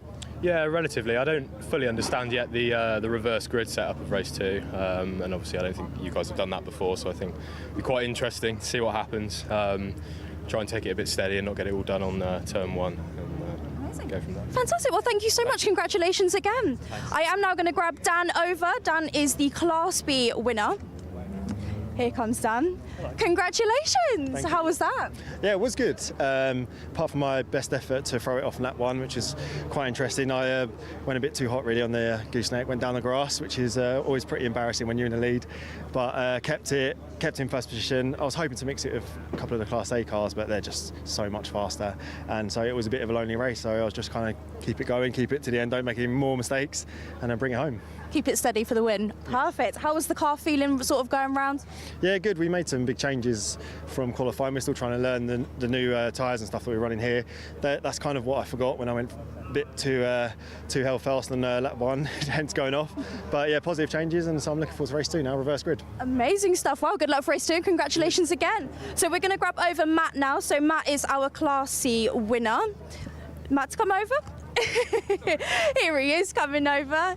Hello, Matt. Hello, how are we doing? Congratulations, winner. How was that? Yeah, it was a really good race. I really enjoyed that. Thank you. Fantastic. Obviously, it is only just the 2 of you in Class C, so how was that just for the race 1, the 2 of you? Yeah, it was really good. I got up there with some of the Class B cars and yeah, lost a few positions at the start, but I think that's just sort of power to weight. Tried to hang on the outside into turn 1. It didn't really happen. Tried to pick a few back, and yeah, it's kind of had a race with a couple of Class B boys, so it was good fun. Car all performing okay? Happy with it? Yeah, I need to double check. We had an issue with the power steering after quali, so I just want to double check that, so it's still okay. But yeah, car felt good. Amazing, no, fantastic stuff. Well, congratulations again and good luck for race 2. Thank you. So we are going to try and grab Nicole over just to grab the reverse grid. Nicole, what we're going to do for the race 2, so they are going to reverse the grid. So Nicole from Lucas Oil is going to grab the number out of the hat quickly. They're just on their way over. Nicole to draw a number. Nicole is the lucky lady grabbing the number out of the hat for us. No looking. 6. Perfect stuff. So that's 6 for the reverse grid. So yeah, fantastic race 1, some fantastic driving. We had 2 of the Class A drivers literally bumper to bumper the entire time. So they've definitely put on a show for us today. That's everything for race 1. Make sure you stay tuned for race 2.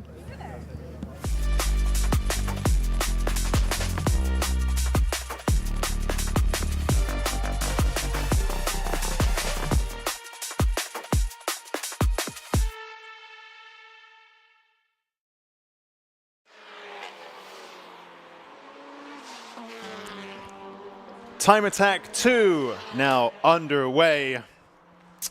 Our second timed session of the day. Warm up, and then as per our new for 2025 format, after warm up in the morning we have Attack 1, Attack 2, and then super attack at the end of the day. So, attack. Hang on, which one is it? It's attack 2. Yes, attack 2 now has been getting underway during the Racing Honda Championship podium interviews.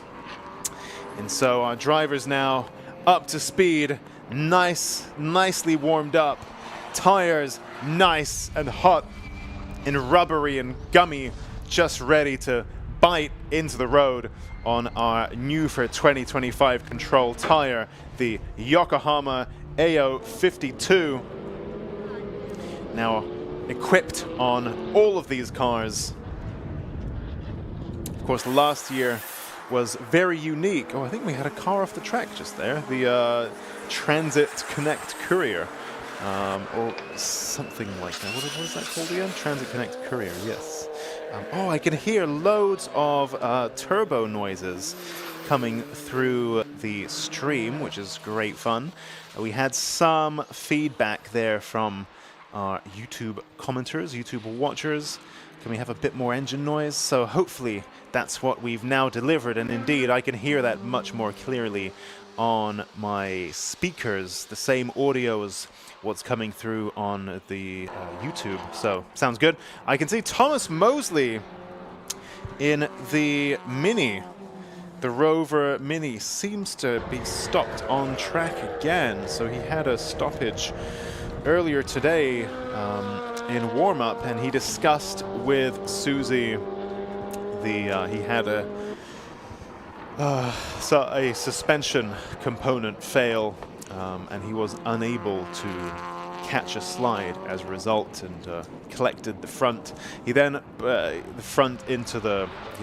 collected a tire wall with the front of his car, so to speak, and he put out a call for help on the stream. If anyone has a spare, that which was broken on his car. So put out a call for some spares, and now I see the car was back out on track, which means hopefully that he did find something. But I can see that he's stopped again, or at least so it seemed for a little while. Let's see, I can't see any yellow or red flags being waved, so perhaps either he's got going or it's not really in harm's way, so that's good to see.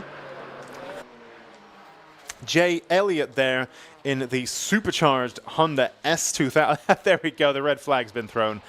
Presumably for Thomas Mosley's stranded Mini somewhere out there on the circuit. But Jay Elliott here, single round entry in the Clubman Plus class in his supercharged Honda S2000 road car.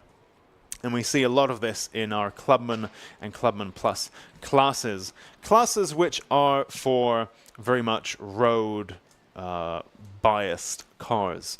What you might call a fast road car. In some instances, it's even your daily driver. And we see these cars in the Clubman and Clubman Plus classes. So this is for cars that are, maybe they've got coilovers, maybe they've got, I mean, the brakes are free, the suspension is free provided you use the original mounting points. Brakes are free, induction's free. But that's kind of it. And so the body needs to be a standard looking body, standard engine, you can't open it up, standard dash. So there's not really a great deal that you can do in Clubman, but it's very much for road cars. But meanwhile, let's pivot to Susie in the paddock, who I believe has an interview for us during this red flag. So we're down here in a paddock with something people might have spotted out on track and just wondered, what the hell is going on? That's a van on track. So Lewis, talk to us about I was going to say the car, but the van. So it's a work van, obviously. It's a bit unique, it's a bit different, so we decided to try and push the boundaries a little bit. So it's got our Fiesta ST engine in. It's about 290 brake. Fault test it. You know, full of unique cars here, fits the bill. So yeah, we're back. The question is, do you use it for work? It is on the road, taxed, MOT'd, insured, and we do actually carry boxes and parts to suppliers and stuff. So it's a full round tool. But you do quite a lot of track days with it as well, so... Yeah, so we're all over the track days. A lot of my customers and everything and friends, and trying to keep up with the Fiestas and other cars, you know, it's tough, but we're getting there slowly. So yeah, I love a track day in the van. It's different. So why a van then? Why not a van? That's it. Why not? I have no knowledgeable answer for it. I don't know. It's just it works ish. And how's your day going so far?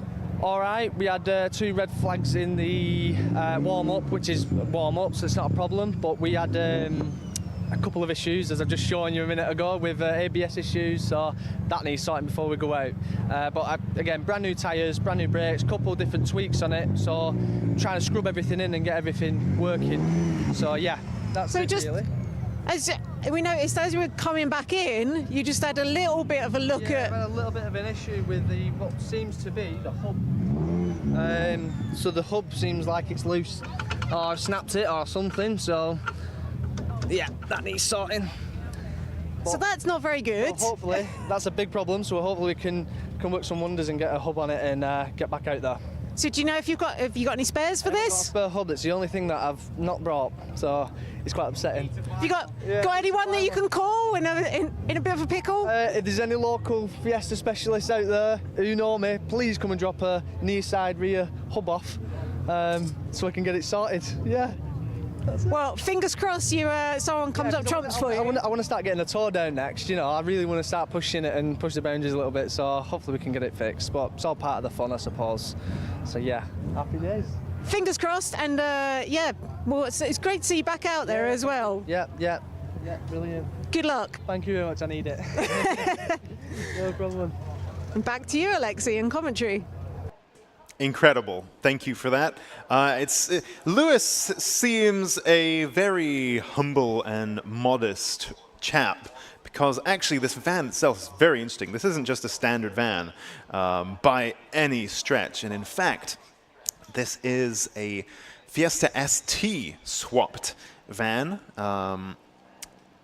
320 horsepower, as well as various tracky goodies, suspension, chassis goodies. So very capable on track. And also, it's funny, during the morning sessions as it was going round, I even said, look, it's stickered up like a parts delivery van. It literally is. It's not only his track machine, it's also a literal parts delivery van. Absolutely incredible. Unfortunately, sidelined for the moment, but perhaps if somebody's watching, luckily, these little Fords are quite commonplace, so perhaps somebody watching might be able to help out with this build, this little fix that needs to happen.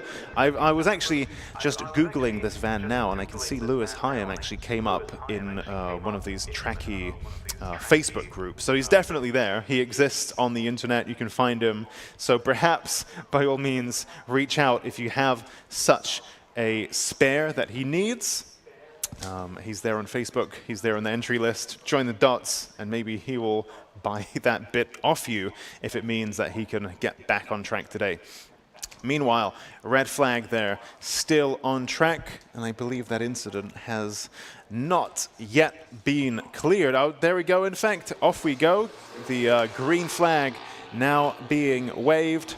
First car out of the pits is Clive Hopwell in the Volkswagen Golf R, the MMT Performance in that greeny, chameleon-y color. Very catching. And of course, MMT Performance are here today at the track, offering custom remaps. And so if you have one of these newer forced induction cars, especially things like Volkswagens and Ford Fiestas and so on, you can actually get your car remapped right here and leave the show with more power than you arrived with. You could literally do that. So make your way over to the MMT Performance stand and have a chat with them, and perhaps they may be able to hook you up with a remap. Meanwhile, Jay Elliott in the Abalon Honda S2000, his supercharged road car, and as such, it's in one of these Clubman classes. Rafael Tsatsaris in the Mini Cooper, the number 401 Airfix machine. This makes his way around the circuit there. Let's just take a look. Rafael Tsatsaris' best time at the moment is a 1:41.5. It's good enough for second in pocket rocket forced induction.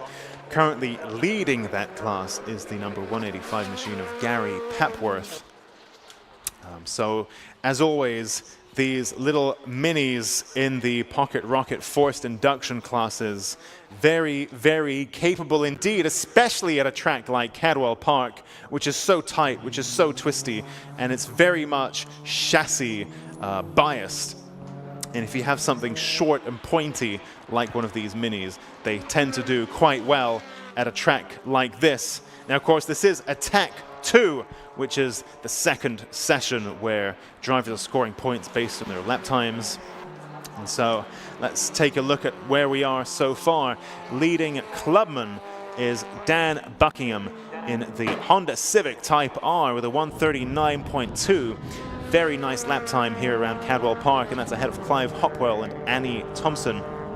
Pocket Rocket, naturally aspirated, is led by Mark Roberts in the Renault Sport Clio 172 with a 1:42.0, ahead of Martin Batskovic, Stephen Wilkinson, and Mark Blackburn. In Clubman Plus, it's Jay Elliott in the supercharged Honda S2000, the number 153 car. That's a 1:43.9 there from him. In Pocket Rocket Forced Induction, that class currently led by number 185 Gary Papworth in the Norfolk Mini Cooper S, ahead of Rafael Tsatsaris, then the number 313 machine of Lewis Hyam and Stephen House. In Classic and Retro for the older chassis, Mark Donnelly sets a faster Sector 1 and 2 than anyone else on track right now. Let's just keep an eye on that. Mark Donnelly in the Ford Escort, who we saw spin in the previous session, and the Vauxhall VX220 of Dean Riley having to make some last-minute avoiding maneuvers. So Mark Donnelly in the Classic and Retro Ford Escort leaps to the top of the leaderboards with a 1:35.6, the fastest car on track. Meanwhile, Dan Buckingham is off the track, parked up against a fence somewhere, perhaps not in harm's way, which means that we can keep this session running. We have 3.5 minutes just about remaining in this session. Incredible stuff there from Mark Donnelly in the Donnelly Racing Ford Escort. 1983, this car, and it just goes to show the variety of cars that we have in Time Attack. And what I love the most is that they are all relevant. They are all competitive. It doesn't matter what you have. The rule book is as such that you can still make anything fast. You just need to have the drive, excuse the pun, to do that. Meanwhile, let's take a look at car number 213, the blue and gold Renault Clio of Mark Roberts, JPR Racing. Just at the back of that little cluster of cars, Annie Thompson there in the Lotus Exige as well. Annie Thompson sets a personal best Sector 1, as does Stephen House and Lewis Hyam. Stephen House, in fact, sets a personal best Sectors 1 and 2, as does Jay Elliott. So with 2.5 minutes remaining in this session, our drivers still very much on the limit. Of course, every session counts now in Time Attack, the new for 2025 format, which means that drivers can't really afford to hang around and just put some lap times and put some miles on their freshly built engine. They need to really pretty much attack from the get-go. They have a little bit of warming up in the morning, but that's just now one session, and then Attack 1, Attack 2, then Super Attack. Our drivers are on it all day. Mark Donnelly remained at the top of the leaderboard. I saw him going a little bit more slowly there. He's on a cool-down lap, and you can tell that because he's got the cool-down light flashing on the back of his car, which means that he will be yielding to drivers who are on a hot lap. Such is the etiquette of hot lap driving here in Time Attack. If you're on a have priority, and the cars who are on a cooldown lap with the flashing light on the back of their car should spot you and move out of your way. That's how it works. That's the etiquette. We have 17 cars on track, all of them doing different programs, hot laps, cooldown laps, more hot laps, more cooldown laps. It's all mixed up. And so we have this etiquette for drivers to signal to each other and make it all work. It's a finely tuned system that's been in place now for 20 years. Of course, tweaks here and there, but this is the 20th year of Time Attack since our very first event in Rockingham in 2005. Of course, Time Attack is an event that is, for many people, associated with Rockingham. And I remember we were there a few years back, and we did a big photo shoot of all the Time Attack cars on the Rockingham grid, because that's such a historic circuit in the world of UK Time Attack. Sadly, of course, as we know, that circuit now closed or being used privately by YouTube people and so on. Meanwhile, Clive Hopwell in that Volkswagen Golf R. Clive Hopwell of MMT Performance. And you can see actually, especially with the four-wheel drive, the all-wheel drive in this car, how well it moves around. I was actually quite, especially if you're watching on the live feed, you can see up close this car, and it's quite surprising how much it's moving around. It looks surprisingly quite fun. I'm not a big fan personally of this type of platform generally, but this looks really good. I don't know how much of that is Volkswagen's chassis engineers, how much of that is perhaps the mapping, especially when it comes to the gearbox, and even more so the diff. I don't really know, but it looks like great fun. Credit where it's due to Clive Hopwell and MMT Performance for putting together a car that looks like great fun here on track at Cadwell Park. Mark Donnelly ends that session faster than anybody, leads the way in a 1983 Ford Escort, which is what I love to see. It's great to see the older chassis still being used properly, still relevant, still competitive. It's not all about taking the latest and greatest automatic forced induction, all the driver aids, does everything for you car and bringing that to Time Attack. Everything still goes, everything still works, and everything can still be made competitive. Amazing stuff there from Mark Donnelly. Absolutely love to see that. And timing screen's now cleared, waffled on a bit too much. But in just a few moments, our club class Attack 2 will be underway in just a few moments.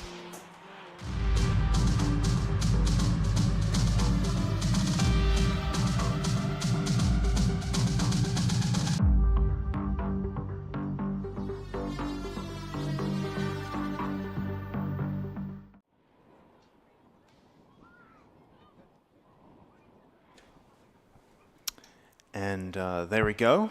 The track is now cleared, as if by magic, and our club cars will be joining the track shortly. Cadwell Park has that funny, unique layout where it's so hilly, which is what we love about Cadwell Park. What that does mean is we don't necessarily have the big flat areas to build a paddock complex. So the paddock and the pit lane at Cadwell Park are divorced. And if you're watching from the Cadwell Park Cafe area, or if you're watching on the live stream, you can see people crossing the track, and you're thinking, hang on, what's going on here? This is Time Attack, not a foot race. Well, actually, these people are crossing from the outside of the circuit to the inside, because the pit lane is on the inside of the circuit, only accessible, so is the commentary box, actually, only accessible by crossing the track on foot when there are no cars. And then you're stuck here. You can't leave or go back to the paddock or anything like that. So the crews, in between each session, the crews come down from up there, cross the track on foot, and then walk their little feet down the hill to the pit lane. So it's one of the unique quirks that makes Cadwell Park so great. Of course, we don't have any permanent garage structures because it's all hilly. It's lovely. It's probably, not probably, without a doubt, my favorite circuit in the UK because of how it is to drive, but also because of its quirks. I love this place. So our drivers are now getting ready to join the track. Once that is open, crews are getting into position. And in the meantime, I think we have Susie in the paddock with another update. And now I'm just going to have a quick catch up with Alexander Volkov. It's great to see you back again this season. Yeah, good to see you. Likewise. Yeah. So you were, I believe, second in Club 4-Wheel Drive last year? Yes, correct. Yeah. So you had a fantastic season, and you're back for the whole round season this year? Absolutely. I'm absolutely hooked. You know, we did a lot of work on the car, and then, yeah, do it again. Let's do it again. So what have you changed over winter? So engine went for full refresh. Now we're running a turbo kit. Used to be a hybrids before. Completely overbuilt gearbox now as well. Different gear set, drop gears, clutches.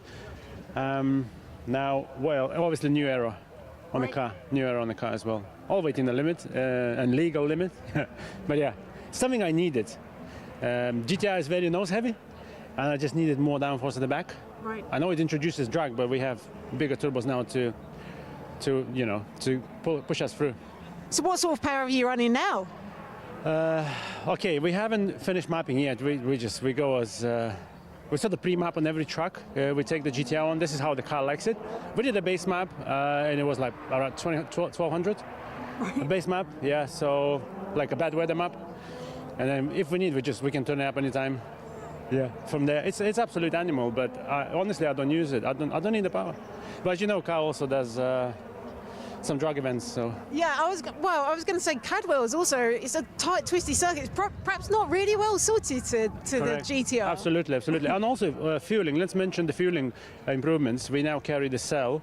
FIA cell, because I found that carrying 65 liters of stock tanks that sit all on either side on the transmission, the fuel used to drop and flow into, say, left side. The pickup is in the right. So I always had starvation, and I had, because it wasn't a foamed or baffled tanks, two tanks, my fuel was floating about, you know, and then especially through gooseneck, it used to disbalance the car a lot. Right. So I was just fighting, and now it's good. It's all foam baffled, and you know the whole car feels good and it's together. Must still be quite a handful to get around like Hall bends. Yeah, it's like on tiptoes. yeah, like on tiptoes, like I said, and it does how do you say? This is what causes clutch slip, actually, basically. I need to be careful through whole bends because this is where car feels heavy.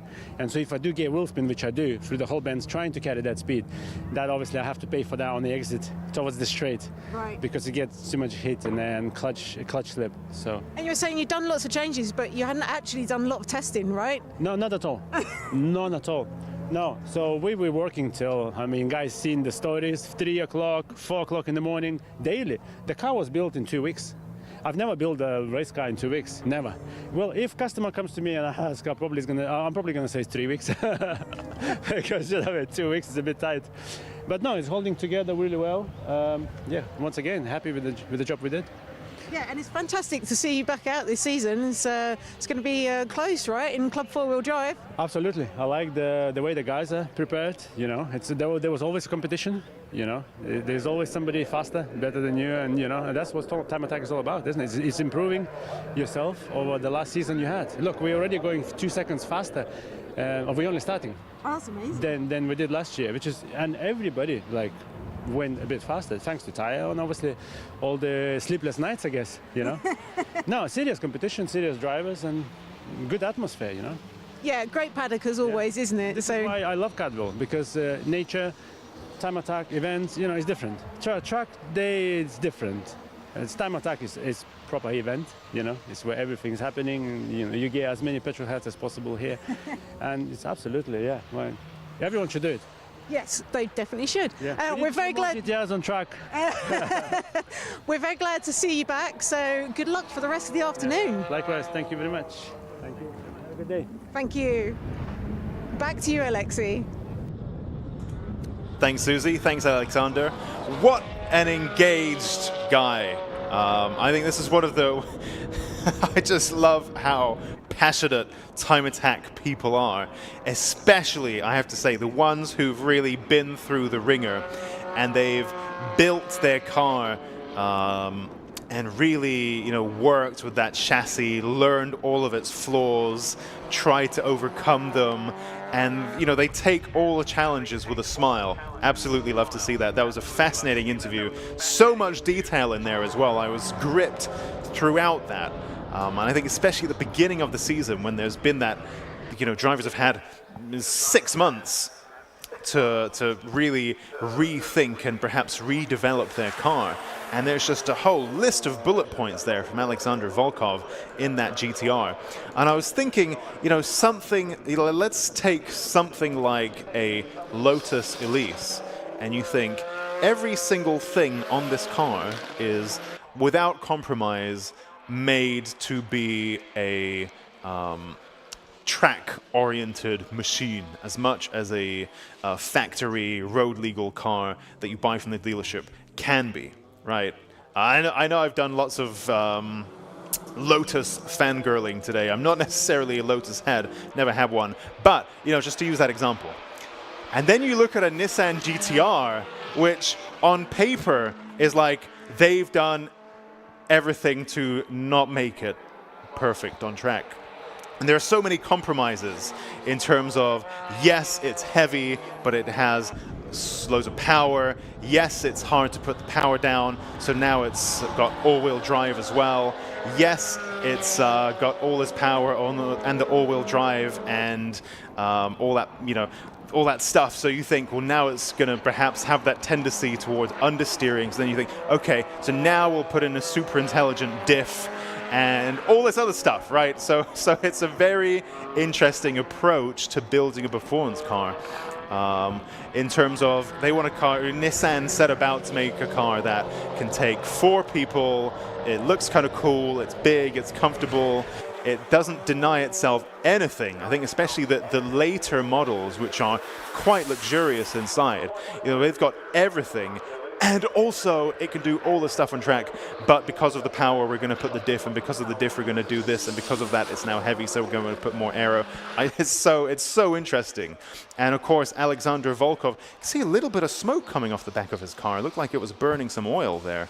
But you can just see there, very interesting hearing him talk about the new rear aero because it's front heavy, and so now more downforce on the back, which of course adds more drag, so now we're going to put on a bigger turbo to have more power to overcome that added drag. So now we've got a nicer front-rear balance and a little bit more power to help move that down the road. Of course, the gearbox is a very well-known weak point on these GTRs, especially the earlier ones. And Alexander there talking about the new gear set as well. Alexander runs a workshop that, so he mentioned customers there. Alexander builds a lot of these GTRs, and I believe other supercars as well. And so, you know, very, very experienced with that. Very interesting to hear about the fuel starvation issues as well. And now with that fuel cell coming through gooseneck much better than it used to be. And at one point, this was a fully standard car. And, you know, year on year, round on round, you see our drivers chipping away at this, chipping away at that. Let's develop this, let's develop that. I love to see it. And it's pretty unique to Time Attack in terms of you can do all this stuff, and all that happens is, well, maybe you'll get put into a different class, but you can still stay within Time Attack. Love it.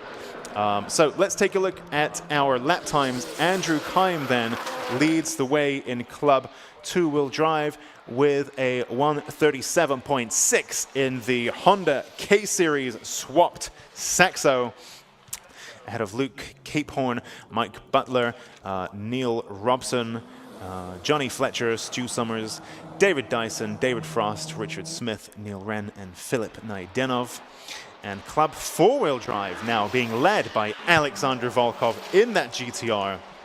Oh, never mind, I spoke too soon. Andy Grady now punches in a purple lap time faster than anyone so far. And also, I think Andy Grady's car looks to be smoking quite a lot from the back. It looks quite oily.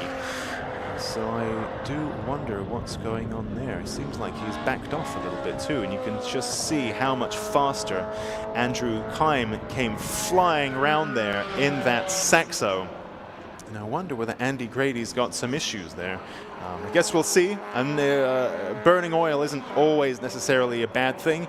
It could be perhaps that you've just overfilled to not have oil starvation issues. Well, what's the solution? Just put more oil in, and then you're not going to get starvation. Sounds strange, but you know, that's a pretty normal approach. So perhaps those little puffs of white smoke aren't necessarily a bad thing. We shall see.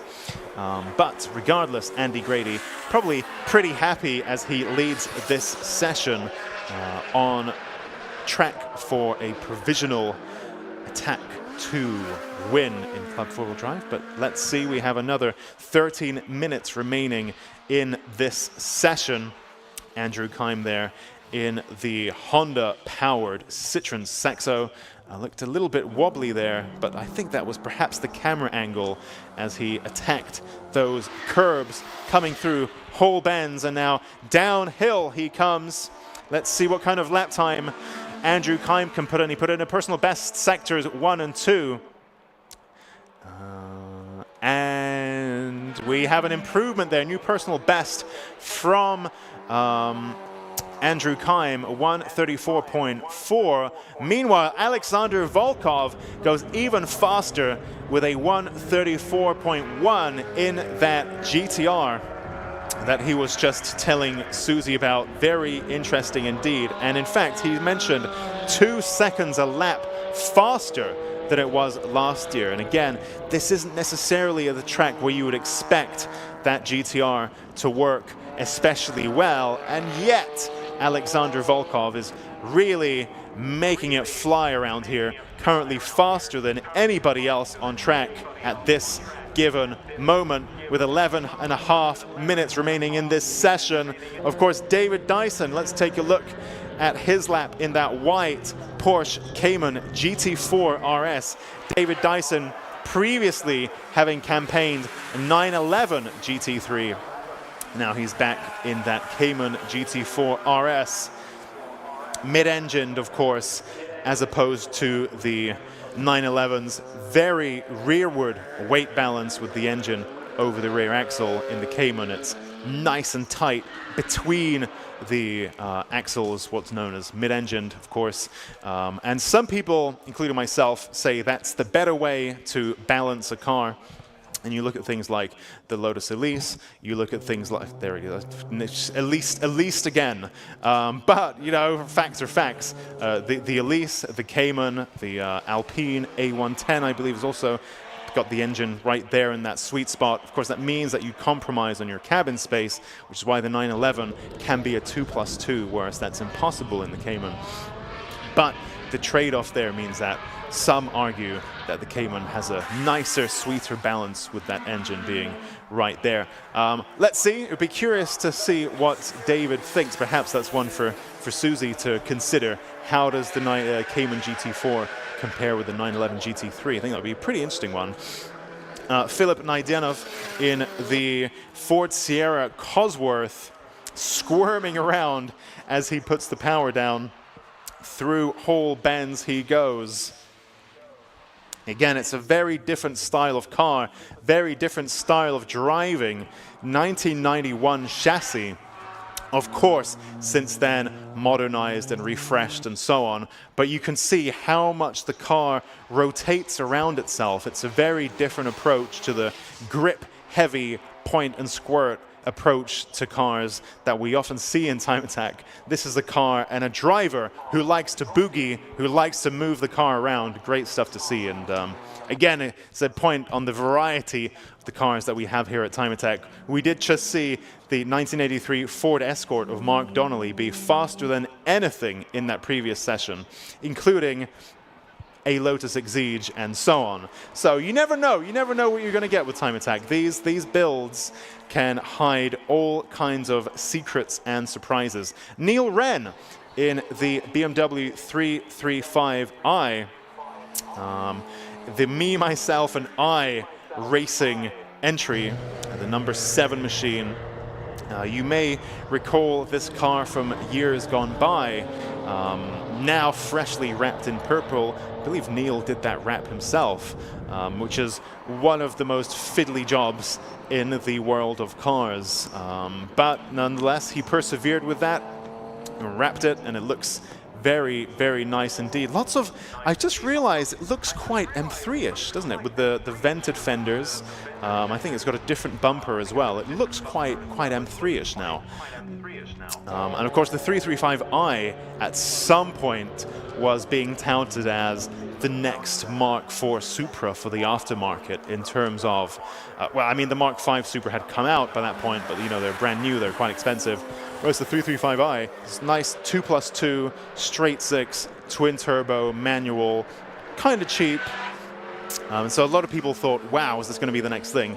As it turns out, this platform, so the internet says, I've not owned one, can struggle with temperature management and generally didn't actually become quite the thing people said it might be, at least in the world of track work. And so it's very interesting to see Neil Wren making this particular one work for him. And during the off-season, did lots of bits and bobs developing that car. Has some custom composite aero panels as well, which again, it goes back to that trend that I was discussing. Perhaps most obvious on Ilya Krylov's Haltech RWF Clio. He also laid his hand on Eden Young's Haltech K11 Micra. Both of those Haltech machines benefiting from Ilya Krylov's custom composite work, and Neil Wren similarly getting his hands dirty and using trying to use composites to reduce the weight of that car. Very, very interesting stuff. Luke Capehorn in the 420 Vauxhall Astra Mark V. You can just see him creeping into shot in the classic Opel touring car color scheme, the white, yellow, and gray, just hot on the heels of Neil Wren's purple BMW M3 335i. For those of you watching the stream and wondering why am I calling out the cars by color, you can see on the stream what they are. Have I just learned what colors are? And it's a bit like Sesame Street, and I'm talking about the different colors. Not necessarily. It's for people who are watching from the track side, who perhaps, you know, we have a few BMWs and a few Astras and a few, you know, how do you differentiate from them as they're flying around the track?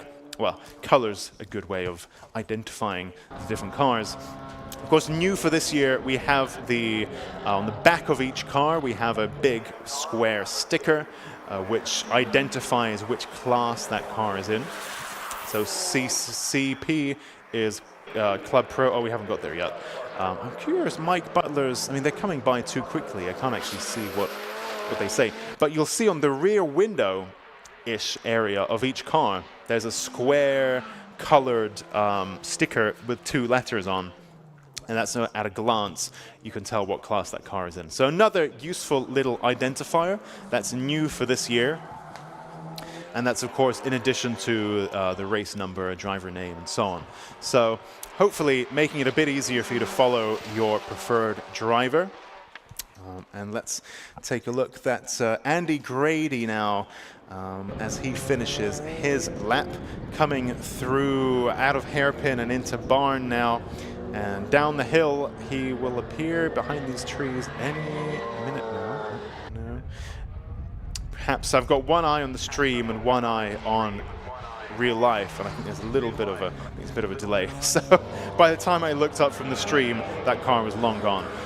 David Dyson, that Cayman GT4, sounding really, really good. And let's just take a look. Where is he? 135.6. Stu Summers, meanwhile, in the supercharged Citroen Saxo.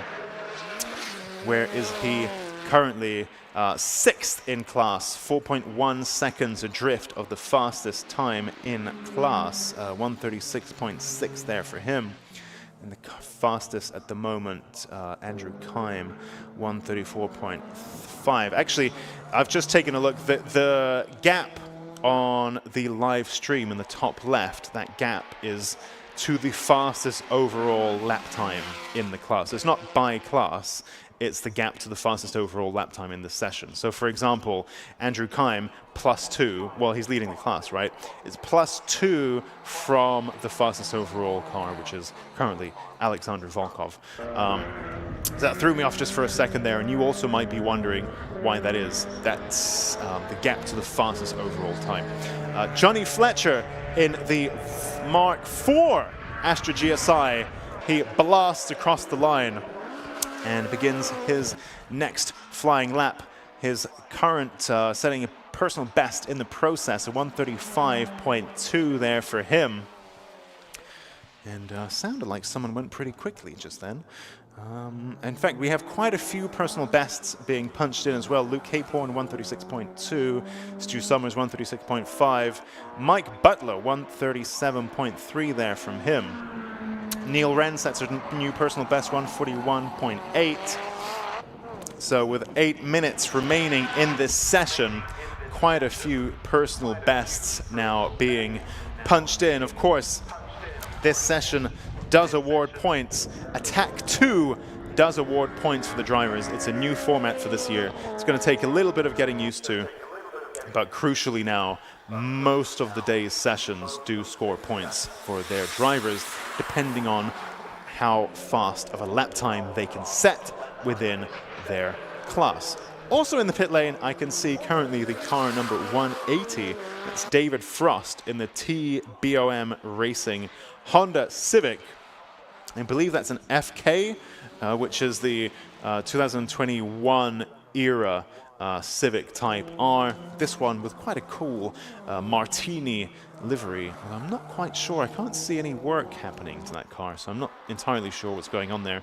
Stu Summers dips into the pits in that supercharged Saxo. And in fact, that's his tire pressures being checked, which is my favorite subject, as we know. And of course, crucially, when you're setting up the car before track time, the car is stationary, the car is not moving, it's on your driveway, or perhaps it's in the paddock early in the morning, and you're setting up your rebound clicks and your anti-roll bar and your tire pressures and what have you, on the assumption, well, you're assuming how the car is going to behave once it's hot and it's dynamic and it's on track. And of course, when it's hot and it's on track, you can't adjust it on the fly. So you do this stuff while the car is cold, right?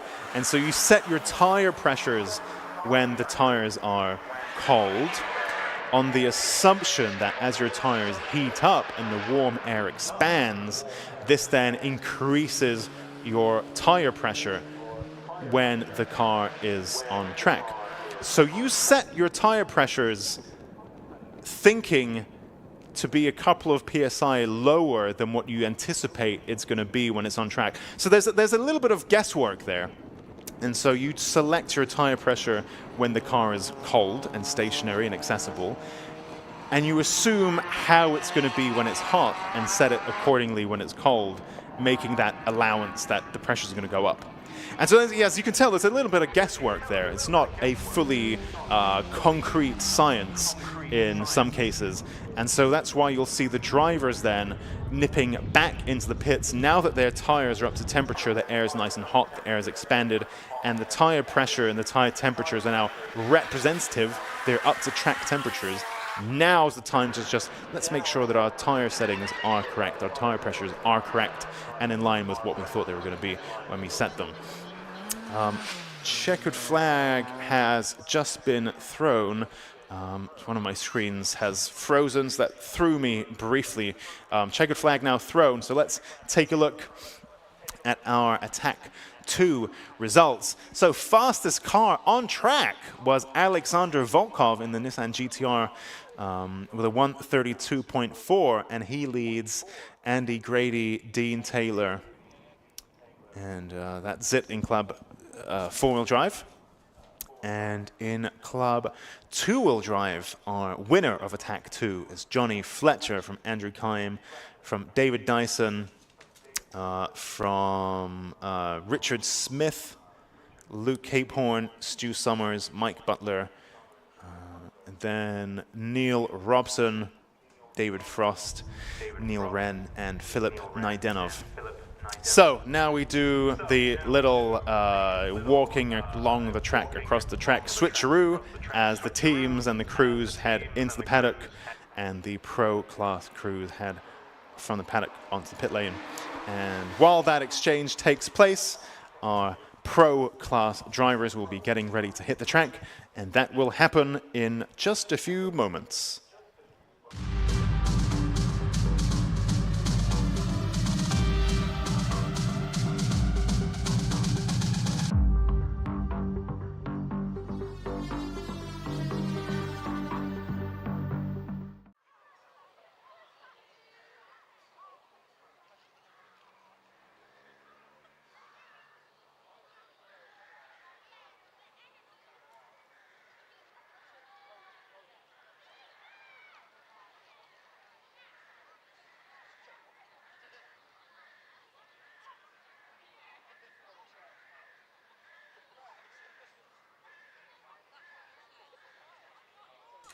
All right, so next up we have our Club Pro and Pro Class machinery hitting the track for their Attack 2.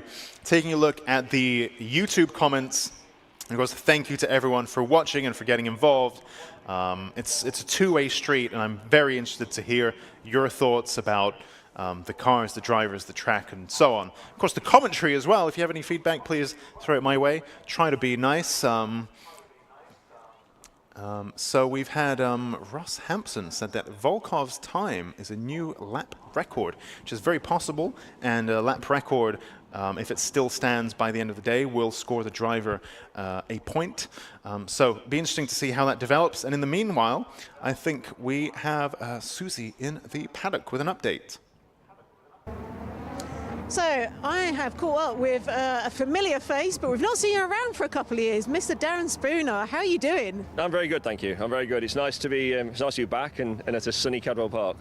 So for people who are not aware, and we've seen this car many times at Time Attack, but for people who are not aware, this Peugeot 205 is not your average Peugeot 205, so please tell us a bit of information about it. Okay, so I guess all the important bits, we're 840 kilos and between 500 and 600 horsepower. We're running a 1616 valve TU5 J4 engine from the 106 GTI with a whole host of custom trick developmental parts such as manifolds, sequential gearboxes, dry sump systems, tubular manifolds, turbochargers.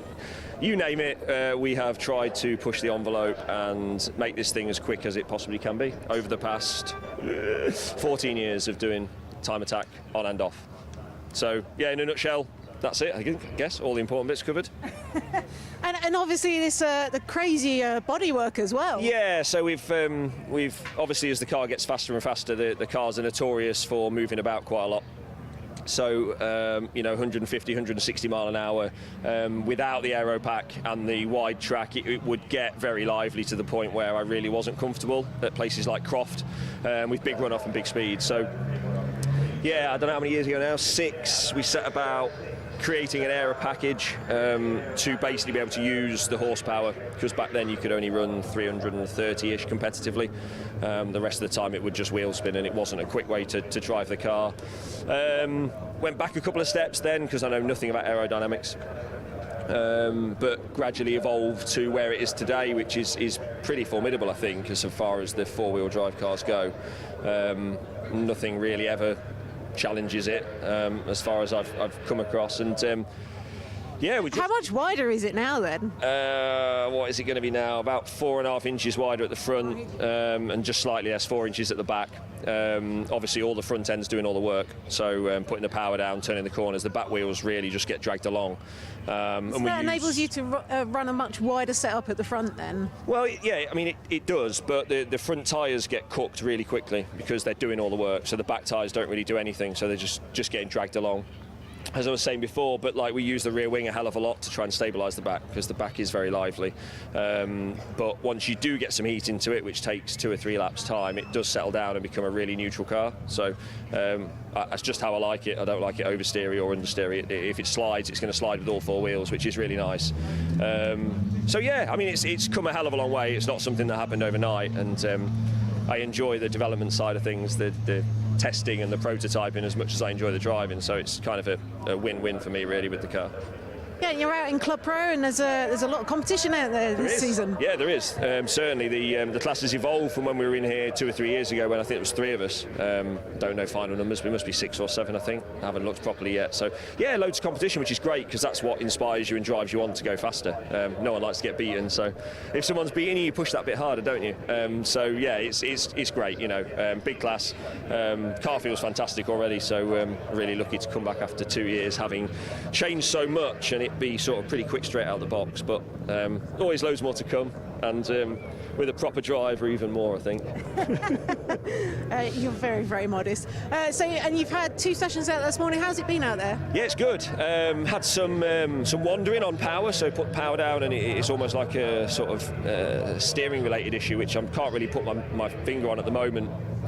Whether something's flexing and bending and causing the toe to change, that's kind of what it feels like. So we've been at like 40% throttle all day, with just little dabs here and there to try and isolate what it is. We haven't found anything yet, so that's a bit unnerving, certainly at the high speed stuff. But yeah, if you keep the throttle fairly neutral and don't use full power, you can just about muscle it round, but it is hard work. My back's killing me now on my shoulders, but yeah, it's really good, and we're going to tear it down a bit now through lunch break.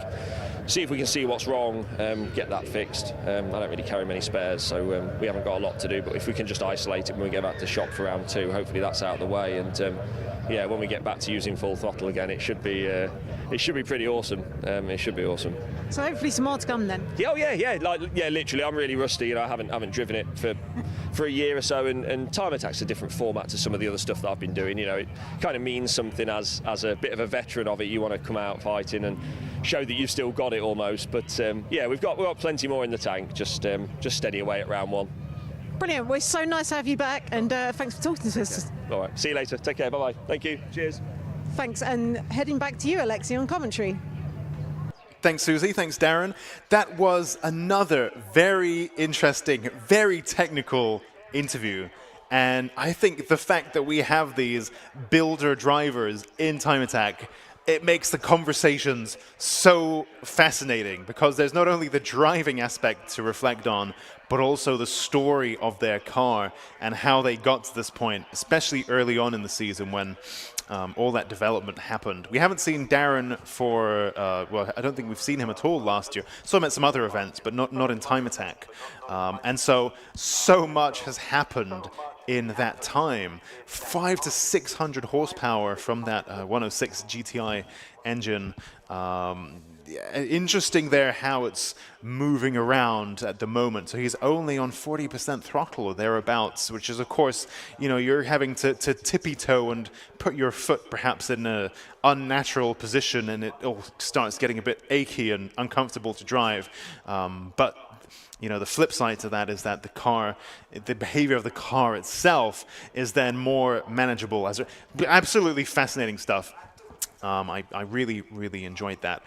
Meanwhile, we did have one stricken car getting recovered from the track, which is why this session hasn't yet begun. But from what I understand, that will be happening any moment now.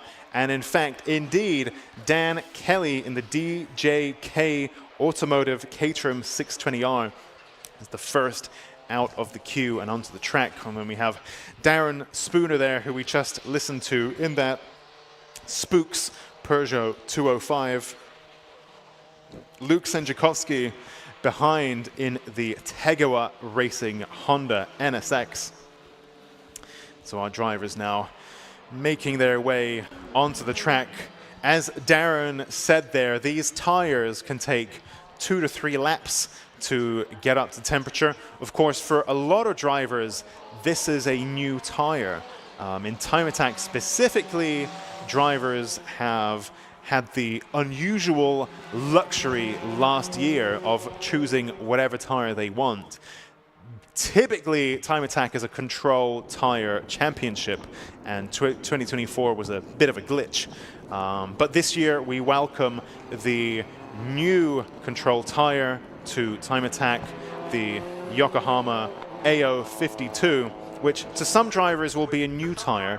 Others might have been already using that, especially last year where there was a free tire choice anyway. Some drivers may already know and love this tire, and to others it may be a new challenge to get to grips with, excuse the pun, at Cadwell Park today. So Darren there saying it takes 2 to 3 laps to switch these tires on, at which point his Spooks Peugeot 205 balances out nicely.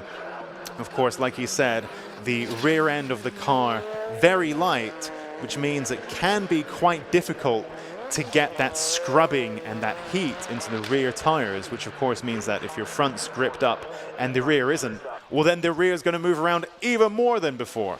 But he's got the aero, luckily, to help try to push that rear down and warm up the rears with the fronts, and then the car gets nice and balanced. Very interesting stuff. Great interview. Really enjoyed that. Thank you, Susie. So there he goes. Darren Spooner now is on your screens. Well, there's a few seconds here or there, but you know, you can give me some leeway with that as he begins his next flying lap. We have 3 hot laps set so far.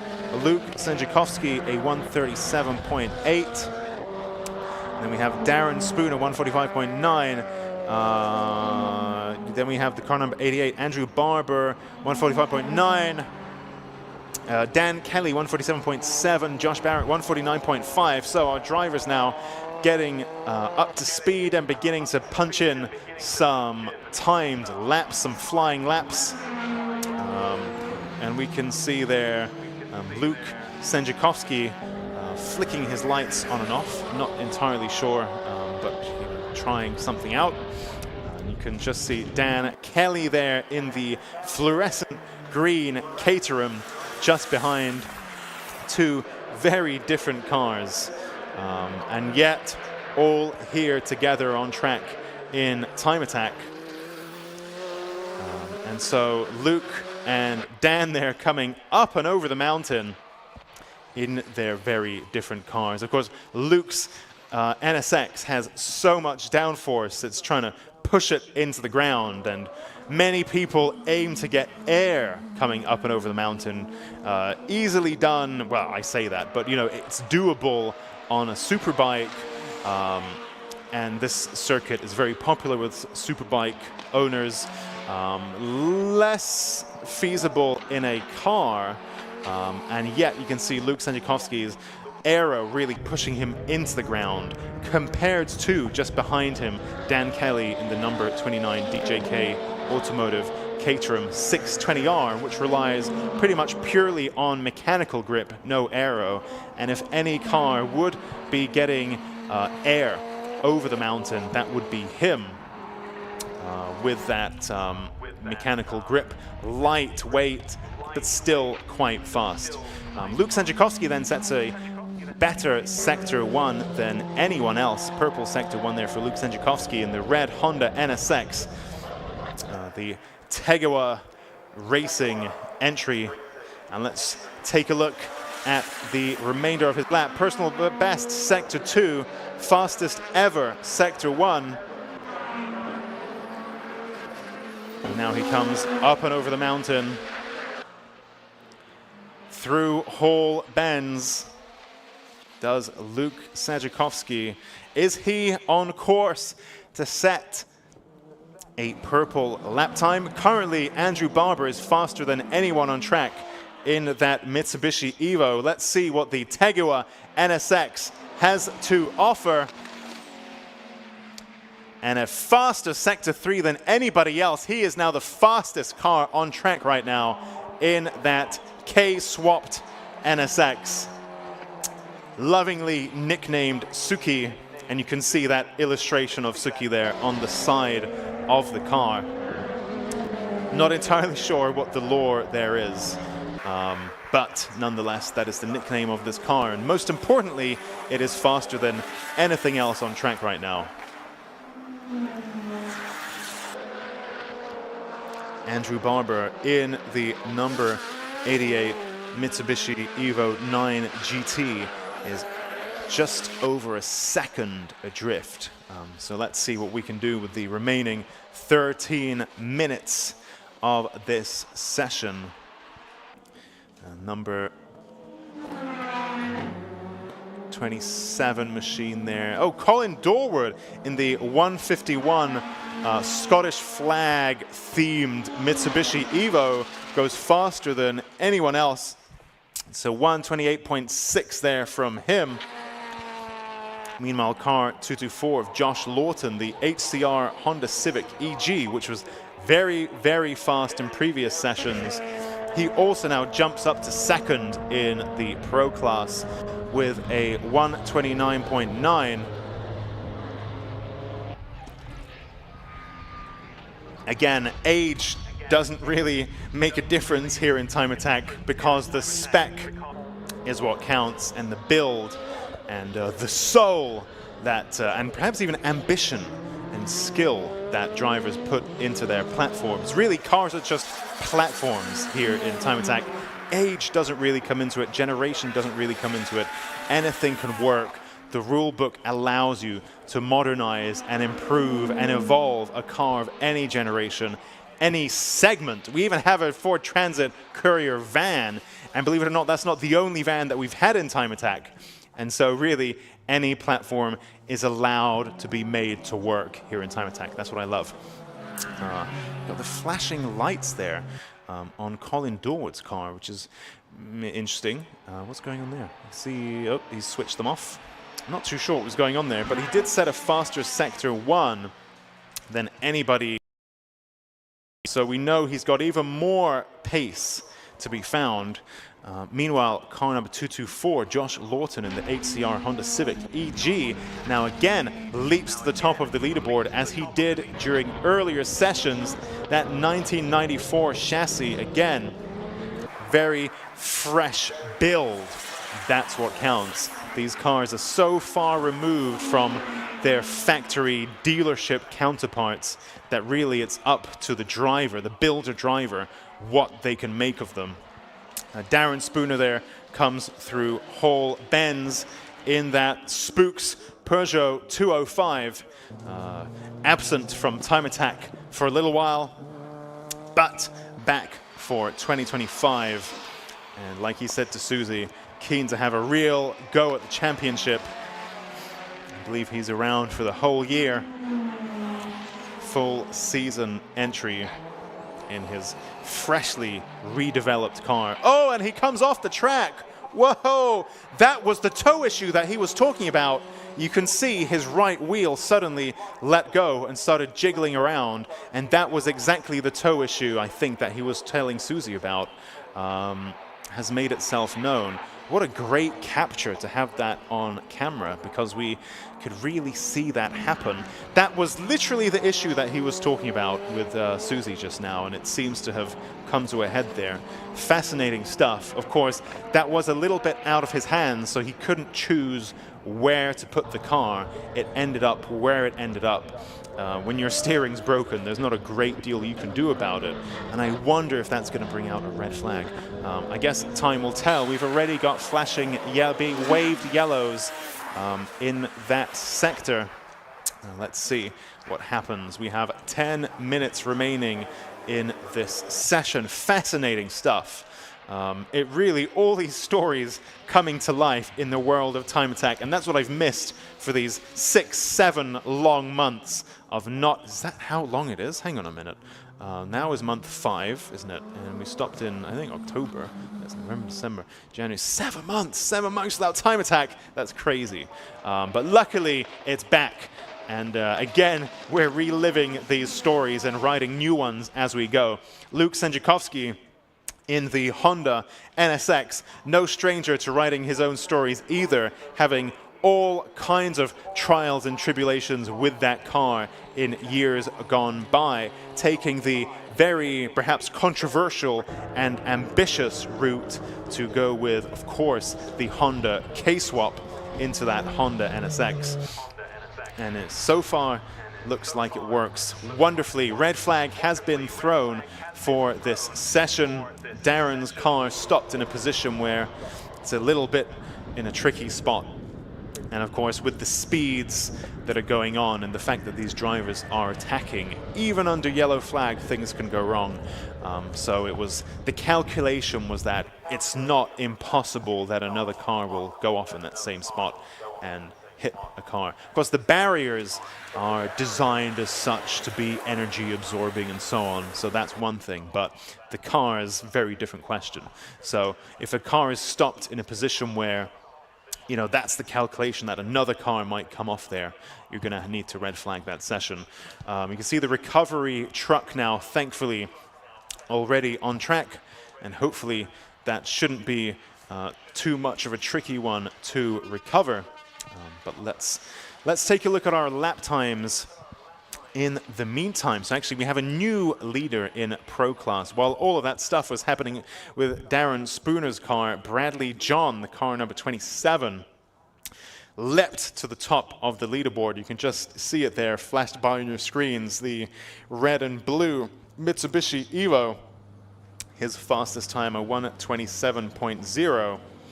And he leads Josh Lawton in that EG Civic, and then Colin Dorward, Josh Barrett, Luke Sanjakovsky, Andrew Barber, and Jimmy Broadbent. Jimmy Broadbent kept a pretty low profile today with that minty MX-5, 700 horsepower, which is a real animal from a bored-out SR20, which again, very unconventional choice.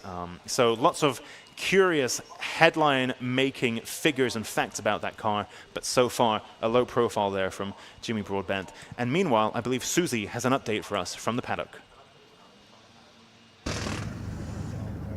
Okay, so I'm down here having a quick catch-up with Nick Good in your FK8 Civic. Indeed, how are you? So I'm very good. How are you? Excellent. We've again had a really good day here. It's round one. So everybody's come back after the winter hiatus. For us, obviously, it's first time in Time Attack, and also this build is a brand new build. So we've actually built this in a matter of months, right? And it's gone from an almost standard FK8, like right. you would buy from the dealership, yep. And now we are pretty much full race car. So right. New brakes, new suspension, gutted interior, different engine, different gearbox components. We've literally gone to town on it. Right. So everything. The full works. The full shebang, as they say. The full works. So we've done as much as we can, and we were here yesterday testing out. Was that your first time out testing, or? Literally the first time. It was on the dyno on Thursday, right. And then our first day sitting in the car at all was yesterday. And it was slightly different track conditions yesterday as well. Slightly different. I mean, we had some intermittent rain, didn't we? Yeah. So, which, you know, we do have glorious UK weather, you know. So it's lovely, keeps you guessing. But to be honest, as for us, it's a learning curve. Everything is kind of fresh and new. So for that moment, because we're not in sort of, you know, part ferme, or, you know, we're not on session, it's great because we're finding lots out about the car. And for me, lots out about me, because this is such a big step up from what I've kind of drove before. I mean, if you can imagine, I tracked the car all last year, but it was a fairly standard car. Right. You know, how it was last year was how a lot of FK8s that you probably see, like a nice sort of street build that you can take onto the track now and again. So what sort of power are you running now? So now, we're actually running maximum power is about 500 brake. Right. The engine's built pretty sturdily, so the engine itself went over to America, had a lot of work done, so it's been reinforced, built bottom ends, nice flowed heads, fancy new Garrett turbo, G25 660, and then in conjunction with that, we're running Cyvex ECU software and standalone ECU, so gives us a lot of different options for things like flat foot shifting and all sorts of cool sort of things like that. We've got obviously the cool steering wheel, which you might want to have a look at. So a Zestec steering wheel. So Racing Honda's queuing up at the moment. It is very loud, isn't it? But yeah, so ZX steering wheel, so it gives us lots of functions so that while we're out there we can have like rolling anti-lag and we can change settings on it. We can switch between maps because obviously here, unlike some of the big tracks like Donington, it's not really horsepower dependent, it's massively dependent on chassis setup, so we can actually reduce the power a bit. So we actually haven't been running 500 today, we've been running probably about 420. Right. It'll come in handy at Donington. Well, yeah, I think at Donington, nice big track, open, so we can let her eat then. Excellent. So, and how's your day going today? Everything going well? Right, well, no. Right, let's get into that. Right, so basically, session 1 was great. Ran it on sort of the lowest boost setting, kind of getting to feels of it. We're going to make some minor adjustments on chassis. We've got Nitron 3-ways on here, so there's lots to learn about that because there's lots of technical things, and obviously Nick doesn't know very much about technical things yet, so it's all a big learning curve. So session 1, great. Coming into session 2, good. We had a bit of a wear on the gearbox, so what we think we've actually done is we've bent a gear fork. So the actual fork that helps select the gear that we need to be in, we've actually bent it. So it's a problem that a lot of higher power FK8s have come into sort of contact with at some point, because believe it or not, there's actually not that many of these that are in that kind of higher horsepower, highly developed level. Obviously the company that sponsored me, Dream Automotive, they specialise in the FK platform, and so for us it's more of a fact find. It's not so much, yes, I do want to win and I'd love some trophies, but it's also a massive development thing. So we're really trying to push the platform and find out why people haven't been able to push them. Like, obviously, you know, you see EP3s and lots of the older Civics, and you can do madness and marvelous, you know, but nobody's really had a chance to, you know, develop this platform yet. So that's why we're here. We're looking to push the boundaries and find out new stuff so we can really push the FK, because I believe it's a great platform and I think there's a lot of potential to come out of it. Brilliant. But we ran some good numbers. I think we got 37.1. Right. 1 minute 37.1, which was the fastest one that I did, and that was, again, not particularly running at best and running on low boost. So I think there's loads more to come out of the car, and I think we've got some fantastic data from this, like from Cadwell and from the last 2 days. So we're definitely going to be coming back to Donington with an eye opener. I think we're gonna have it dialed in by then, and hopefully some more gearbox components. So. Well, brilliant. Well, we'll see you back at Donington then. Indeed, indeed. Look forward to seeing you again. Thank you very much. No worries. You take care. Bye. Incredible. Another great watch. I've got to say, I'm enjoying this stream so much. A big thank you to Lucas Oil for making this live stream possible. Absolutely such a fascinating watch. Not only hearing from the drivers, but also seeing them and their cars and giving them the time to really talk about the build. Such fascinating stuff, and I'm sure we'll have another opportunity to look at that and listen to that and speak to more people and have more lap times in the super attack.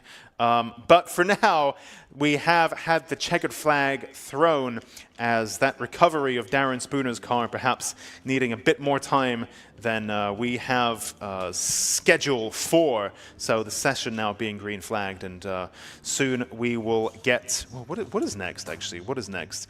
So next we have Racing Honda's Championship Race 2 shortly, but we do need a bit of time to clear up this session. But for now, that's it, and we will see you shortly for the Racing Honda's Championship Race 2.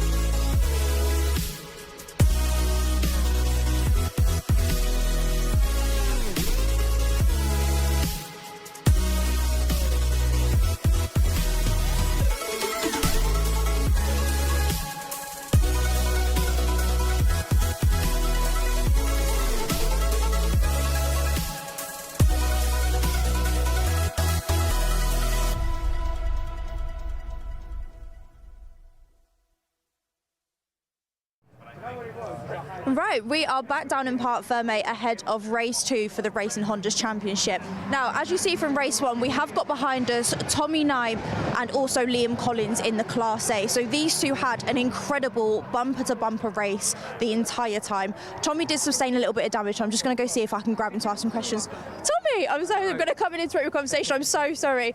So we've got Tommy here who placed second in race 1 here. Obviously, we did sustain a little bit of damage at the side here. Talk me through. Little bit of a last lap lunge, but it's racing. It's what we sign up for, I suppose.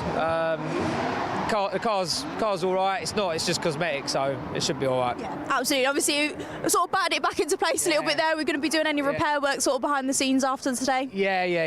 I can't. You know, the car looks pristine, so I want it looking good again. So yeah, we'll be back repairing it. Absolutely. Obviously, we're running a reverse grid this time around. How do you feel about that going into race 2? I don't know. I'm not sure if a lot of this is going to be happening again, or if it's going to be clean racing. But I suppose we'll find out in about 10 minutes. Absolutely. No, definitely. Well, good luck for race 2. Hopefully we come out on top.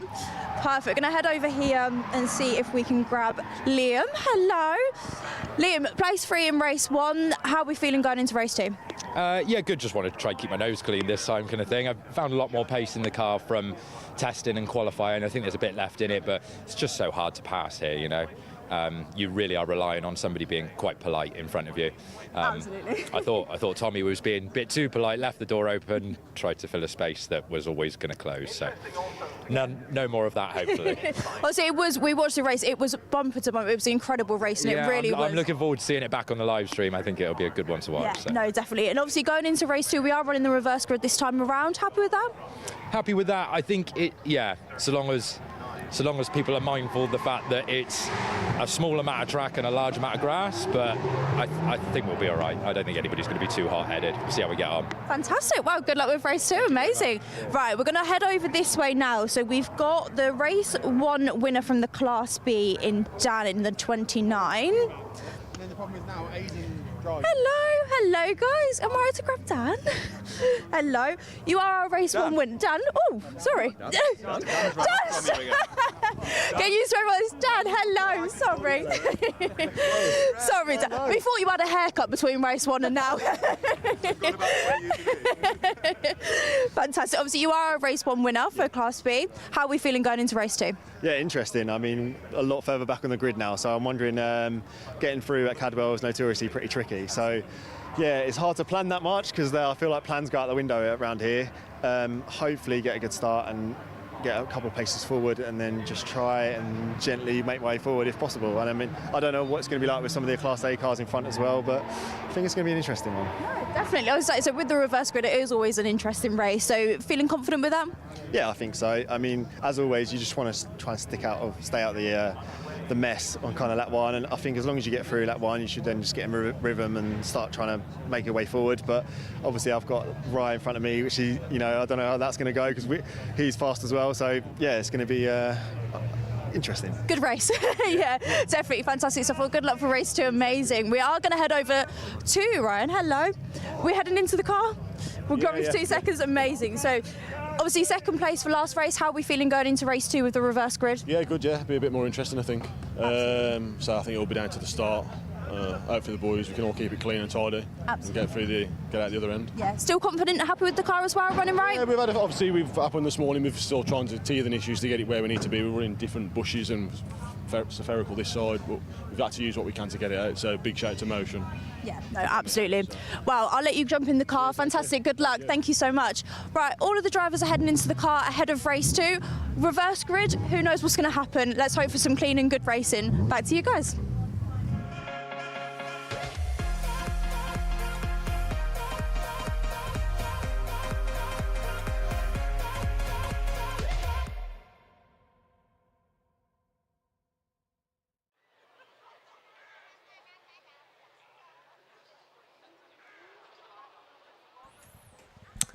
Thank you, Charlie. Waiting for action to get back underway for our second Racing Honda's Championship race of the day here at Cadwell Park. And the sun started to grace us with its presence. It's peeking through the clouds. It's been a little bit overcast at points. We ended race 1 with sunshine. There is some cloud around, some ominous-looking darker clouds overhead around the pit straight.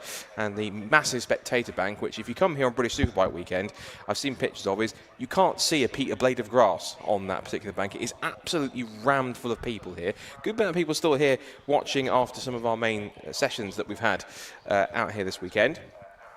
Our second race coming up does indeed have a slightly partially reversed grid, which means we reverse the top 6 from race 1. And that will mean that 6th place man James Alford will start on the front of the grid.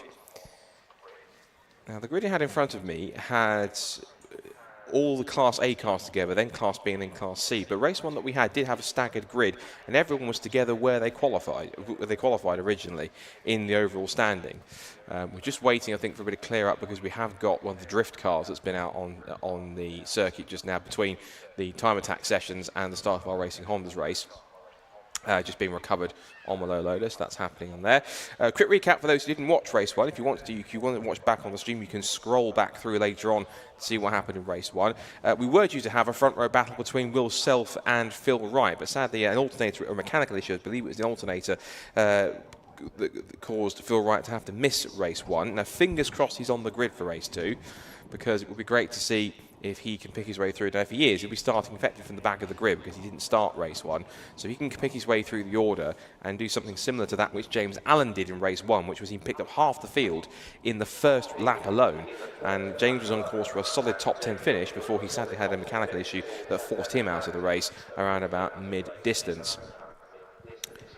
So coming into this second race, then of course the point scoring started way back in the qualifying session, for those who might have missed any action earlier on, because qualifying does throw up points. You get points for qualifying in the first 5 positions in your class, 5 points for qualifying on pole in class, 4 points for second quickest, then 3, 2, 1, all the way down to 1 point for fifth fastest, and so on and so forth. And then in terms of actual class points that you score per class, it's 15 points for a win in your class in Racing Hondas. It's then 12 for second, 10 for third, 8 for fourth, 6 for fifth, and then 5, 4, 3, 2, 1, along with a point for the fastest, setting the fastest lap on top of that too. Just a reminder also that the drivers have to drop their 2 worst scores. Only the best 14 out of 16 scores count in the championship, and not only can you win your class in terms of the championship, if you score enough points within your class, you can also become overall champion. Case in point, Ryan Cunningham, who was Class C last season, has graduated to Class B for 2025. He scored more victories and more points than anyone else, not only in his class, but also anyone else in total within, in terms of his scoring points respectively within his class. That means he was crowned 2024 Racing Hondas champion. Because a reminder, a little bit similar to those with longer memories, the old school 80s style of BTCC point scoring, so you'd have 4 classes previously, but the actual class champion came in many cases from Class D, way further back, when the faster Class A cars were the ones out there dominating at the front.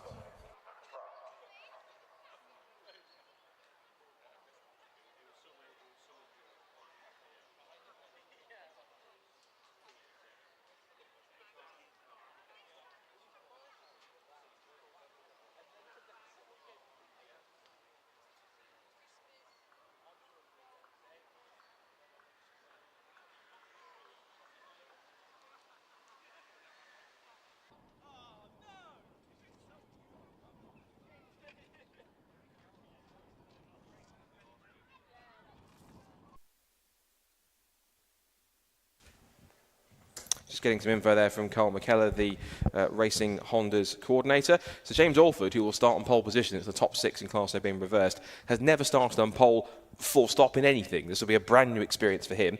If you're watching on the live stream, you can see the fleet of Racing Hondas parked up in the assembly area here at Cadwell Park, ready to go.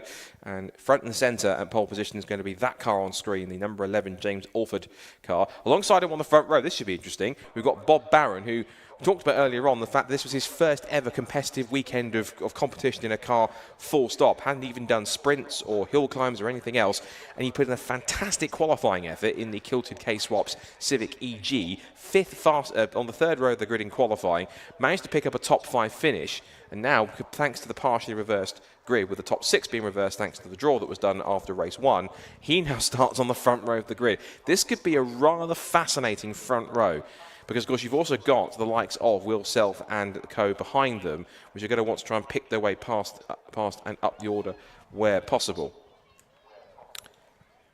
So, of course, in race 1, it was a dominant victory for Will Self. He did as he promised he would do, or what he was hoping to do, which was to charge from the front. We didn't have Phil Wright in the front of that grid because he was hopefully going to race, and then had an issue which sadly forced him out of contention.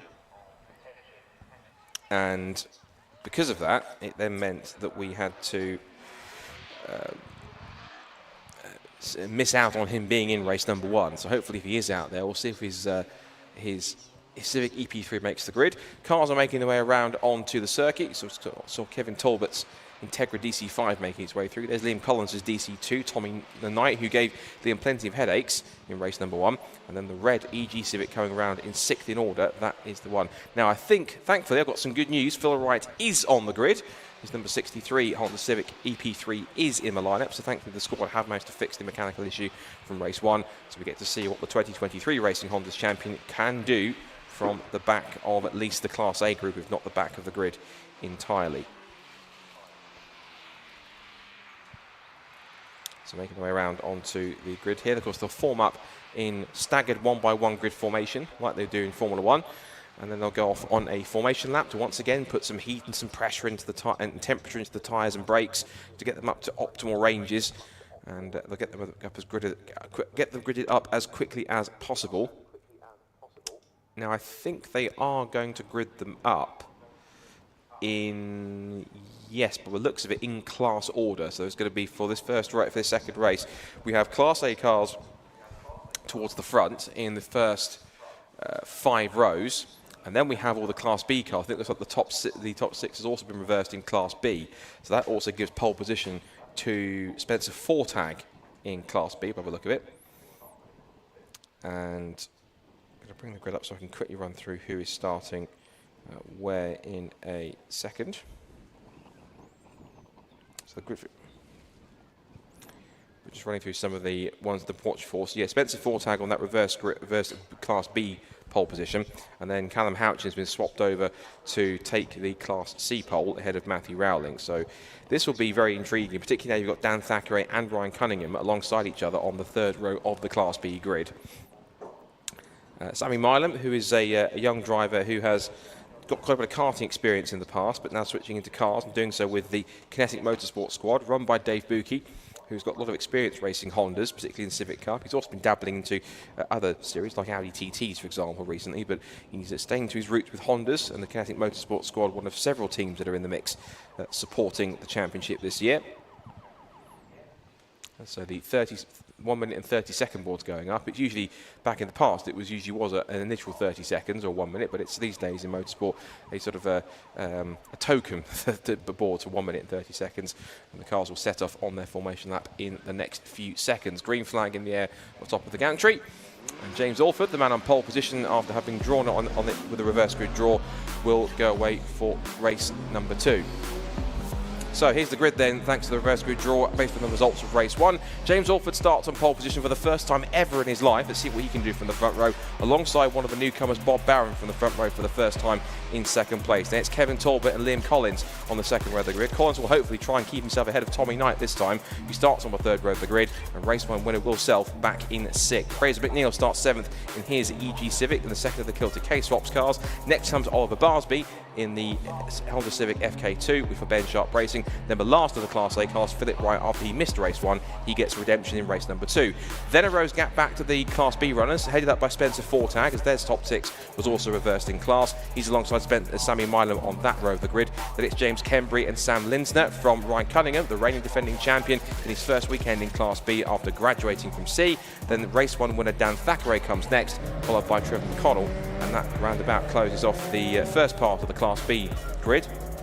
Then followed by Trevor McConnell, you have Adam Kruger, who's one of 2 single race entries this season, so he's not this weekend, not scoring points in that courtesy, being a guest effectively. Then it's Harry Greenhill and Lewis Barker coming next from Jackson White and Luke Crassus-Menu, and Duncan Holloway rounds off the Class B runners. Then Class C, we've swapped them around, so Callum Houchin starts ahead of the race 1 winner Matthew Rowling to round off what is set to be a 24-car grid. There's a couple of non-starters, one of which sadly appears to be James Allen, after he also came off the road. I think the other one we're probably also missing is Rick O'Connell, after he had a bit of excursion exiting the right-hander at Charlie's and went off the road and clipped the tyres. I think he managed to get it going again, but pulled it off towards the end of the race, and that car sadly not able to make it back out again. So once again, on the formation lap, keeping the tyres, temperatures and pressures up to optimal range. The weather conditions are certainly going to help out, being a little brighter out there as well. And of course, as the day's gone on, the circuit will have been getting quicker and quicker, because we've had 3 sets of time attack sessions. We've also had practice and 2 attack 1, attack 2 sessions. Plus also we've had 4 sessions worth of drifting. So plenty of rubber's been laid down. And of course, all the sessions the racing Honda cars have done too. That means that these cars should be ultimately, the circuit should be at about its fastest now, with all the rubber being laid down. Of course, they'll lay even more for when the time attack boys and girls go out for their super attacks at the end of the day to try and figure out who can be top of the times in that respect. And I mentioned it before, but it really is lovely to see, particularly towards the front of the Class A field here, a different variety of generations of Civics and Integras. I mean, it's not a full grid of as great a car as it is, and they're readily available and quite popular. You usually get lots of EP3s in the mix, but you've got EGs, EKs, you've got a couple of newer ones in there as well. You've got FKs and FNs in there in the mix. Plus, you've got DC2 and DC5 generation Integras. Really nice to see a massive variety of mix of cars, particularly in Class A, which are dubbing essentially more like a silhouette / prototype class. This is pretty much the fastest of the fastest Hondas that you'll find in the field, being in the top class. But these cars, certainly, as you can tell from the wings and the splitters and everything else that on there, that's proven to be much more powerful, much more aerodynamic. These cars are far from standard, I can tell you that now. So the Class A field heads up the grid. Of course, there's a rose gap back to Class B. But James Alford then will have eyes forward to the lighting gantry to watch those red lights go out for the first time ever in his career in pole position. And one of the sensations of the weekend, Bob Barron, what can he do from the front row? Can he even possibly leapfrog James? He was ahead of him in the race earlier on in 5th. If he gets a clean start, he's got a pretty clear run on the outside line towards turn 1. That could be a possibility. But of course, watch for the cars that finished on the podium in race 1 earlier on, of course, which is Liam Collins, Tommy Knight, and race 1 winner Will Self. And do not count out also Phil Wright. He was less than a 10th away from Will Self in qualifying. What can he do? It's all calm and quiet until the VTEC kicks in. 5 seconds to go, and race number 2 of Racing Honda's 2025 at Cadwell Park is all set to go. We're lights out and underway. It's a clean start from the first couple of rows. Collins gets a good second phase to start. Alford misses a gear and can't get it going. He's dropped 2, 3, 4 spots already. And Bob Barrow gets through. And Will Self, the race winner, is off into the road. He got onto the grass and off he goes. Also into the barriers. Tommy Knight, 2 cars off before Coppis. Everyone else just about avoids them. But the 2 of the top cars in the race 1 earlier on off the road already, including race 1 winner Will Self. Off into the barriers at Coppis and off at the road. That's a shame. We never want to see that. But those 2 have had a very premature end to their race. They sadly, at least to Will Self, possibly could be out of it. The leaders, though, charging up the hill. It's now James Alford, who is, I think, in 2nd place, under attack from Phil Wright and also from Fraser McNeil. Up the hill they go towards the right-hander at Park Corner. And the yellow flags are already out. We might be going with the safety cars off the road. Goes Fraser McNeil. He just holds on for the moment in time, and also run back a little bit there was James Alford. Seeing Kevin Talbot turning his way through, and red flag has been called, so race immediately has been stopped. So we'll have to go for a restart. It did look as though, from what I saw going down the pit straight, that Will Self tried to squeeze himself onto the grass, and just cars ended up going for the same piece of tarmac at the same time, and unfortunately the end result was both Self and what looked like Tommy Knight also getting involved in that. Obviously, the main concern of all of them is that, fingers crossed, both drivers are okay. And unfortunately, what was set to be quite an exciting start to the race is that we've seen a couple of drivers get a little too overexcited, shall we say, unfortunately, and that's the end result. So what will happen here is that the cars will come back around onto the grid. Now, as they've completed less than 2 laps, they'll go back into original grid positions. That means that James Alford gets a bit of redemption because his car was sluggish off the start in the 2nd phase. He got a good initial jump and then seemed to just fish around for gears and try to find something, some kind of drive, and that's what seemed to kind of group everyone together as a result of that. But at least James Alford will now get a bit of redemption to try and get a better 2nd start this time around. And if he can manage it, and maybe he can possibly hold the lead much better. But one person who's slightly gutted about that is going to be Bob Barron, because he had got a great start to pick his way into the lead and to be leading his 2nd ever race. That's something you never forget. So on to the grid they will come back around at the top of the circuit. Then they'll start to re-grid them in original order. And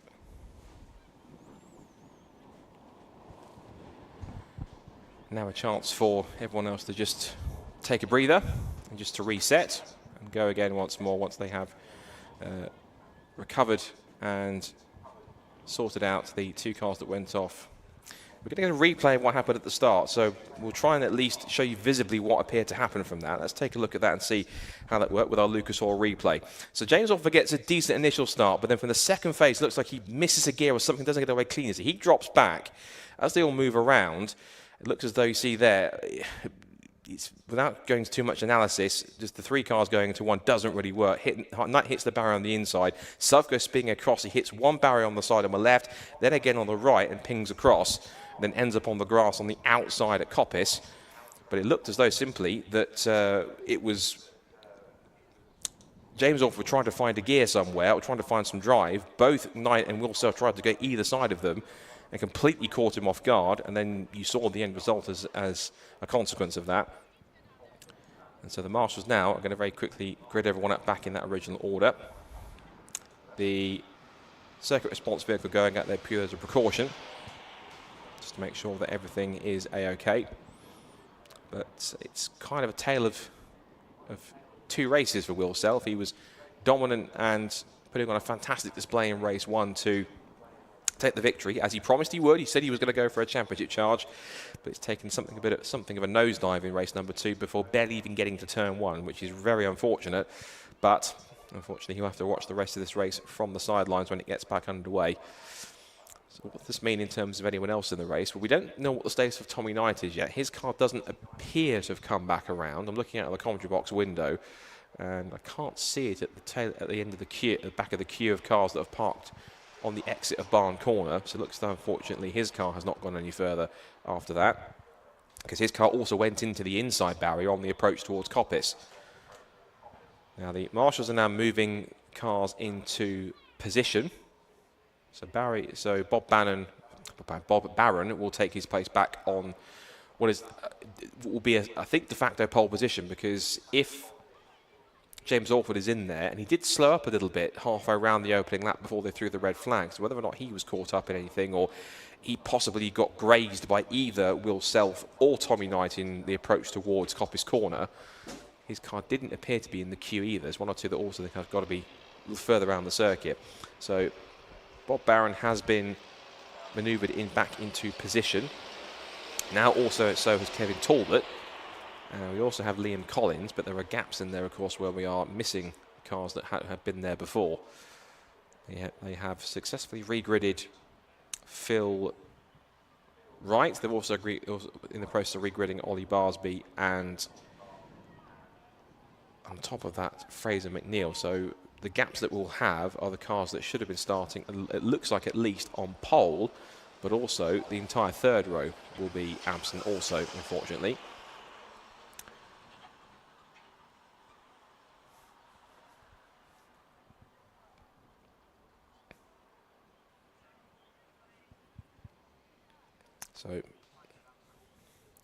So we're going to take a short moment's break here whilst we reset for the second attempt at getting race 2 of Racing Honda's 2025 here at Cadwell Park at Modified Live underway. So for those watching on the stream, we're going to take a short break to thank some of our sponsors and come back once we are ready to get things back underway. Stay tuned.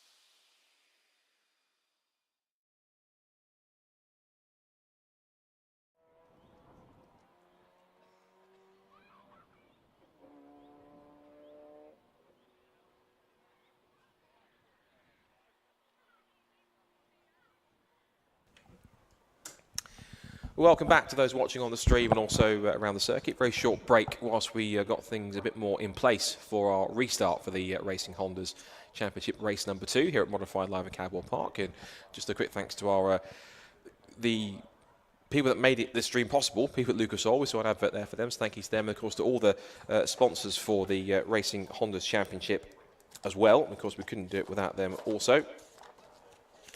And they will certainly be playing their key parts to do so. So a big thank you not only to Lucas Oil, but to Yokohama, to Tegiwa, to Exedi Racing Clutch, Motegi Racing, YSR, Kemp Models, Schroth Racing and Clear Freight as well for all their support for the championship.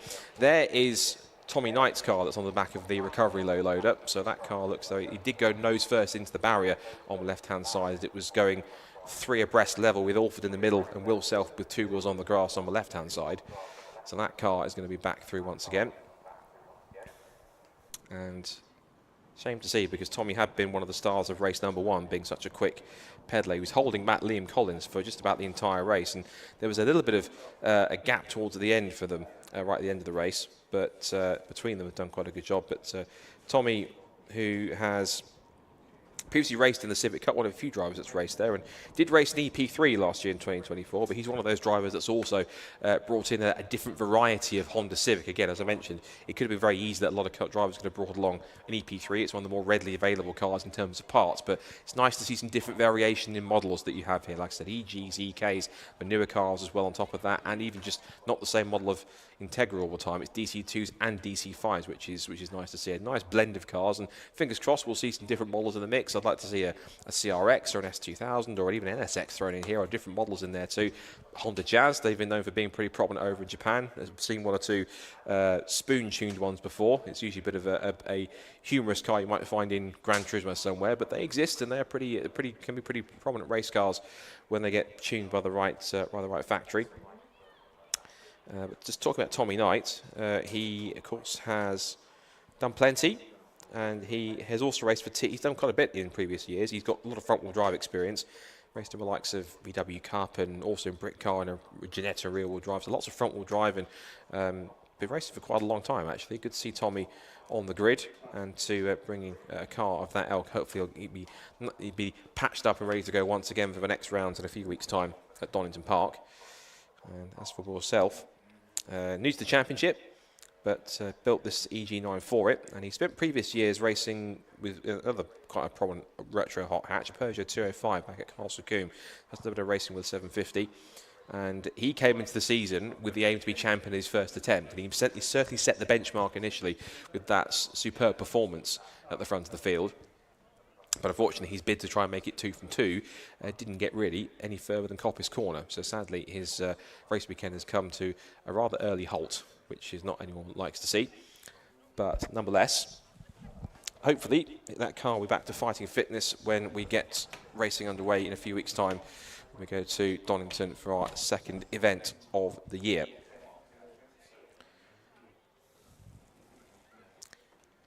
So as you mentioned, just for those who are possibly just joining or possibly around the circuit and just get themselves into position, under red flag conditions after an incident at the first corner, on the run to the first corner in race 2, and it was coming together which involved Tommy Knight and Will Self, second and winner respectively in the first race.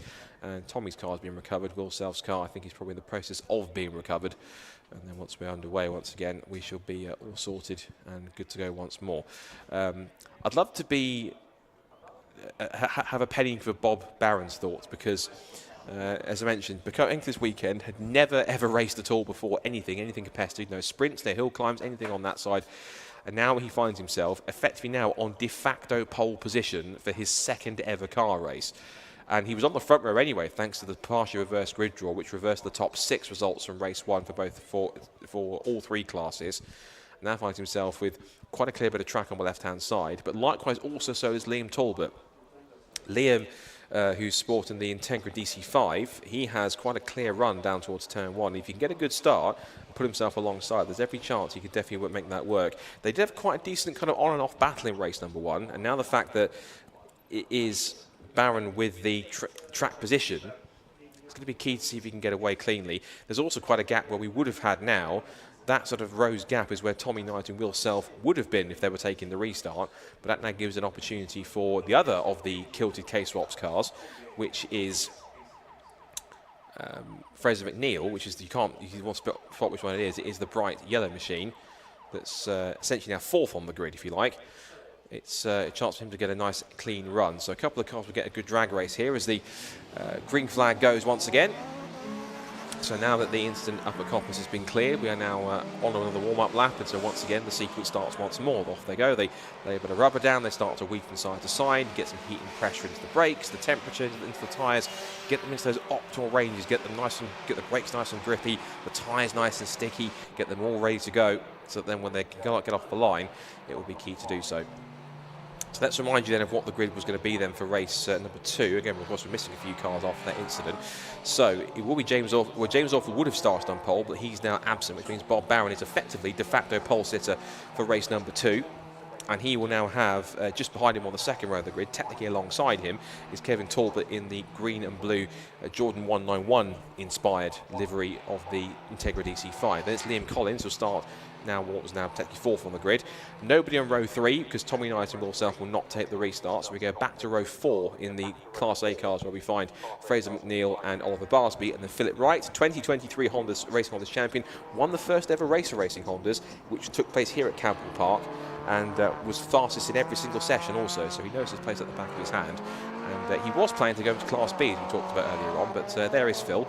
Decided he wanted to stick in Class A, but if he had gone to Class B, we could have seen a bit of a grudge match between him and the current defending Racing Hondas champion, Ryan Cullingham, who certainly had some dramas in qualifying in practice this morning when he had a suspension failure, went off the road on the exit of the Gooseneck and down the hill towards Mansfield, got the car fixed, got it qualified well, and he was able to pick himself up into second place in Class B, which was quite a good effort for the Class C champion in his first race in the higher up class. That's the Class A group. Then we have a rose gap for this race, and then we go back to Spencer Fortag, who starts once again on the Class B pole position in his FN2 Civic. He's alongside Sammy Milan in car number 9. Then we have James Kembury and Sam Linsner on the second row of Class B, followed by Ryan Cullingham and race-1 winner Dan Thackeray. Trevor McConnell and Adam Kruger, who is a single race entry, so doesn't score points. They're back on the 4th row of the class, followed by Harry Greenhill and Lewis Barker. Jackson White, Luke Crassus-Menu and Duncan Holloway round out the Class B contenders. And there's even been a switch around for Class C, so Callum Houchin will start ahead of Matthew Rowling, who won race 1 in Class C earlier on this afternoon. So the bright sunshine is now giving way to, there's some little peaks of blue cloud around, as you can possibly see, but there's now a lot more grey, so still a little bit warm and humid, but the overcast clouds might possibly cool temperatures a tiny bit around the circuit here. And the race distance hasn't been reduced either, so we're going to get the full 15-minute restart here. And so I think Bob Brown's got to be very careful here because, of course, he's got to be put into exactly the right position because he'll start technically in what's still the front row of the grid, but with no one around him, in the sense of no James Orford alongside, means that he now gets the chance to potentially have a few moments of glory. He did get a good... when the James Orford Civic did kind of fish around for gears and didn't quite get as much drive as he wanted in the second phase of the start, Barron took full advantage and shot past to take the lead. He was leading on the road before the red flag came out. So the Class A cars are now all in position. Class B and C cars just perching up at the back of the grid. So watch for the marshal at the rear of the field in orange who will fly the green flag. And then the 5-second ball will go up and we will get going once again. So as we say, it's all calm and quiet until the VTEC kicks in. It's about to now. So race 2, take 2 for Racing Hondas 2025 is go. And it's a strong start initially again for Barron, but a better second phase of the start does try to pull Kevin Talbot alongside in the Integra, but he slots in for second place, and it will be Bob Barron who'll lead the way in towards Coppers for the first time. It's Liam Collins in 3rd place. Up to 4th has gone Fraser McNeil, and straight away into 5th has now gone Philip Wright after he started trying to get back around the Oliver Barsby Civic. Some Class C beer battles going on. Trevor McConnell tailing Sam Lisner as they come through. The two right-handers of Charlie's. Now it's a side-by-side duel as Fraser McNeil tries to come back at Phil Wright up the hill. The 2023 champion, plenty of poke in that EP3, and there he goes. Meanwhile, for the lead, Kevin Talbot has a look up the inside into Park Corner, but it's not far enough alongside under brakes to make that stick. We see the rest of the Class B leaders pour their way through. Already Spencer Fortag has lost the Class B lead. I think that's now gone to, Sammy Milam. Starting on the front row in class, a good start for him. Not a great start from Fortag from the front row of the class. He's down to third already, as the leaders turn their way down out of Gooseneck in towards Mansfield for the first time, and now they start to make the short sprint towards the mountain section. If you're watching around the circuit and up towards Hall Bends, it's a fantastic spot to watch, as they'll start to break and wind and twist their way on the most technical part of the circuit. And it's still Bob Barron who leads it. So it's Barron from Talbot, then Collins, then Wright, and it's McNeil, followed by a 6th position leader in Class B already. So Sammy Milam's up there, ahead of Oliver Barsby. So the Class A car behind the leader in Class B, who is starting to spread eagle the field already through the Hall Bends. Then the next group of Class B cars looks like you've got 66. Which is James Kembry. He's causing a bit of a stopgap, it seems, because already he's got quite a few cars stopped up behind him, which is led in that charge by Spencer Fortag. Then Dan Thackeray, Ryan Cullingham's in there too, and Trevor McConnell. But at the end of lap number 1, it's Barron who leads by 0.6 of a second from Talbot in 2nd place. Then it's Collins 3rd, Wright 4th, McNeil 5th. That's the top 5 in Class A. Milam does indeed lead Class B. He's ahead of the FK8 Oliver Barsby, then Kembry, Fortag and Thacker round out the top 10. As for the Class C cars, it is Matt Rowling, despite starting on second. He is leading the way from Matthew Houchin. It looks though, I think, also Matthew Houchin either didn't take the start or hasn't come around, sadly, so only one Class C in the field. Side by side between Barsby and Spencer Fortag. He's getting the double push here from both Dan Thackeray and also, right on his back bumper, Trevor McConnell. Ryan Cunningham's in there as well, and so Barsby dropping back. He's lost 1, 2, maybe 3 more spots because McConnell has got the inside line here, turning through the right-hander at Chris Curve. So Barsby, even though that car has showed some promise and had some upgrades over the winter, not quite at the same pace he was hoping, whether he's nursing something or just not quite on the same pace he'd like to be this weekend. He's dropping behind the Class B runners, so Barsby looking to try and just survive. A lock up there from Dan Thackeray as he tries to just hold on to possible 3rd place as he's chasing after Spencer Fortag for that position. Some more battles further back. I think that was Sam Lindsay looking up the inside of Harry Greenhill into the bottom of the mountain. Indeed, Sammy has gone through. So that will have him gone up into 7th place in class. Through the Hall Bend, there's a huge skirmish going on here as they're all bottled up behind Oliver Barsby. You've got Linsner, then also in there too, you've got Kruger, Barker, Crassus Menu and Jackson White. They're all stacking up behind Oliver Barsby, who doesn't seem to have the same pace I thought he would. And that was Crassus Menu diving up the inside to steal 16th place from Lewis Barker. And that would have also been 10th in class. So Crassus Menu moving into the top 10 as Barsby moves out of the way, and he's being overtaken by a phalanx of Class B Civic EP3s as he heads down towards Coppice Corner in lap number 3. And yeah, not all is well with that FK8 Civic, I'm afraid, as Sam Lindsay takes a bit of extra trackside appendage with him through the left-hander at Coppice. And good to see Lewis Barker's car now up to 4 speed and strength after it had it got into its 3rd engine before it even returned a competitive wheel in a practice session this morning. So the Ben Sharp racing team certainly doing overdrive to get the work done. Cunningham, meanwhile, is up the inside of Spencer Fortag and has also seen, looks like Dan Thackeray's also gone through. So where Spencer Fortag was in 3rd in class, he's dropped to 5th. He might well that be 6th in a moment because Trevor McDonnell is trying to squeeze past him as well as they go through the gooseneck. A little further back, we've got this next group of cars headed by Sammy Linsner. And then it's Greenhill, Kruger, who, remember, Kruger doesn't score any points in this race. He's a single race entry, so he's effectively a guest. He turns his way out of Mansfield. In case anyone wondered if they're watching New to Racing anymore, because of the time attack, oh, that's off the road, James Kembry. Kembry off the road with damage to the front end, pulling off to the side of the road. Now, that's looks like it's happened out of our sight of our cameras, either going up or at the bottom of the mountain before they go over the crest. But poor James Kembry, who was running so strong in 2nd place in Class B, will not see the flag and out of this race, barely a 3rd of the way into it. So the Honor Motorsport squad have got some work to do at the end of their first race weekend of the championship.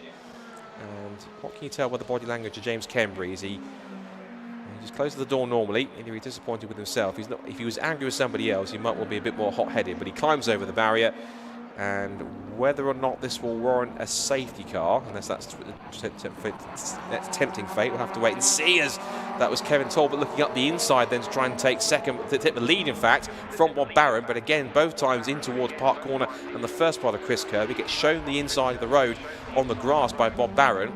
And I tell you what a story this would be if Bob Barron, in his second ever car race, could actually produce the goods and take a victory, although Kevin Talbot has got other ideas. Out of Mansfield. And anyway, I was about to say, anyone wondering, it might be new to racing here, but more versed to time attack or drifting on this venue here at Modified Live.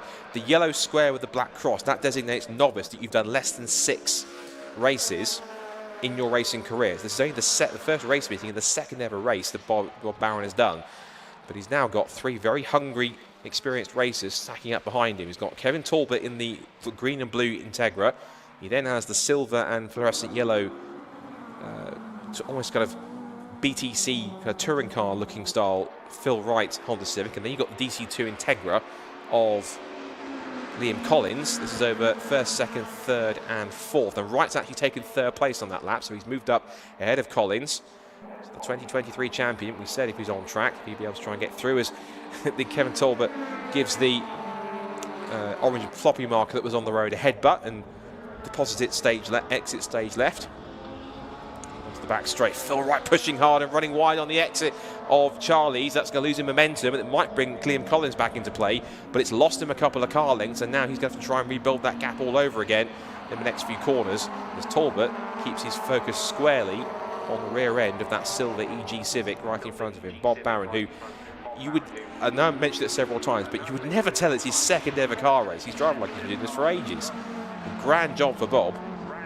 If there was such a thing as complete driver of the day, I think he'd certainly get a vote for it, because considering his performance he's had all the way through in this weekend up to this point. Half distance reached in race 2 here at Cadwell Park in the 2025 Racing Hondas Championship. And it's certainly put on plenty of entertainment, as this leading quartet are putting on quite a fantastic show for all the spectators here, and also those of you watching on the stream. So Barron, Talbot, Wright, Collins, that's the top 4. EG Civic from DC5 Integra, from EP3 Civic from DC2 Integra. 4 literally different generations of machine, and as close as you like through hall bends and through the hairpin. Wind their way through, tiny bit wide off the apex there for Talbot, but right now just possibly having to split his focus here. One eye forward to try and catch Talbot, one eye behind to try and catch keep Collins at bay. And all of this, I said it before, the harder this lot fight each other, the easier it is for Barron to make a break in what is completely clear air. There's a 3/4 of a second lead across the line. Top 4 covered by just a fraction under 1.5 seconds. Might be worth possibly checking quickly, maybe, or giving a nod to the Class B runners. It's now still Sammy Myler leading the way from Dan Thackeray and Ryan Cunningham. So Cunningham possibly on course for his 2nd class podium in as many races. As Collins is trying to come back at Phil Wright here. He's going defensive on the inside, but has the line covered. Car firmly parked in the middle of the road. Collins with nowhere to go, and he's quite slow off the exit deliberately trying to hold him up. But again, the more he keeps on trying to defend from 3rd place, he might see the top 2 go plain out of sight. He's trying to chase after him, and how much would Phil Wright like to redeem himself from not getting any start in race 1 to be able to possibly go for victory in race 2? But whether he's just trying to work his tyres a little better, or possibly trying to hold him up a little bit. Either way, it's not quite the pace he was hoping for, but maybe in this second part of the race, he might start coming back towards him. So Bob Barron, again, doing a fantastic job leading the way in this race. Talbot pressuring all the way at this point through the hall bends. They go past the stricken number 66 of James Kembry. I think some remnants of his front bumper were just in the foreground of the camera on the grass at the top of the verge at the mountain. Just note on Class C, Matthew Rowling still in 17th overall. We've got a clear advantage. He's thinking he is the only. He is the only Class C car running, because the other car of Sandy of Callum Houchin didn't take the restart, unfortunately. So he's the only. So he will go on and take Class C honours. 5 minutes to go. Top 4 all together. So close you could almost throw a blanket over them. 2 seconds is the margin from Barron all the way back to Collins in 4th. There they are, all in shot but together. And you get to this point now where he's a bit of a tiny bit of a lull. There's a bit of a stalemate between these 4. You look at lap times, fairly evenly matched, though Barron has just set pretty fast lap of the race. That's not going to help Bob at all. A big lock up in towards Park Corner, but he managed to gather it up. And usually when you get a big slide in these front-wheel drive cars, the strategy is just boot the throttle and wait for it to come back around. And Getting under brakes there, just snatched the rears a little more, and he just about held on to it under brakes. He just about got it anchored up for the corner enough. Oh, and he's lost it! He's gone to gooseneck completely sideways. Off onto the grass goes right. Collins takes avoiding action, and through all of it, Kevin Talbot goes through. So whether it was something that was possibly a problem for... maybe it's a problem for Bob Barron. That's 3 corners he's done that now. That was at Park Corner, into the gooseneck and into Mansfield. The car getting very sideways. So either it's something on the brakes or it can't be cold tyres. There's something that's going on. Something is not right with that one. But unfortunately, Bob Barron will not win his first race on his second go. Kevin Talbot takes the lead. Very lucky to get away with that. I'm intrigued to see a replay of that whole sequence because that was very close for all of them. So what it now means is Kevin Talbot leads the way. Collins is up to second place now in the black DC2 Integra. It's now third place for the recovering Barron, who, after his car going sideways all that time, whether it's dirt on his tyres or something that got on there, he is back to full speed and now has Phil Wright handing him down in 4th position. So a dramatic lap on that time by. Lap 7 was not the lap for Bob Barron at all, but it was for Kevin Talbot. And Collins in that whole process, despite checking up, set a personal best at the fastest first sector of anyone else in that lap 2. He comes right, looking up the inside of Barron. You might well give him the space. A little wide, headlights ablaze for the 2023 champion. Now tries to pull himself alongside, but the punch off the corner of that EG Civic is much, much stronger than the EP3. But in the second phase on the acceleration part, they're much more evenly matched. And again, Wright just darting out a little bit, having a look, darting to the outside line, trying to force the switch back here for Barron. That's possibly inexperience coming in here, because Phil Wright's been in the championship pretty much since it started. Won the very first race that was ever held in the championship right here at Cadwell Park. He's got good history here. And again, Barron just that car not looking comfortable through the gooseneck. He's just locking up and twitching around a little more. It's more stable than it was a lap ago. You just sense that not all is quite fully right with that. Again, wide again, and sweeps across it to almost get into the way of Wright. And he falls himself alongside. He's going to try and squeeze into the edge of the road, but Wright's got momentum and track position. He locks up into the first part of the mountain before they crest the rise, and a bit of a slightly forceful move, but making his point. Phil Wright does get the job done. Barron, I think that's possibly was very keen to try and keep his place, but unfortunately experience gets the better part of gets the better of Barron, and it's Phil Wright up into 3rd position. Barron does still have the fastest lap of the race though, so that's a token gesture he'll take away. It'll be a bonus point for him if he holds on to that. Again, checking with the Class B runners, still Dan Thackeray leading, Cunningham 2nd, Milan 3rd, then McConnell and Listener in the top 5.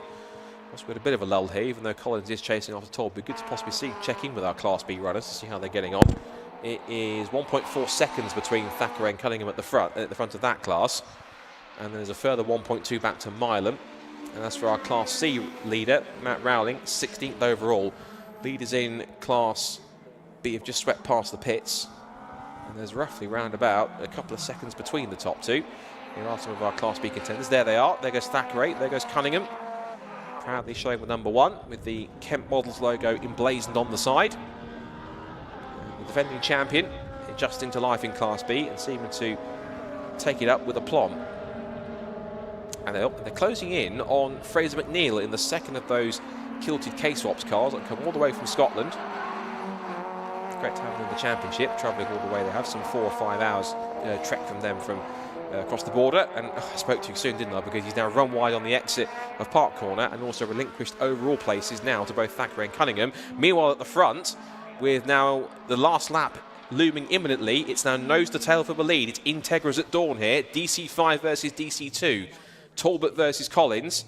That's not 3/4 of a second anymore. And Collins is on the prowl here. He's sensed his blood in the water. He's got his tail up and definitely looking to try and pick up a victory here. On to the last tour of the Cadwell Park circuit. Just the remaining 2.1 miles or so to go here at Cadwell Park. 2.176 miles left to run. And who is going to pick up victory in race number 2? Is it Talbot or is it Collins? We'll find out in a few moments' time. So on to the last lap of the race they go then. Collins taking a tighter run through the second apex of Charlie's. A little wide and possibly touching the grass there for Talbot. Collins will have the slipstream up the hill. Has he got enough horsepower under that DC2 car to put himself with the aid of a slipstream up the hill onto the rear wing of Talbot? Not close enough to make an attack into Park Corner. Fairly sensible line taken from both drivers. Collins trying to close up a little bit more.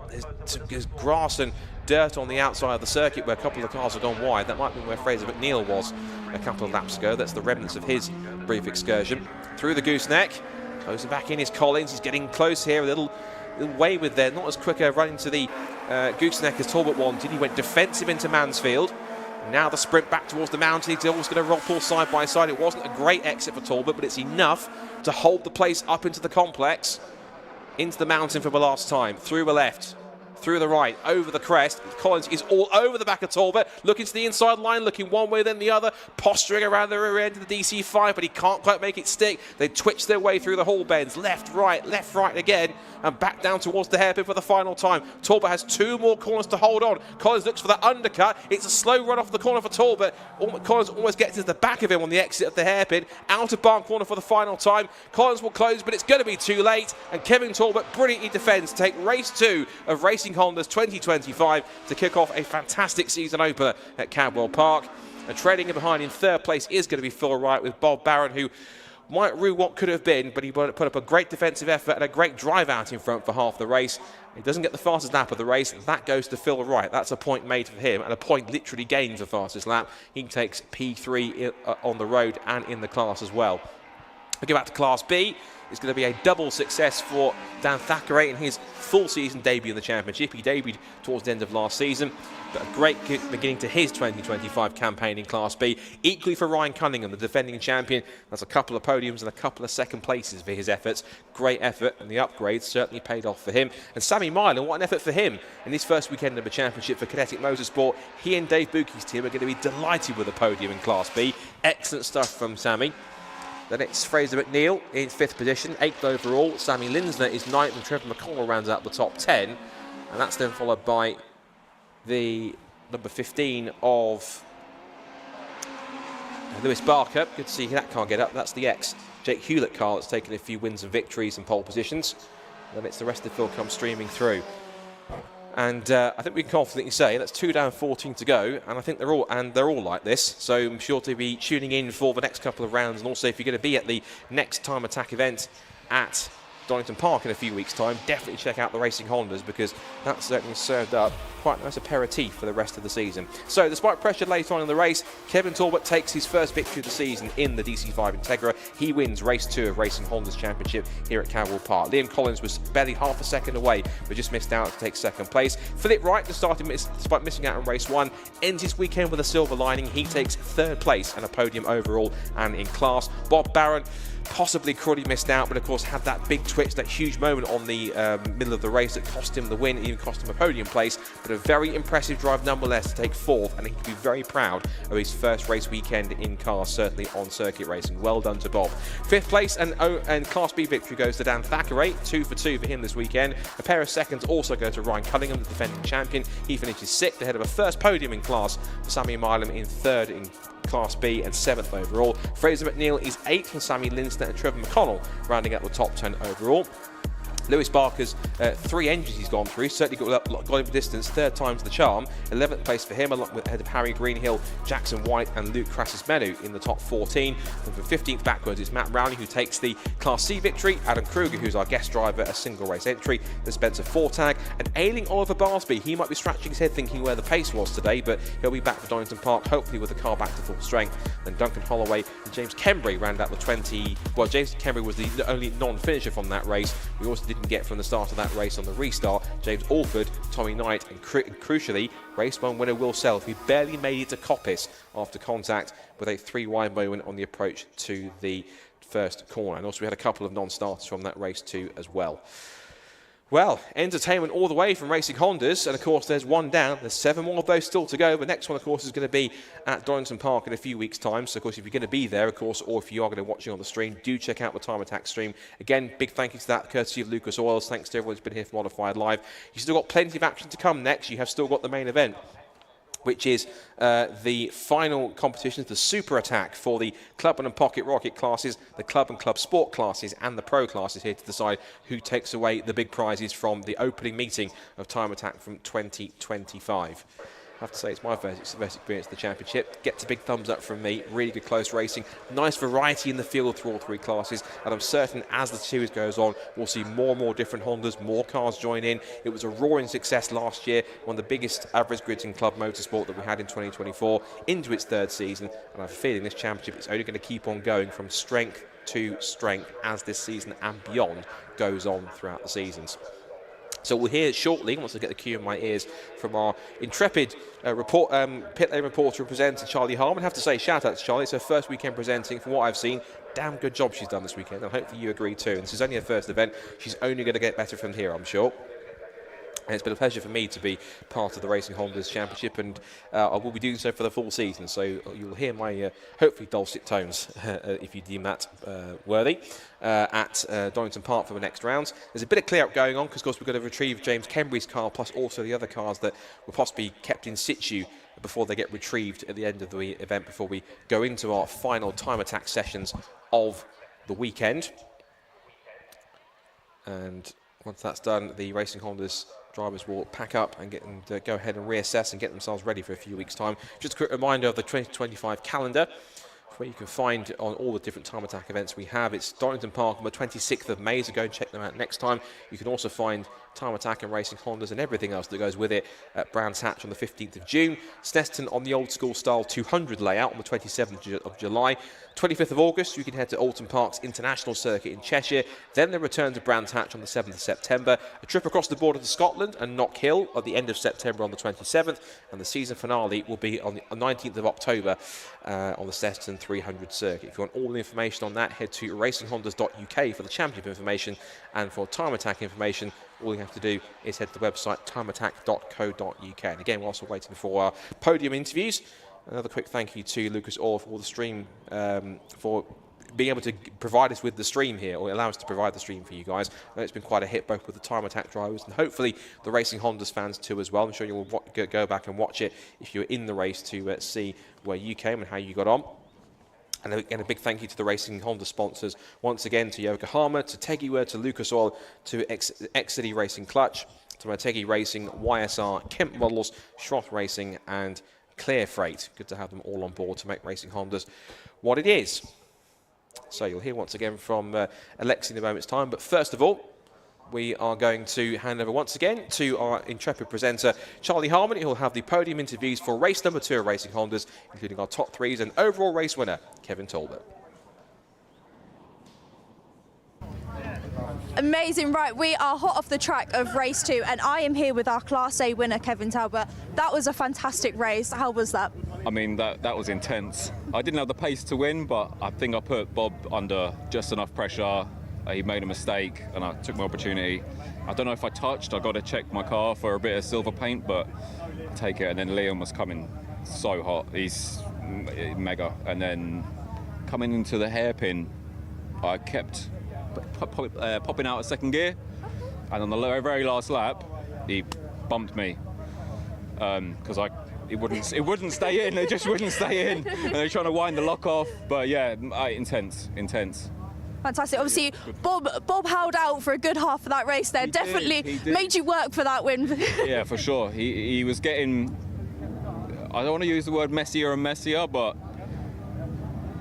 he said it himself early on that he was overdriving the car, so I was kind of waiting for that to happen. Yeah. I was poking myself where I had no intention of overtaking, just making myself big in the middle. You've got to though, Cadwell. There's no room for overtaking. There's no other way, yeah, there's no other way. Which it felt good being in the lead, and then Liam just cruised right up to the back of me. I don't know what happened to Phil Wright as well. I'm sort of, he's a nice guy, but I'm glad he fell back as well, because he would have been another one coming quick. Obviously, this is your first win as well. Yeah, excited, happy? First win ever, yeah. I mean, it's been close a few times. The pace has been there, but ironically, I shouldn't have won today. But Cadwell, never say never. Cadwell done me a solid. Absolutely. Yeah, well, congratulations on your first win. We'll see you at Donington. Thank you.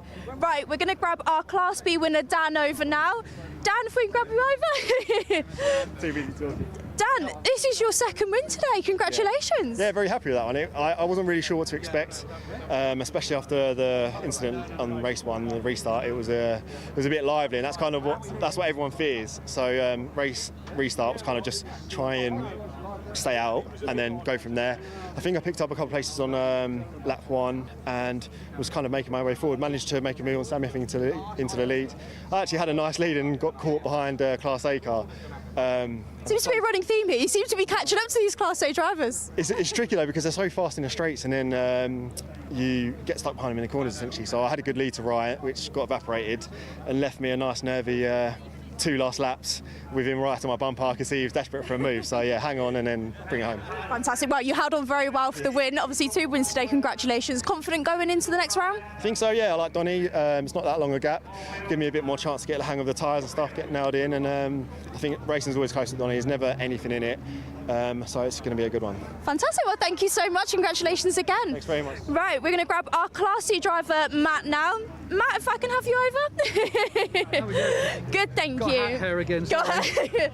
Fantastic. Wow, Class C win. Congratulations. Thank you. It wasn't much of a race for me with the Class Cs, unfortunately, with the lack of Class C cars at the minute. But yeah, no, managed to get up there with the Class Bs again and have a little battle. So yeah, we were up there racing. Fantastic. How did the car feel in that race as well?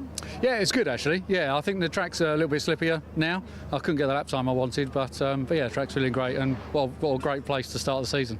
Absolutely, most definitely, and off the back of a win as well. Heading into Donington, confident? This has given me some confidence now. Yeah, yeah, I've committed to the full season this year, so yeah, we're learning a lot with the car. So yeah, we just build on what we've got. But this has been a good start. So yeah. Fantastic, amazing. Well, congratulations again on the win, and we'll see you at Donington. Cheers. Amazing. Wow, fantastic race. We had restarts, cars coming off, but clean racing from all the team. It was fantastic. So Time Attack are on track at the moment. We're going to head over to them.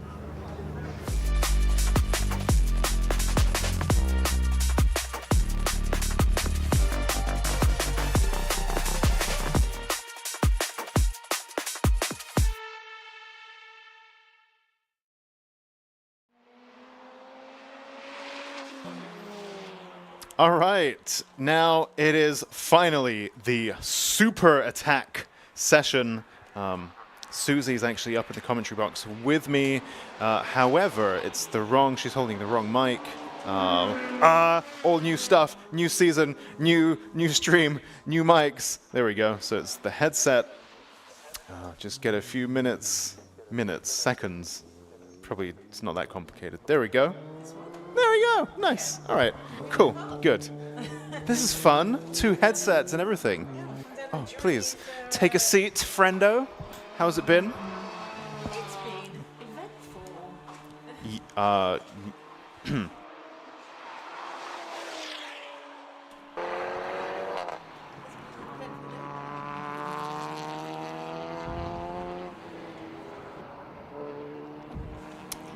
So sorry, Susie, you were saying we're just trying to tweak the mics here, dear viewers. Yeah, Susie, what were you saying? It's been an eventful day, I think. There's been lots going on. Obviously, we've seen we've got a few less cars out on track now than we did this morning, right? Yeah. We've had a few people with a few issues. I'm just seeing the van there, sliding it through Hall Bends. So actually, one thing that struck me is now I can see Eden Young in the Micra in the pits now, in the freshly Honda K Series powered Haltech Micra.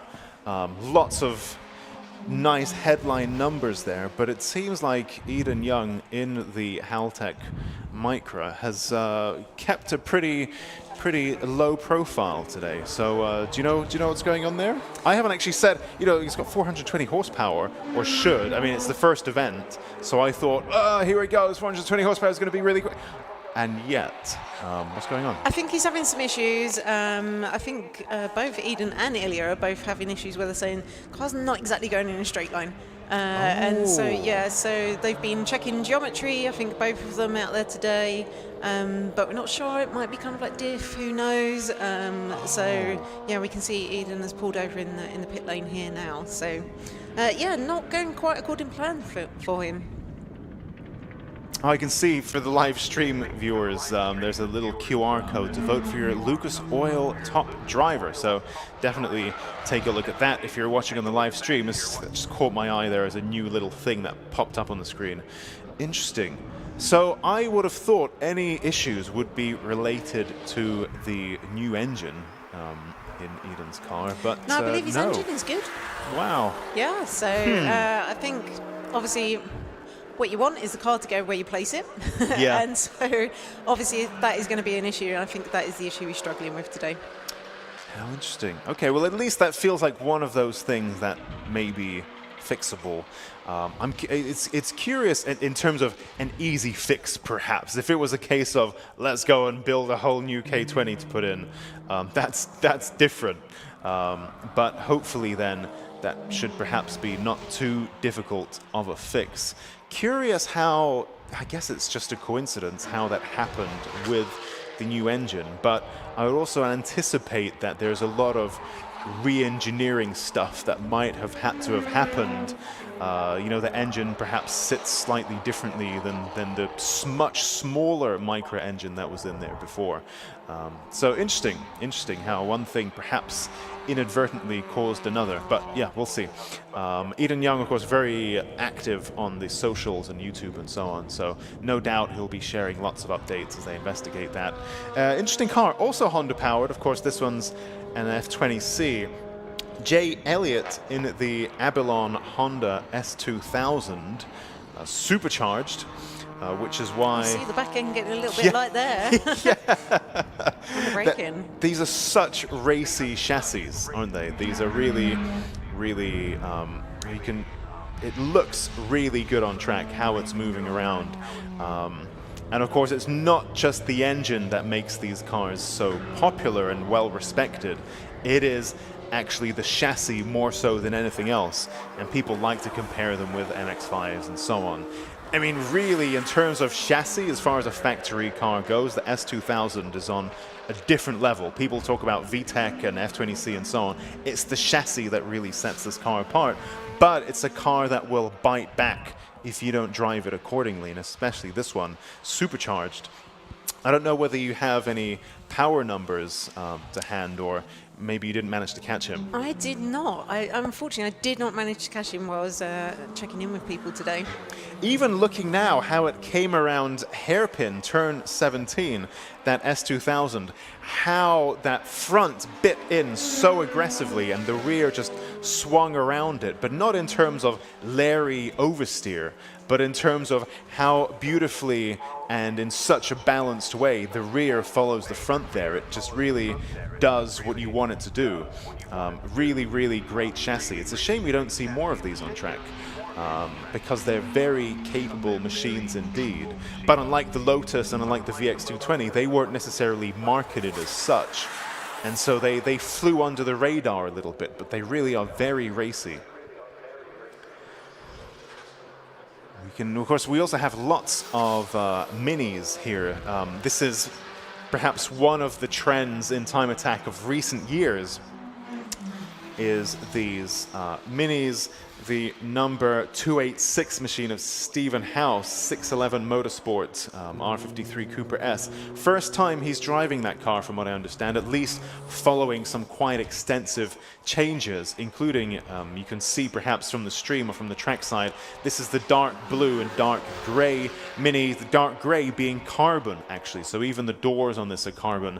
It's 100 plus kilos, I think Stephen was telling me, lighter than previously.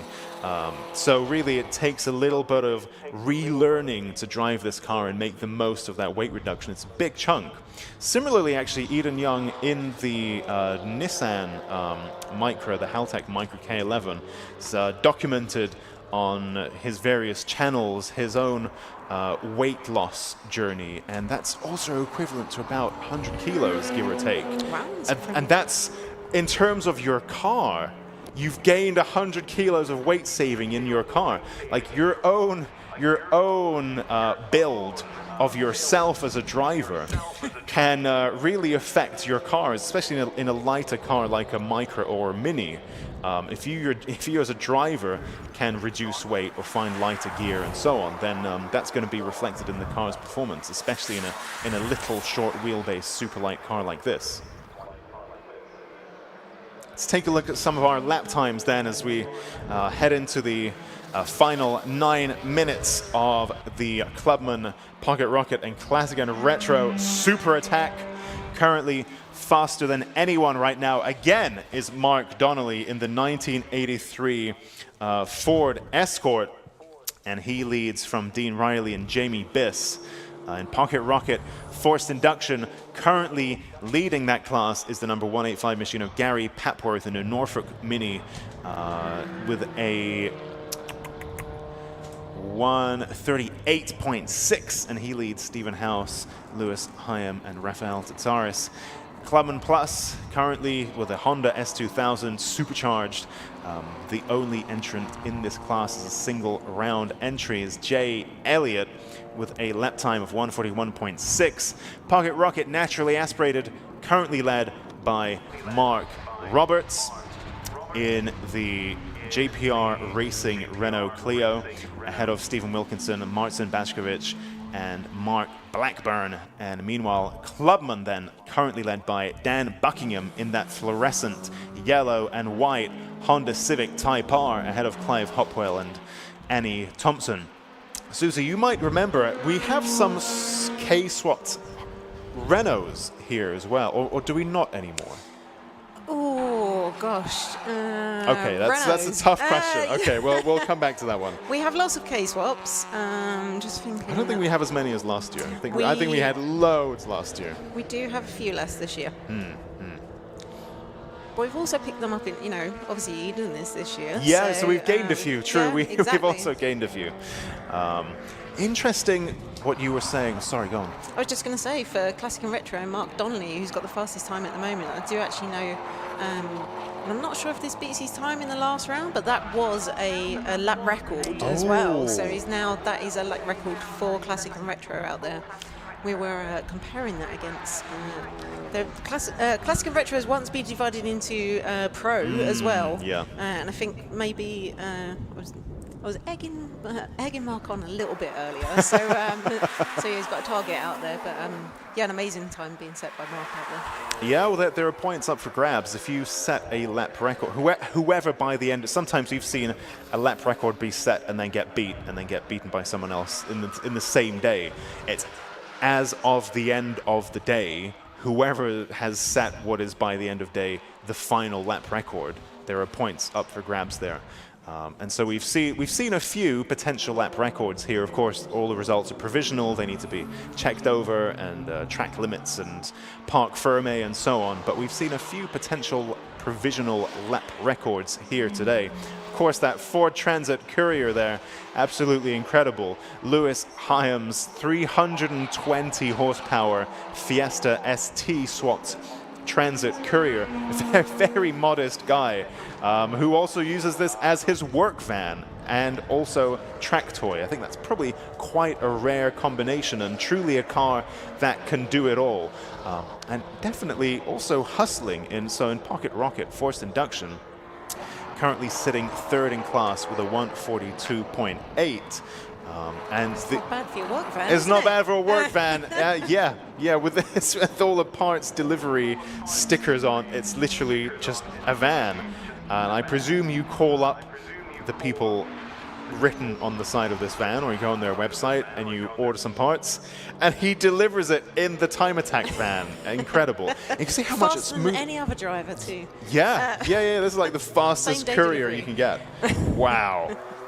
I was just looking at Dan Buckingham's time, and again, I'm just trying to look back through some previous records out there. So just double checking. So Dan Buckingham at the moment sitting on a 1:38.932 in Clubman. And if I look back through my records, I do believe that might be a record again. So 1:38.942. So literally by 1/100th of a second. Incredible. So yeah, an incredible drive by Dan there. And I know he said he had an instant earlier where he came off the track. Yes, he did. After Coppice, and I think he ended up by a marshal post that he didn't know existed. Okay. So that was an introduction to him.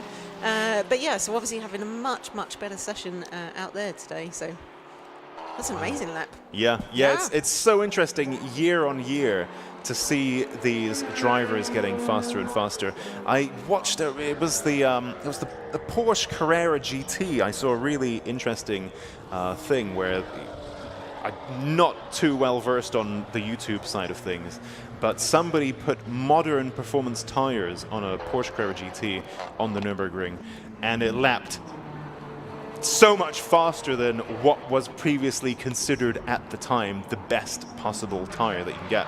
You know, the technology moves on little by little. What's also really interesting, a friend of mine with a Lotus Elise, it's not a thing, I don't want to keep going on about these cars, but he put, it's a Series 2 Elise, I think they're about 20 years old now, and he put a modern semi-slick tire on a otherwise standard Elise, and he broke some suspension components as a result because the loads were so much higher than the tires that the Elise was designed for back in the day. And back in the day, you know, they were meant to be used on track. They were meant to be put on grippy tires. But in these 20 years, and even year on year on year, you know, Yokohama's AO52 control tire that we have now is probably quicker than the control tire that we had a few years ago. You know, this stuff moves on. Even if you don't touch the car, you don't touch anything else, you just put in the most current performance tire, and you're going to gain a lot of time. So interesting how this stuff moves on every single year. But of course, the drivers themselves also developing their car, and we've seen a lot of that. If we take a look, Dan Buckingham is currently on a flyer, and in fact... Oh, so he's bested his lap again there, so he's broken into the 138s there. Yeah, 138.7 there from Dan Buckingham, so an improvement there from him. Oh, no, apologies. He was 138.932 before. Yes, so he found a tenth and a half there. So nice improvement there again, chipping away at it. Likewise, Mark Donnelly also now with a new session best time of 135.7 in that classic and retro Ford Escort. Not the first time that we've seen classic and retro cars top the leaderboard, which just goes to show that you can't really dismiss a chassis based on its age. It's much more about the build and the builder and the driver, and in fact, any chassis probably from the last 40 years can be made extremely competitive and comparable to a modern performance car. Great stuff there. Really, really love to see the variety of cars that we have at Time Attack today. And in fact, it's not just today, it's for years that's always been the case. Great stuff. I just realized that car in the pits, the red and blue Clio, is indeed Mark Blackburn's machine. I don't think it used to look like that. I guess it's maybe he's had a knock somewhere and put different colored panels on. I think it used to be all red, maybe. And now it's a bit of both. Who knows? Maybe. Something sounded supercharged there going past the camera. I didn't manage to grab what that was. So, is it Dean Riley in the VX220 has actually just set the fastest Sector 2 time. So he must be on a bit of a flyer there as well. So keep an eye out and see how he finishes the lap up. Yeah, he's currently 1.3 seconds adrift of the fastest time set by Mark Donnelly. Both of these drivers in Classic and Retro. In fact, two Classic and Retro cars currently overall fastest on track. Doesn't quite manage to go faster than Mark Donnelly, but still set a faster Sector 2 than anybody else. Although the bested his time, so a PB for Dean Riley there. Yeah, impressive stuff. Not quite enough. It's still 0.9 of a second adrift from Mark Donnelly, but the checkered flag out. That super attack really flew by for our Club and Pocket Rocket and Classic and Retro cars. Let's run through our lap times. Well, the results, at least provisional results. Our Classic and Retro winner then is Mark Donnelly from Dean Riley, and then Jane Biss in Clubman. Dan Buckingham wins ahead of Clive Hopwell and Annie Thompson. In Pocket Rocket, naturally aspirated, it's Mark Roberts from Stephen Wilkinson, from Martin Batchkovich, and then Mark Blackburn. In Clubman Plus, it's Jay Elliott, and in Pocket Rocket Forced Induction, it's the number 185 machiner Gary Papworth ahead of Stephen House, Lewis Hyam, and Rafael Tatsaris. Now we will clear the track of our Clubman machines and get ready for our Club 2-wheel drive and Club 4-wheel drive cars to hit the track. And that will all take place in just a few moments.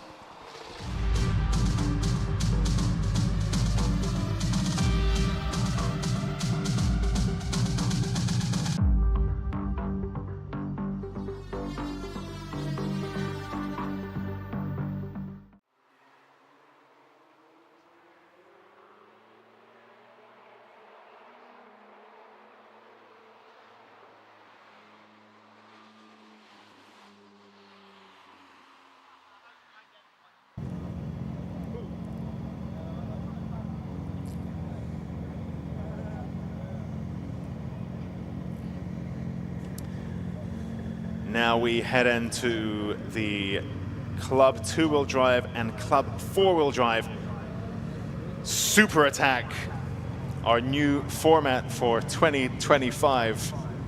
Sessions now called something slightly different, and all sessions now scoring points for our drivers in some way or another, awarding them and incentivizing reliability and getting out in every single session. Of course, the final session of the day, Super Attack, is where it counts the most. Luke Capehorn's machine there in the Opel touring car colors with the mustard yellow and the gray on the white backdrop. Quite iconic livery from a few years gone by. David Dyson in the Cayman GT4 RS there.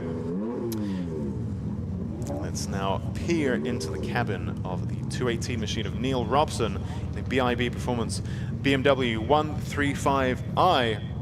Very well regarded driver's machine. So that is his replacement car today. Oh, is that why it looks like a 1M? Is it a 1M? It's not a 1M. Oh, okay, just okay. It's not a 1M. It does have the proper 1M rear arches though, which apparently are not very cheap. Okay. But yeah, he's meant to be here in his Corsa, actually, racing. Unfortunately, yeah, had some issues. Of course, we have a red top engine, and unfortunately had some issues. This was his replacement car. Hopefully we see the Corsa back next round, but he said if not, he might see if he can just enter that instead. Okay. So yeah, a Is little that the bit same different. Class? Both club? Yes, okay. I believe so. Okay, so you can carry over his points, basically. His course is going to be in the same class, so he can just continue with the points he earned here. That I need to check. Okay. I mean, probably. Well, you never know. It could be Pocket Rocket or something, couldn't it? Interesting. Right. Well, we won't know till we see. So this I'm just seeing Civic's an interesting one, isn't it? Yeah. Sorry, I was just going to talk about Dean in the Blue Evo. So just as we're going around them, because I know Dean has had his fair share of issues today. So let me check back through my notes. Check notes. Yeah, I've been talking to a lot of people today. So where are we? So yeah, so Dean. That's right. It was the compressor wheel for his turbo was touching the housing this morning. So when they looked at that, so I had to get that fixed. And then, what did they have? I didn't expect to see Dean back on track today. So, yeah, the gear shift cable came apart, got stuck in gear, had some issues with power steering. And then last time I see them, I think they come back and was recovered back off track. So it's actually really good to see him back out on the circuit again. Yeah, that's true. Yeah, he did end the last session being recovered. So whatever they did has worked. Well, hopefully, and the car is at least, it got to the assembly area, and hopefully we'll see it complete this Super Attack. Johnny Fletcher there as well in the Mark IV Astra GSI. Real time attack icon by this point. There they are, leaving to go out on track now. Here we go. So, there we go. Our cars now heading out of the assembly area and dropping into Hall Bends.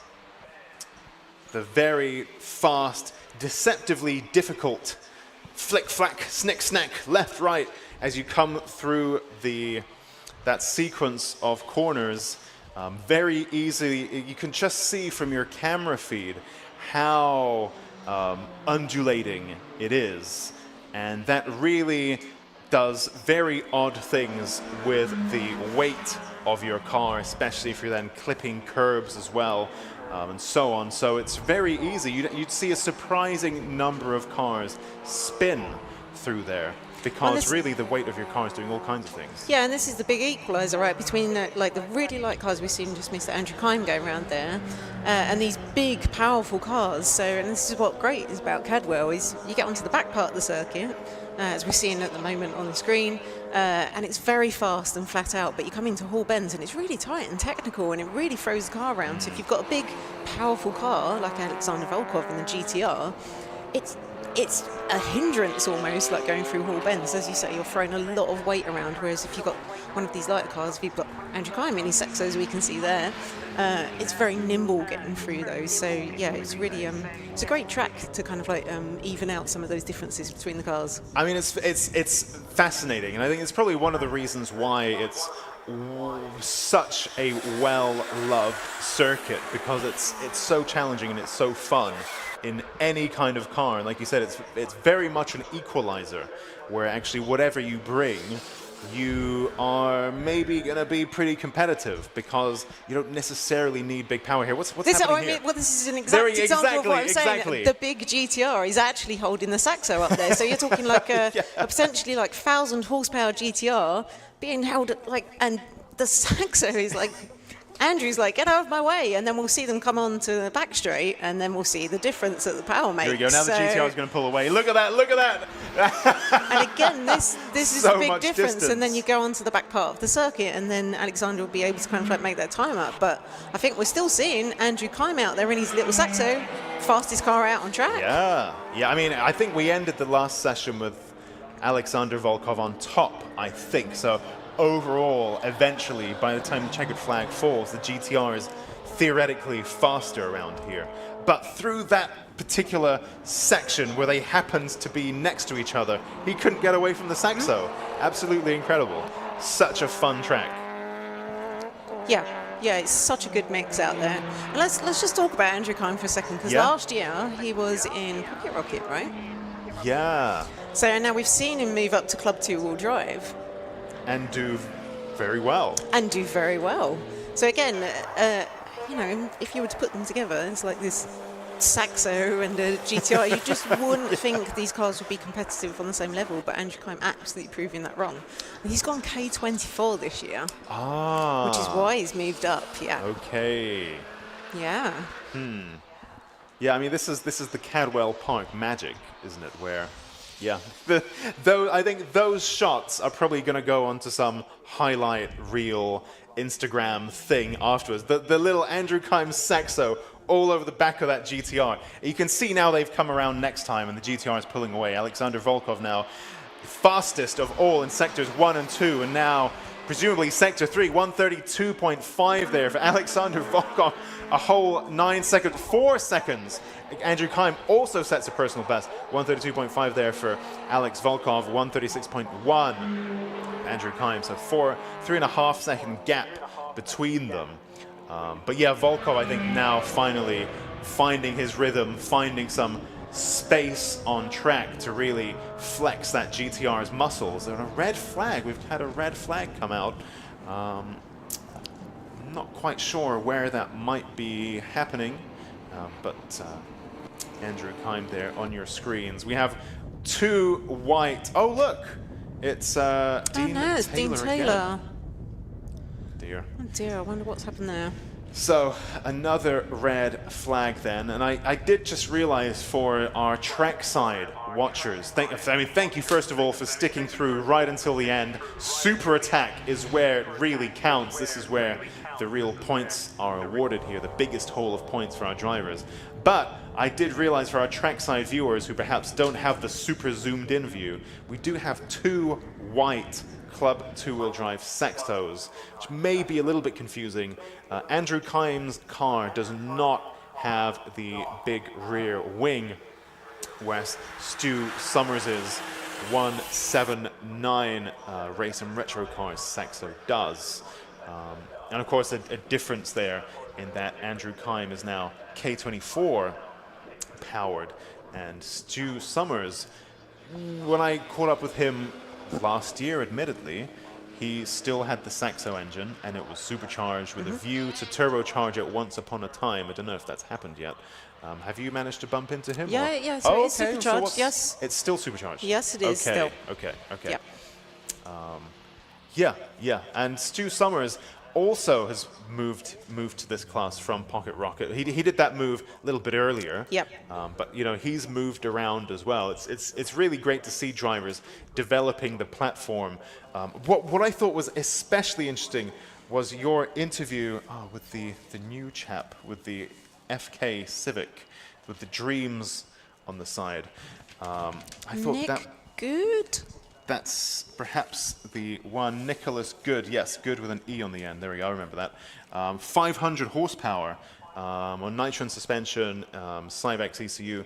But what he was saying was how that car is like a test bed for future technologies, for the future aftermarket that caters to that platform. Yeah. A lot of the things that you'll be able to buy as car enthusiasts will have been developed by drivers here at Time Attack. I think that's so fascinating. It's like pioneering the next steps of the tuning industry happens on track, of course, and often it happens here at UK Time Attack. So I'm just looking at our circuit map. Actually, that's not correct. No, I was the just going to circuit say, map, it assumes, doesn't it? It extrapolates sector times. Yeah, and puts you. It's not like a real-time GPS or anything. It's quite an odd tool, really. I've yeah, well, never sometimes we quite got can on with use to tell who doesn't come back round, but I think at the moment that is going to be Dean. Yeah, yeah. It looked like he'd pulled off into somewhere that's a little bit out of the way, so... Oh, so I can see why you thought maybe it wasn't him that brought out. Yeah, exactly. I think I've seen cars in that spot earlier, and they brought out a red flag. So I think that is him. I mean, we can take a look at who's in the pits, which is a lot of people. I think the number 218 machine is somewhere. Neil Robson's 135i. Oh no, he's there in the pits. It's just not reflected on the timing screen. Perhaps he hasn't broken that beam that it needs to, or something. Andy Grady is also in the pits. He's as just well. not on the timing screen as such. Stu Summers here. So it's just Dean Taylor who is unaccounted for. So that's definitely him who brought out the red flag just now. Very unlucky. Sounds like a tough day there for Dean. Yes, as I was saying, he was having issues earlier, so unfortunately it looks like issues have persisted into that final session.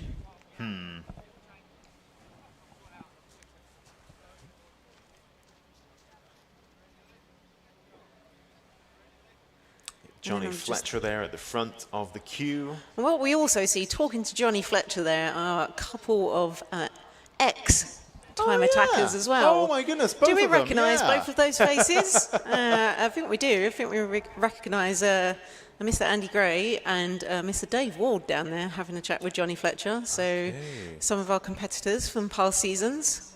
I wonder what they're doing there. Why isn't Dave Ward driving? He's built this Mini for this stuff. Super. We were talking about the DIY composite wide super light cars like Ilyas and so on. Few drivers in the past as well. Dave Ward was another one, right? So last year he gave me loads to talk about because he went down a similar route with that Mini, and it was so quick, wasn't he? I think in Pocket Rocket. He was absent from Time Attack for a while. I think he did it in a Mini back in the day, a long time ago. Then came back with an EK Civic, I think around 2018 or so. And then he came back last year in the Mini. That Mini immediately was super fast off the bat and seems to have stepped away again. Have a green flag and they are entering back onto the circuit again. Andrew Kime there ahead of Luke Cape Horn in the Astra. Interesting car, that 135i. Yeah, I mean, that for me, that would be my weapon of choice, perhaps over. Not in a, courses. We've seen some very interesting courses in the past. I think even Michael Greenhue's PD 130 powered machine, really cool. But it's all about the rear-wheel drive, straight six kind of stuff. It's great fun. So definitely that would be my choice, given the two. As great as I'm sure the Corsa is, I'm not too aware of the spec, but I'm sure that with that 135i looks really quite serious. what's interesting now is because everybody's bunched up into the pits and everybody's left at the same time. So what you've got is a bit, and if we see on the circuit map, we've got a lot of cars all clumped up together. And interestingly, I kind of assumed some of them would hang back. And they've got 8.5 minutes left on the clock now. But I assume some of them will hang back just for that chance at a clear circuit, because what they're going to do is start encountering traffic, right?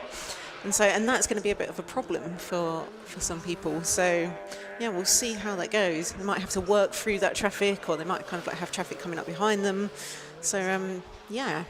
I mean, it's lots of action all in the same place at the same time. Yeah. It's definitely a key skill of time attack compared to sprinting or rallying or other categories that are judged by lap time. Oh dear, Stu Summers is off. Stu Summers. I'm guessing quite zoomed in. Yeah, let's just see where that now.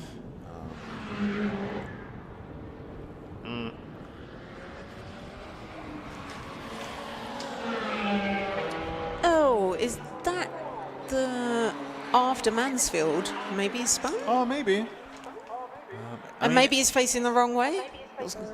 Yeah, I mean, his number plate came off as well, right? So he must have it didn't look like something. Yeah, he was close to the wall. Yeah, it that did look little like he grass pulled verge. it off, but maybe not. But yeah, so it looks like Stu Summers on the side of the track. Luke Caporn's Astra moving around loads under braking there. Looks like a real handful. Last year's runner-up, I think, in Club 2-wheel drive. It really does look like quite a stiff setup there, doesn't it? It's like it's quite impressive how much these cars can move around and be made to handle. Oh yeah, and that is Stu Summers at the side of the road there. So yeah, just after Mansfield. Yeah, especially you stick on some toe out and quite aggressive, quite stiff. Otherwise, anti-roll bars and damping and so on. And these Astra VXRs can actually handle pretty well, especially with an aggressive diff as well. It really pulls itself in, and the rear you can see moving around quite a lot. Quite a handful of a car. Not the most sophisticated chassis in the world, but as a result, that's a car that you can really wrestle and dance around. Great stuff. So I think Luke Caporn there just coming over and bettering his time as well. Okay, and you can see Alexander Volkov sets a faster Sector 1 than anyone else. 145.8 miles an hour through the first speed trap goes Alexander Volkov. Let's see what Sector 2 is looking like for the GTR driver. As the camera now focuses on him. Take a look there. Okay, he's slightly slower Sector 2 than what he is used to. And another red flag. Oh dear. Oh no, that's it's disappointing, especially for Alexander there. He's on his hot lap and looked like he was absolutely flying. He was on a flyer there. Andrew Kime, in fact, look, you can see he had just set a faster Sector 2 than anybody else. Again, the GTR and the Saxo somehow going toe-to-toe here at Cadwell Park. David and the Goliath, isn't it? Yeah. I mean, they're in different classes. They're fighting different championships. But the fact that they're on track at the same time means you can really start to look at some very interesting comparisons. But I wonder, perhaps, it being the first round since a long off-season and the first time that these drivers are really on the attack with the big points up for grabs here in Super Attack. Perhaps mistakes are being made or cars are being broken in the pressure of this final session of the day. Of course, it's been a long day as well. You can just see how baking hot Alexander Volkov's GTR front brakes are. I mean, that's what happens, right? You're on a flying lap. You're and being really hard on your brakes. Yeah, and normally, GTR. yeah, exactly. You've got, 1,700 kilos. Yeah. And then, you normally come in and you stay out on circuit and cool your brakes down a little bit, but he's had to come straight back in, and yeah, we can actually see the smoke coming off the GTR there. So they're frantically trying to keep it rolling to stop the brakes catching on fire, I'd imagine. Well, or to stop the pad melting onto to the disc. So yeah, that's what they're doing to stop it sticking, because yeah, especially that car is generating so much heat as it brakes, 1,700 kilos. And like Alex said, it's very front heavy as well. And usually you'd take laps, cool down laps, to bring everything back to spec.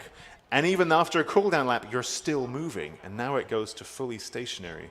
I mean, it's pretty unconventional what they are doing. But there's Seems a necessity to be there, because otherwise the brakes might melt on.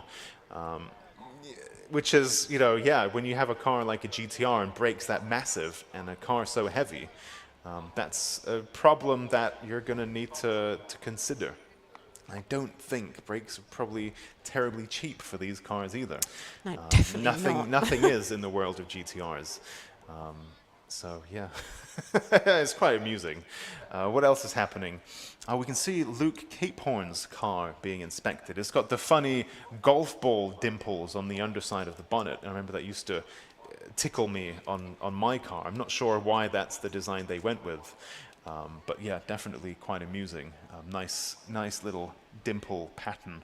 135i BMW there now, with the 1M genuine arches of Neil Robson BIB Performance. Oh, you can see Mike Butler now coming in to the pit lane as well, in the number 67 BMW M3. So again, though, we're playing this process of elimination to try and figure out what the issue is here. So we've got, who else is not in the pit? So right, so Dean Taylor, we know about Dean Taylor. Fine. Yeah, so Andy Grady, who had just actually set the... It's Stu Summers, isn't it? It's Stu Summers. But Andy Grady there had set the second fastest time, and he is not in the pit. Yeah, that's what it look at, Stu Summers. So for those of you wondering, we in the commentary box can't see that bit. So that's why we have to look at the pit lane and deduce. So there's not enough time. You know, we've got a curfew to consider and so on. So not enough time to re-extend this session. And they did only have a minute and a half left. Is that what it was? Yeah, right, and which is a lap anyway. And by the time you have an out lap, so yeah, unfortunately they've. So that is a checkered flag for that session.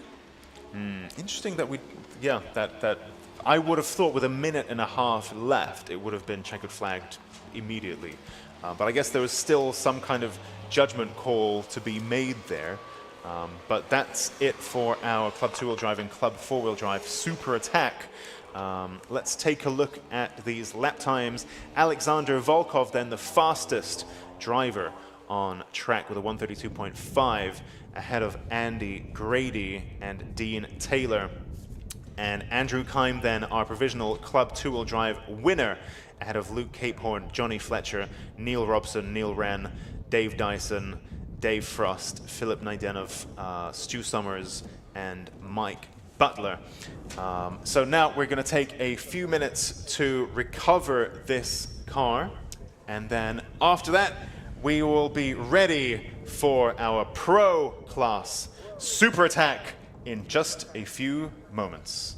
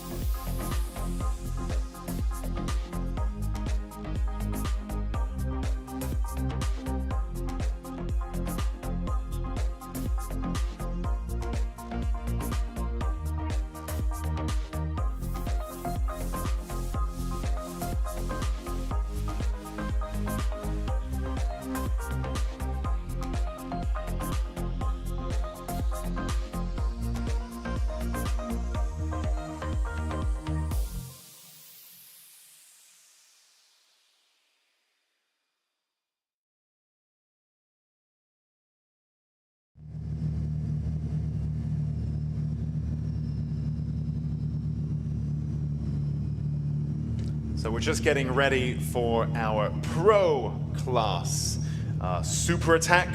Just taking a look through some of these comments here. Ross Hampson, I have to say, you've been so incredibly helpful for us throughout the day. A time attack competitor with a Subaru Impreza. We've seen him on track in the past, and yeah, very keen observer of time attack lore. So very helpful tips there about, you know, what's a lap record here, what's a lap record there. And indeed, Ross Hampson calling it there, Volkov has beaten Sam Pickering for the lap record for Club 4-Wheel Drive, and indeed that does seem to be the case.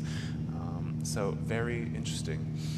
So another lap record then today. Another lap record for the list of lap records. MG Ward Racing says Wilco in the 334 Clio is a K-swap. There we go. So let's... One of our many... How did I forget Wilco? How indeed. So that's K-swap, exactly. So quite a few K-swaps here in Time Attack. S18 RSG, who is, it's funny on YouTube, people are all using funny names. Honda Enjoyer 12, and stuff like that. Fish. So S18 RSG is one of my buddies from the GR Supra Owners Club, although we've both moved on since then, but he says, you love a Civic, Alexi, don't lie. It's true, especially these newer, I never quite got on with the EP, never driven an FN. They look, I think it would be quite cool, but the new FKs, is that what the new one is called? I'm not sure, because I think the FK might have been around for...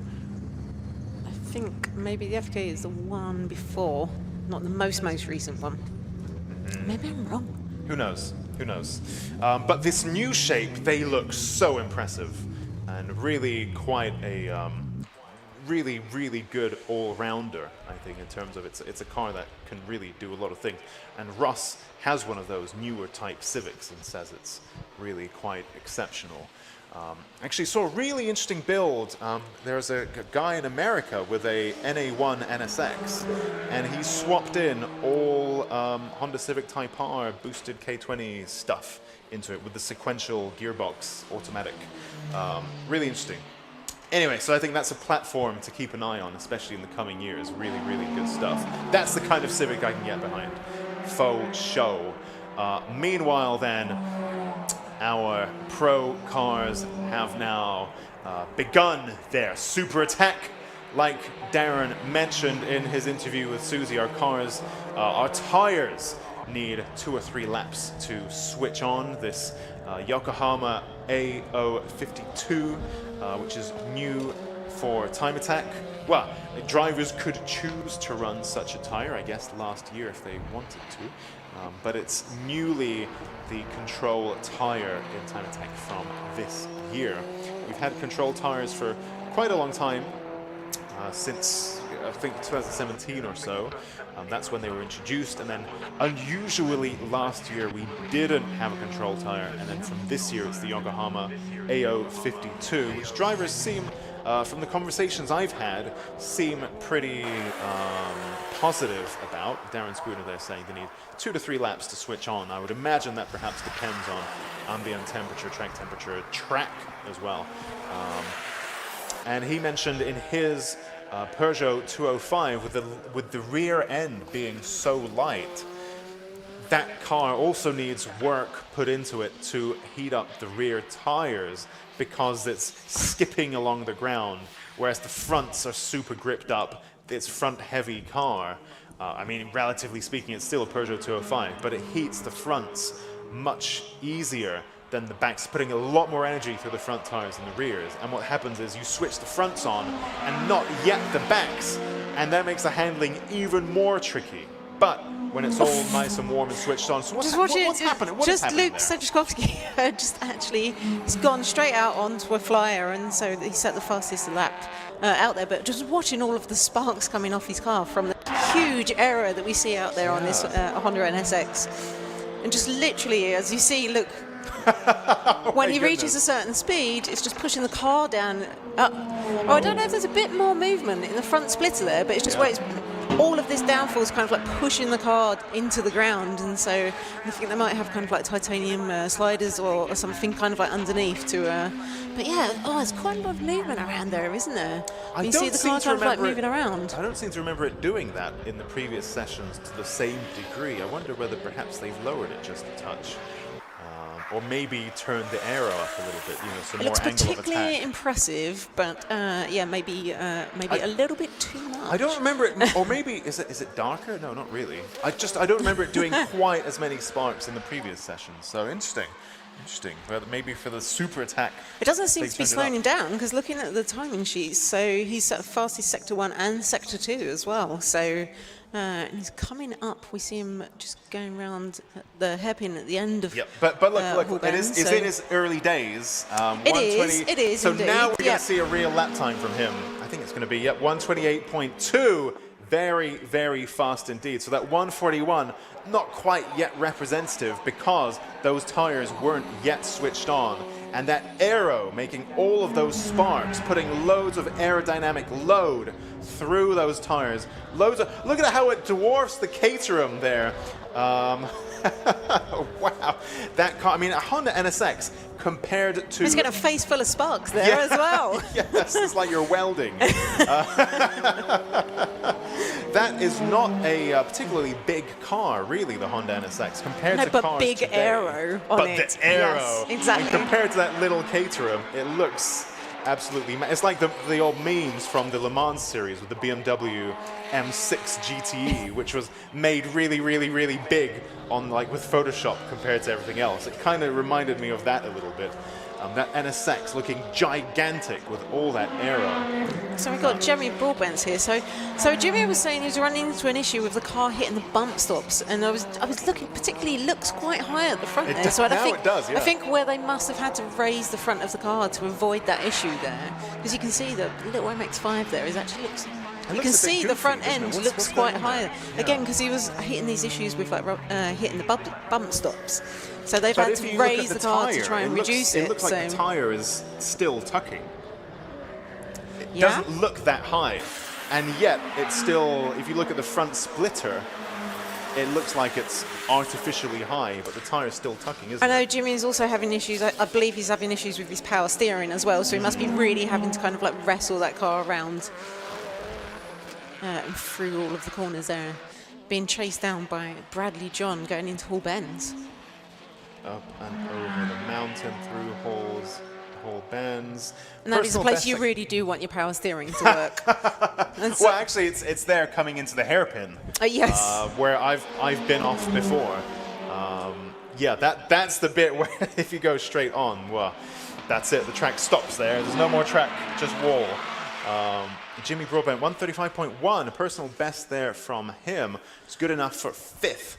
Just looking at the timing screens, though, again, we've got fastest Sector 1 and Sector 2 for Colin Dorward as he goes across the line. Oh! Yes, straight into a 128.086. Wow. So taking the fastest time of the session so far. And you could see he had lit up the Section 1 and Section 2, so...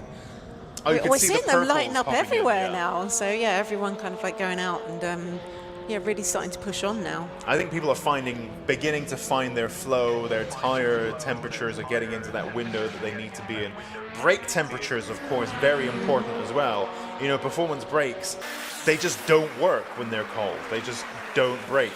They've got to be in that operating window. Luke Sejakovsky taking that number 1 spot back from Colin Dorward as he goes across the line there with a 127.32. So everyone out on an absolute flyer at the moment. Interesting. Sometimes in the past, I think we've split the Pro class into Pro 2-wheel drive, Pro 4-wheel drive. It's cool when we do see them all together, the NSX and the Evo and the Caterham and the MX-5, all of them together in the same class. Very interesting to see Luke Sejakovsky's Honda NSX up against Bradley John and Colin Dorward. Really, really cool stuff. And at a circuit like Cadwell, so far, Of course, Luke Senjakovsky, very experienced driver in terms of even circuit racing and so on. So really working that NSX. Yeah, it's paying dividends here. 127.3, which is very, very fast indeed. Bradley John at 127.6.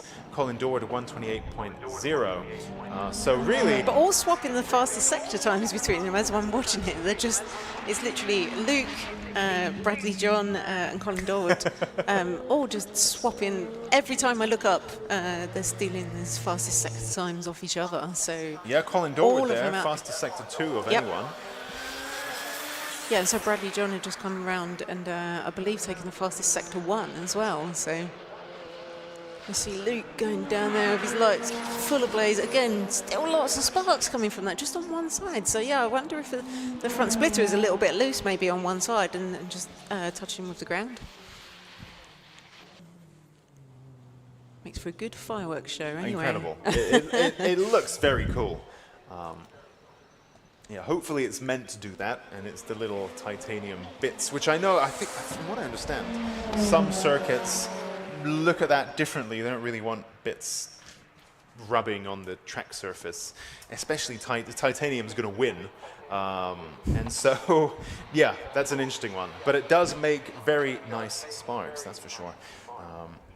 Yeah, we'll watch that one. Meanwhile, Andrew Barber there, 130.2 there for him. Yeah, so obviously only slow down lap there, but obviously great to see that. Absolutely. It's always immaculate, that car, whenever I see it. Yeah. So hard to keep a black car looking that good, but it always literally looks like it's just come out of a showroom. And it's immaculate inside, under the bonnet, everywhere. It's a very, very nice car. 149.7 miles per hour there through Speed Trap 1. So personal best there for him. Very, very respectable speed. I think Pro Class really starts to make these speeds seem very normalized, where you think, 149.7 miles per hour. Luke Senjakovsky, there we go, speaking of which, 127.3, so again, goes faster than anyone else. We have a car stopped on track. Oh, that is Andrew Barber. That is Andrew. Do you know, he was going quite slowly We thought last he time. was just like on a cool-off lap then. Yeah. That looks like that's the Park Straight. That is the Park Straight, yeah. So I'm guessing he's trying to get that started because he's just rolling back down a little bit. Double waved yellow, so that means be extremely cautious. And like in this instance, the car is on the track, not even slightly off it. So double waved yellows there. While race control deliberates. Oh, is that him moving again? I think I'm sure. There he goes. Yeah, he is. Yeah. Okay, so he is moving again. Very good. Josh Barrett there. So what's he been up to? He's back this year with the Caterham 620R, and of course, unlike the other Caterham 620R of Dan Kelly, this one equipped with lots of extra aero, which is not something that you're used to seeing in on a Caterham. And I think those were additions during the course of last year. There was a great battle between him and Alfie Threlfall in the aerial Atom, but doesn't seem to be here today. So instead, Josh Barrett now in the fight with the other pro class entrants.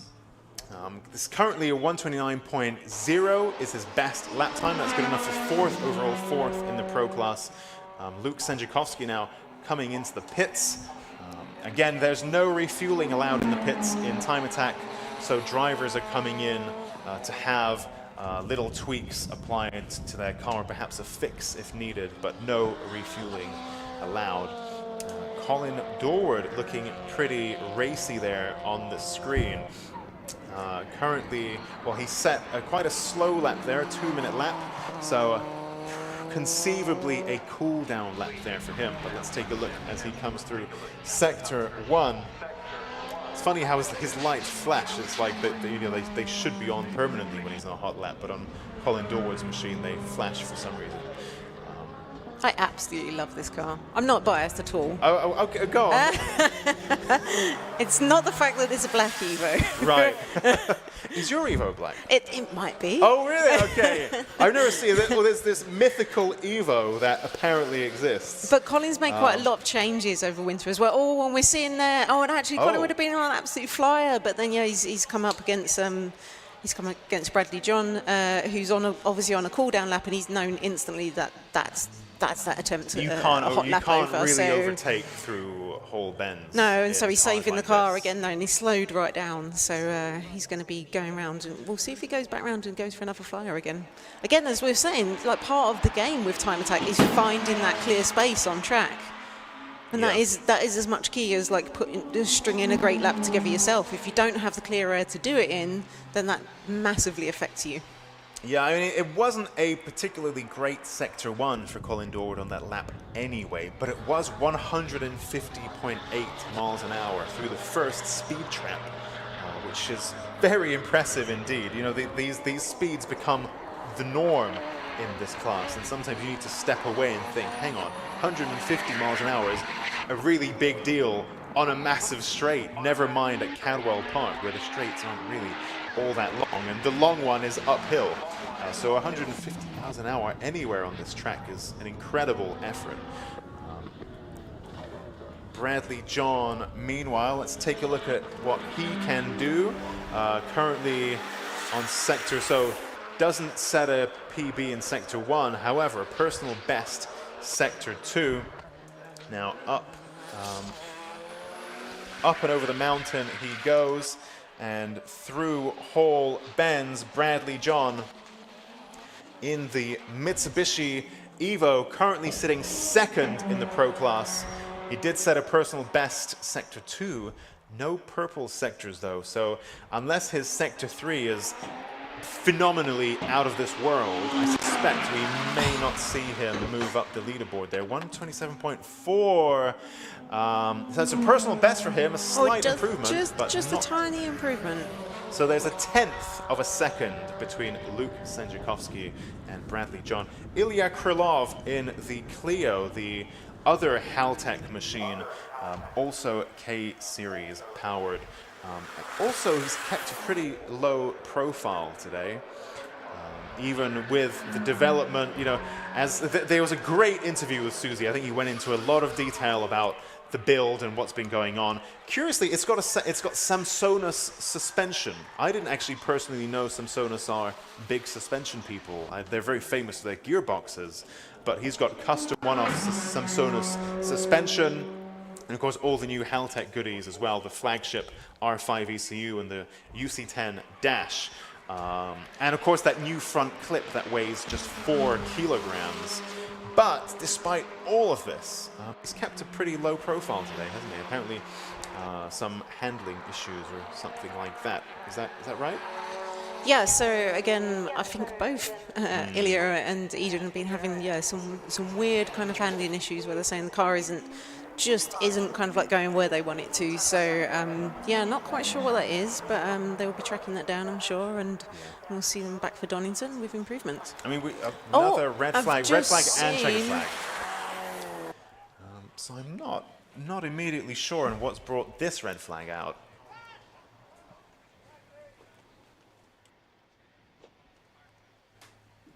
I think perhaps we might have had a car on fire somewhere on the track.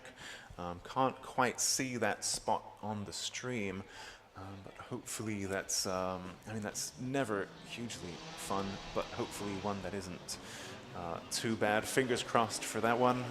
But that does conclude our session, and that is, I think, one of the trickier incidents to recover. So the checkered flag is thrown at this point, which means let's run through the provisional results. So the fastest car on track and winner of Pro Class is Luke Senjakovsky in the Honda NSX. And he leads Bradley John, Colin Dorward, Josh Barrett, Andrew Barber, and Jimmy Broadbent. And actually, there we go, one driver who didn't really make much of an appearance is the number 224 machine of Josh Lawton in the HCR Honda Civic. Yeah, I'm just watching them in the pits. I know they had issues earlier. I think they had problems with the exhaust manifold. And they had managed to get that repaired.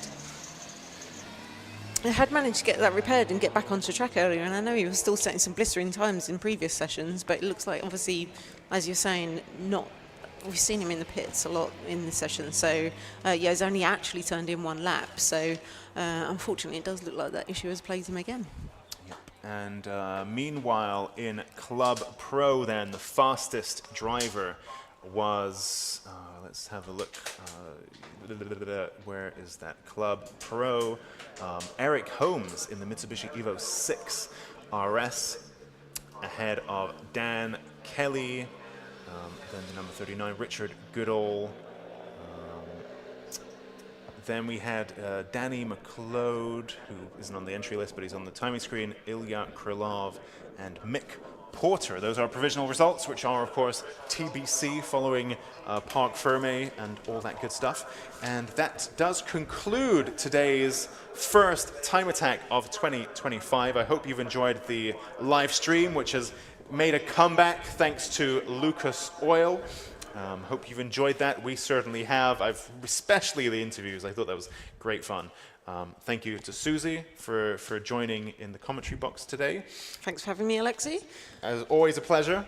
And we are back in 3 weeks for only Donington. 3 weeks. Incredible, incredible. We are so lucky. 2 time attacks in May. So lucky. Nice, nice, nice. Oh, look, the Civic's got going. Oh, nice. Okay, nice, nice. Just in time to go home. Well, drive safe, everyone. Thank you for coming to Modified Live. And thank you to our marshals and to the Time Attack team, and of course, all the drivers and everyone who could be here today. And we will see you next time. Thank you. We'll see you in 3 weeks.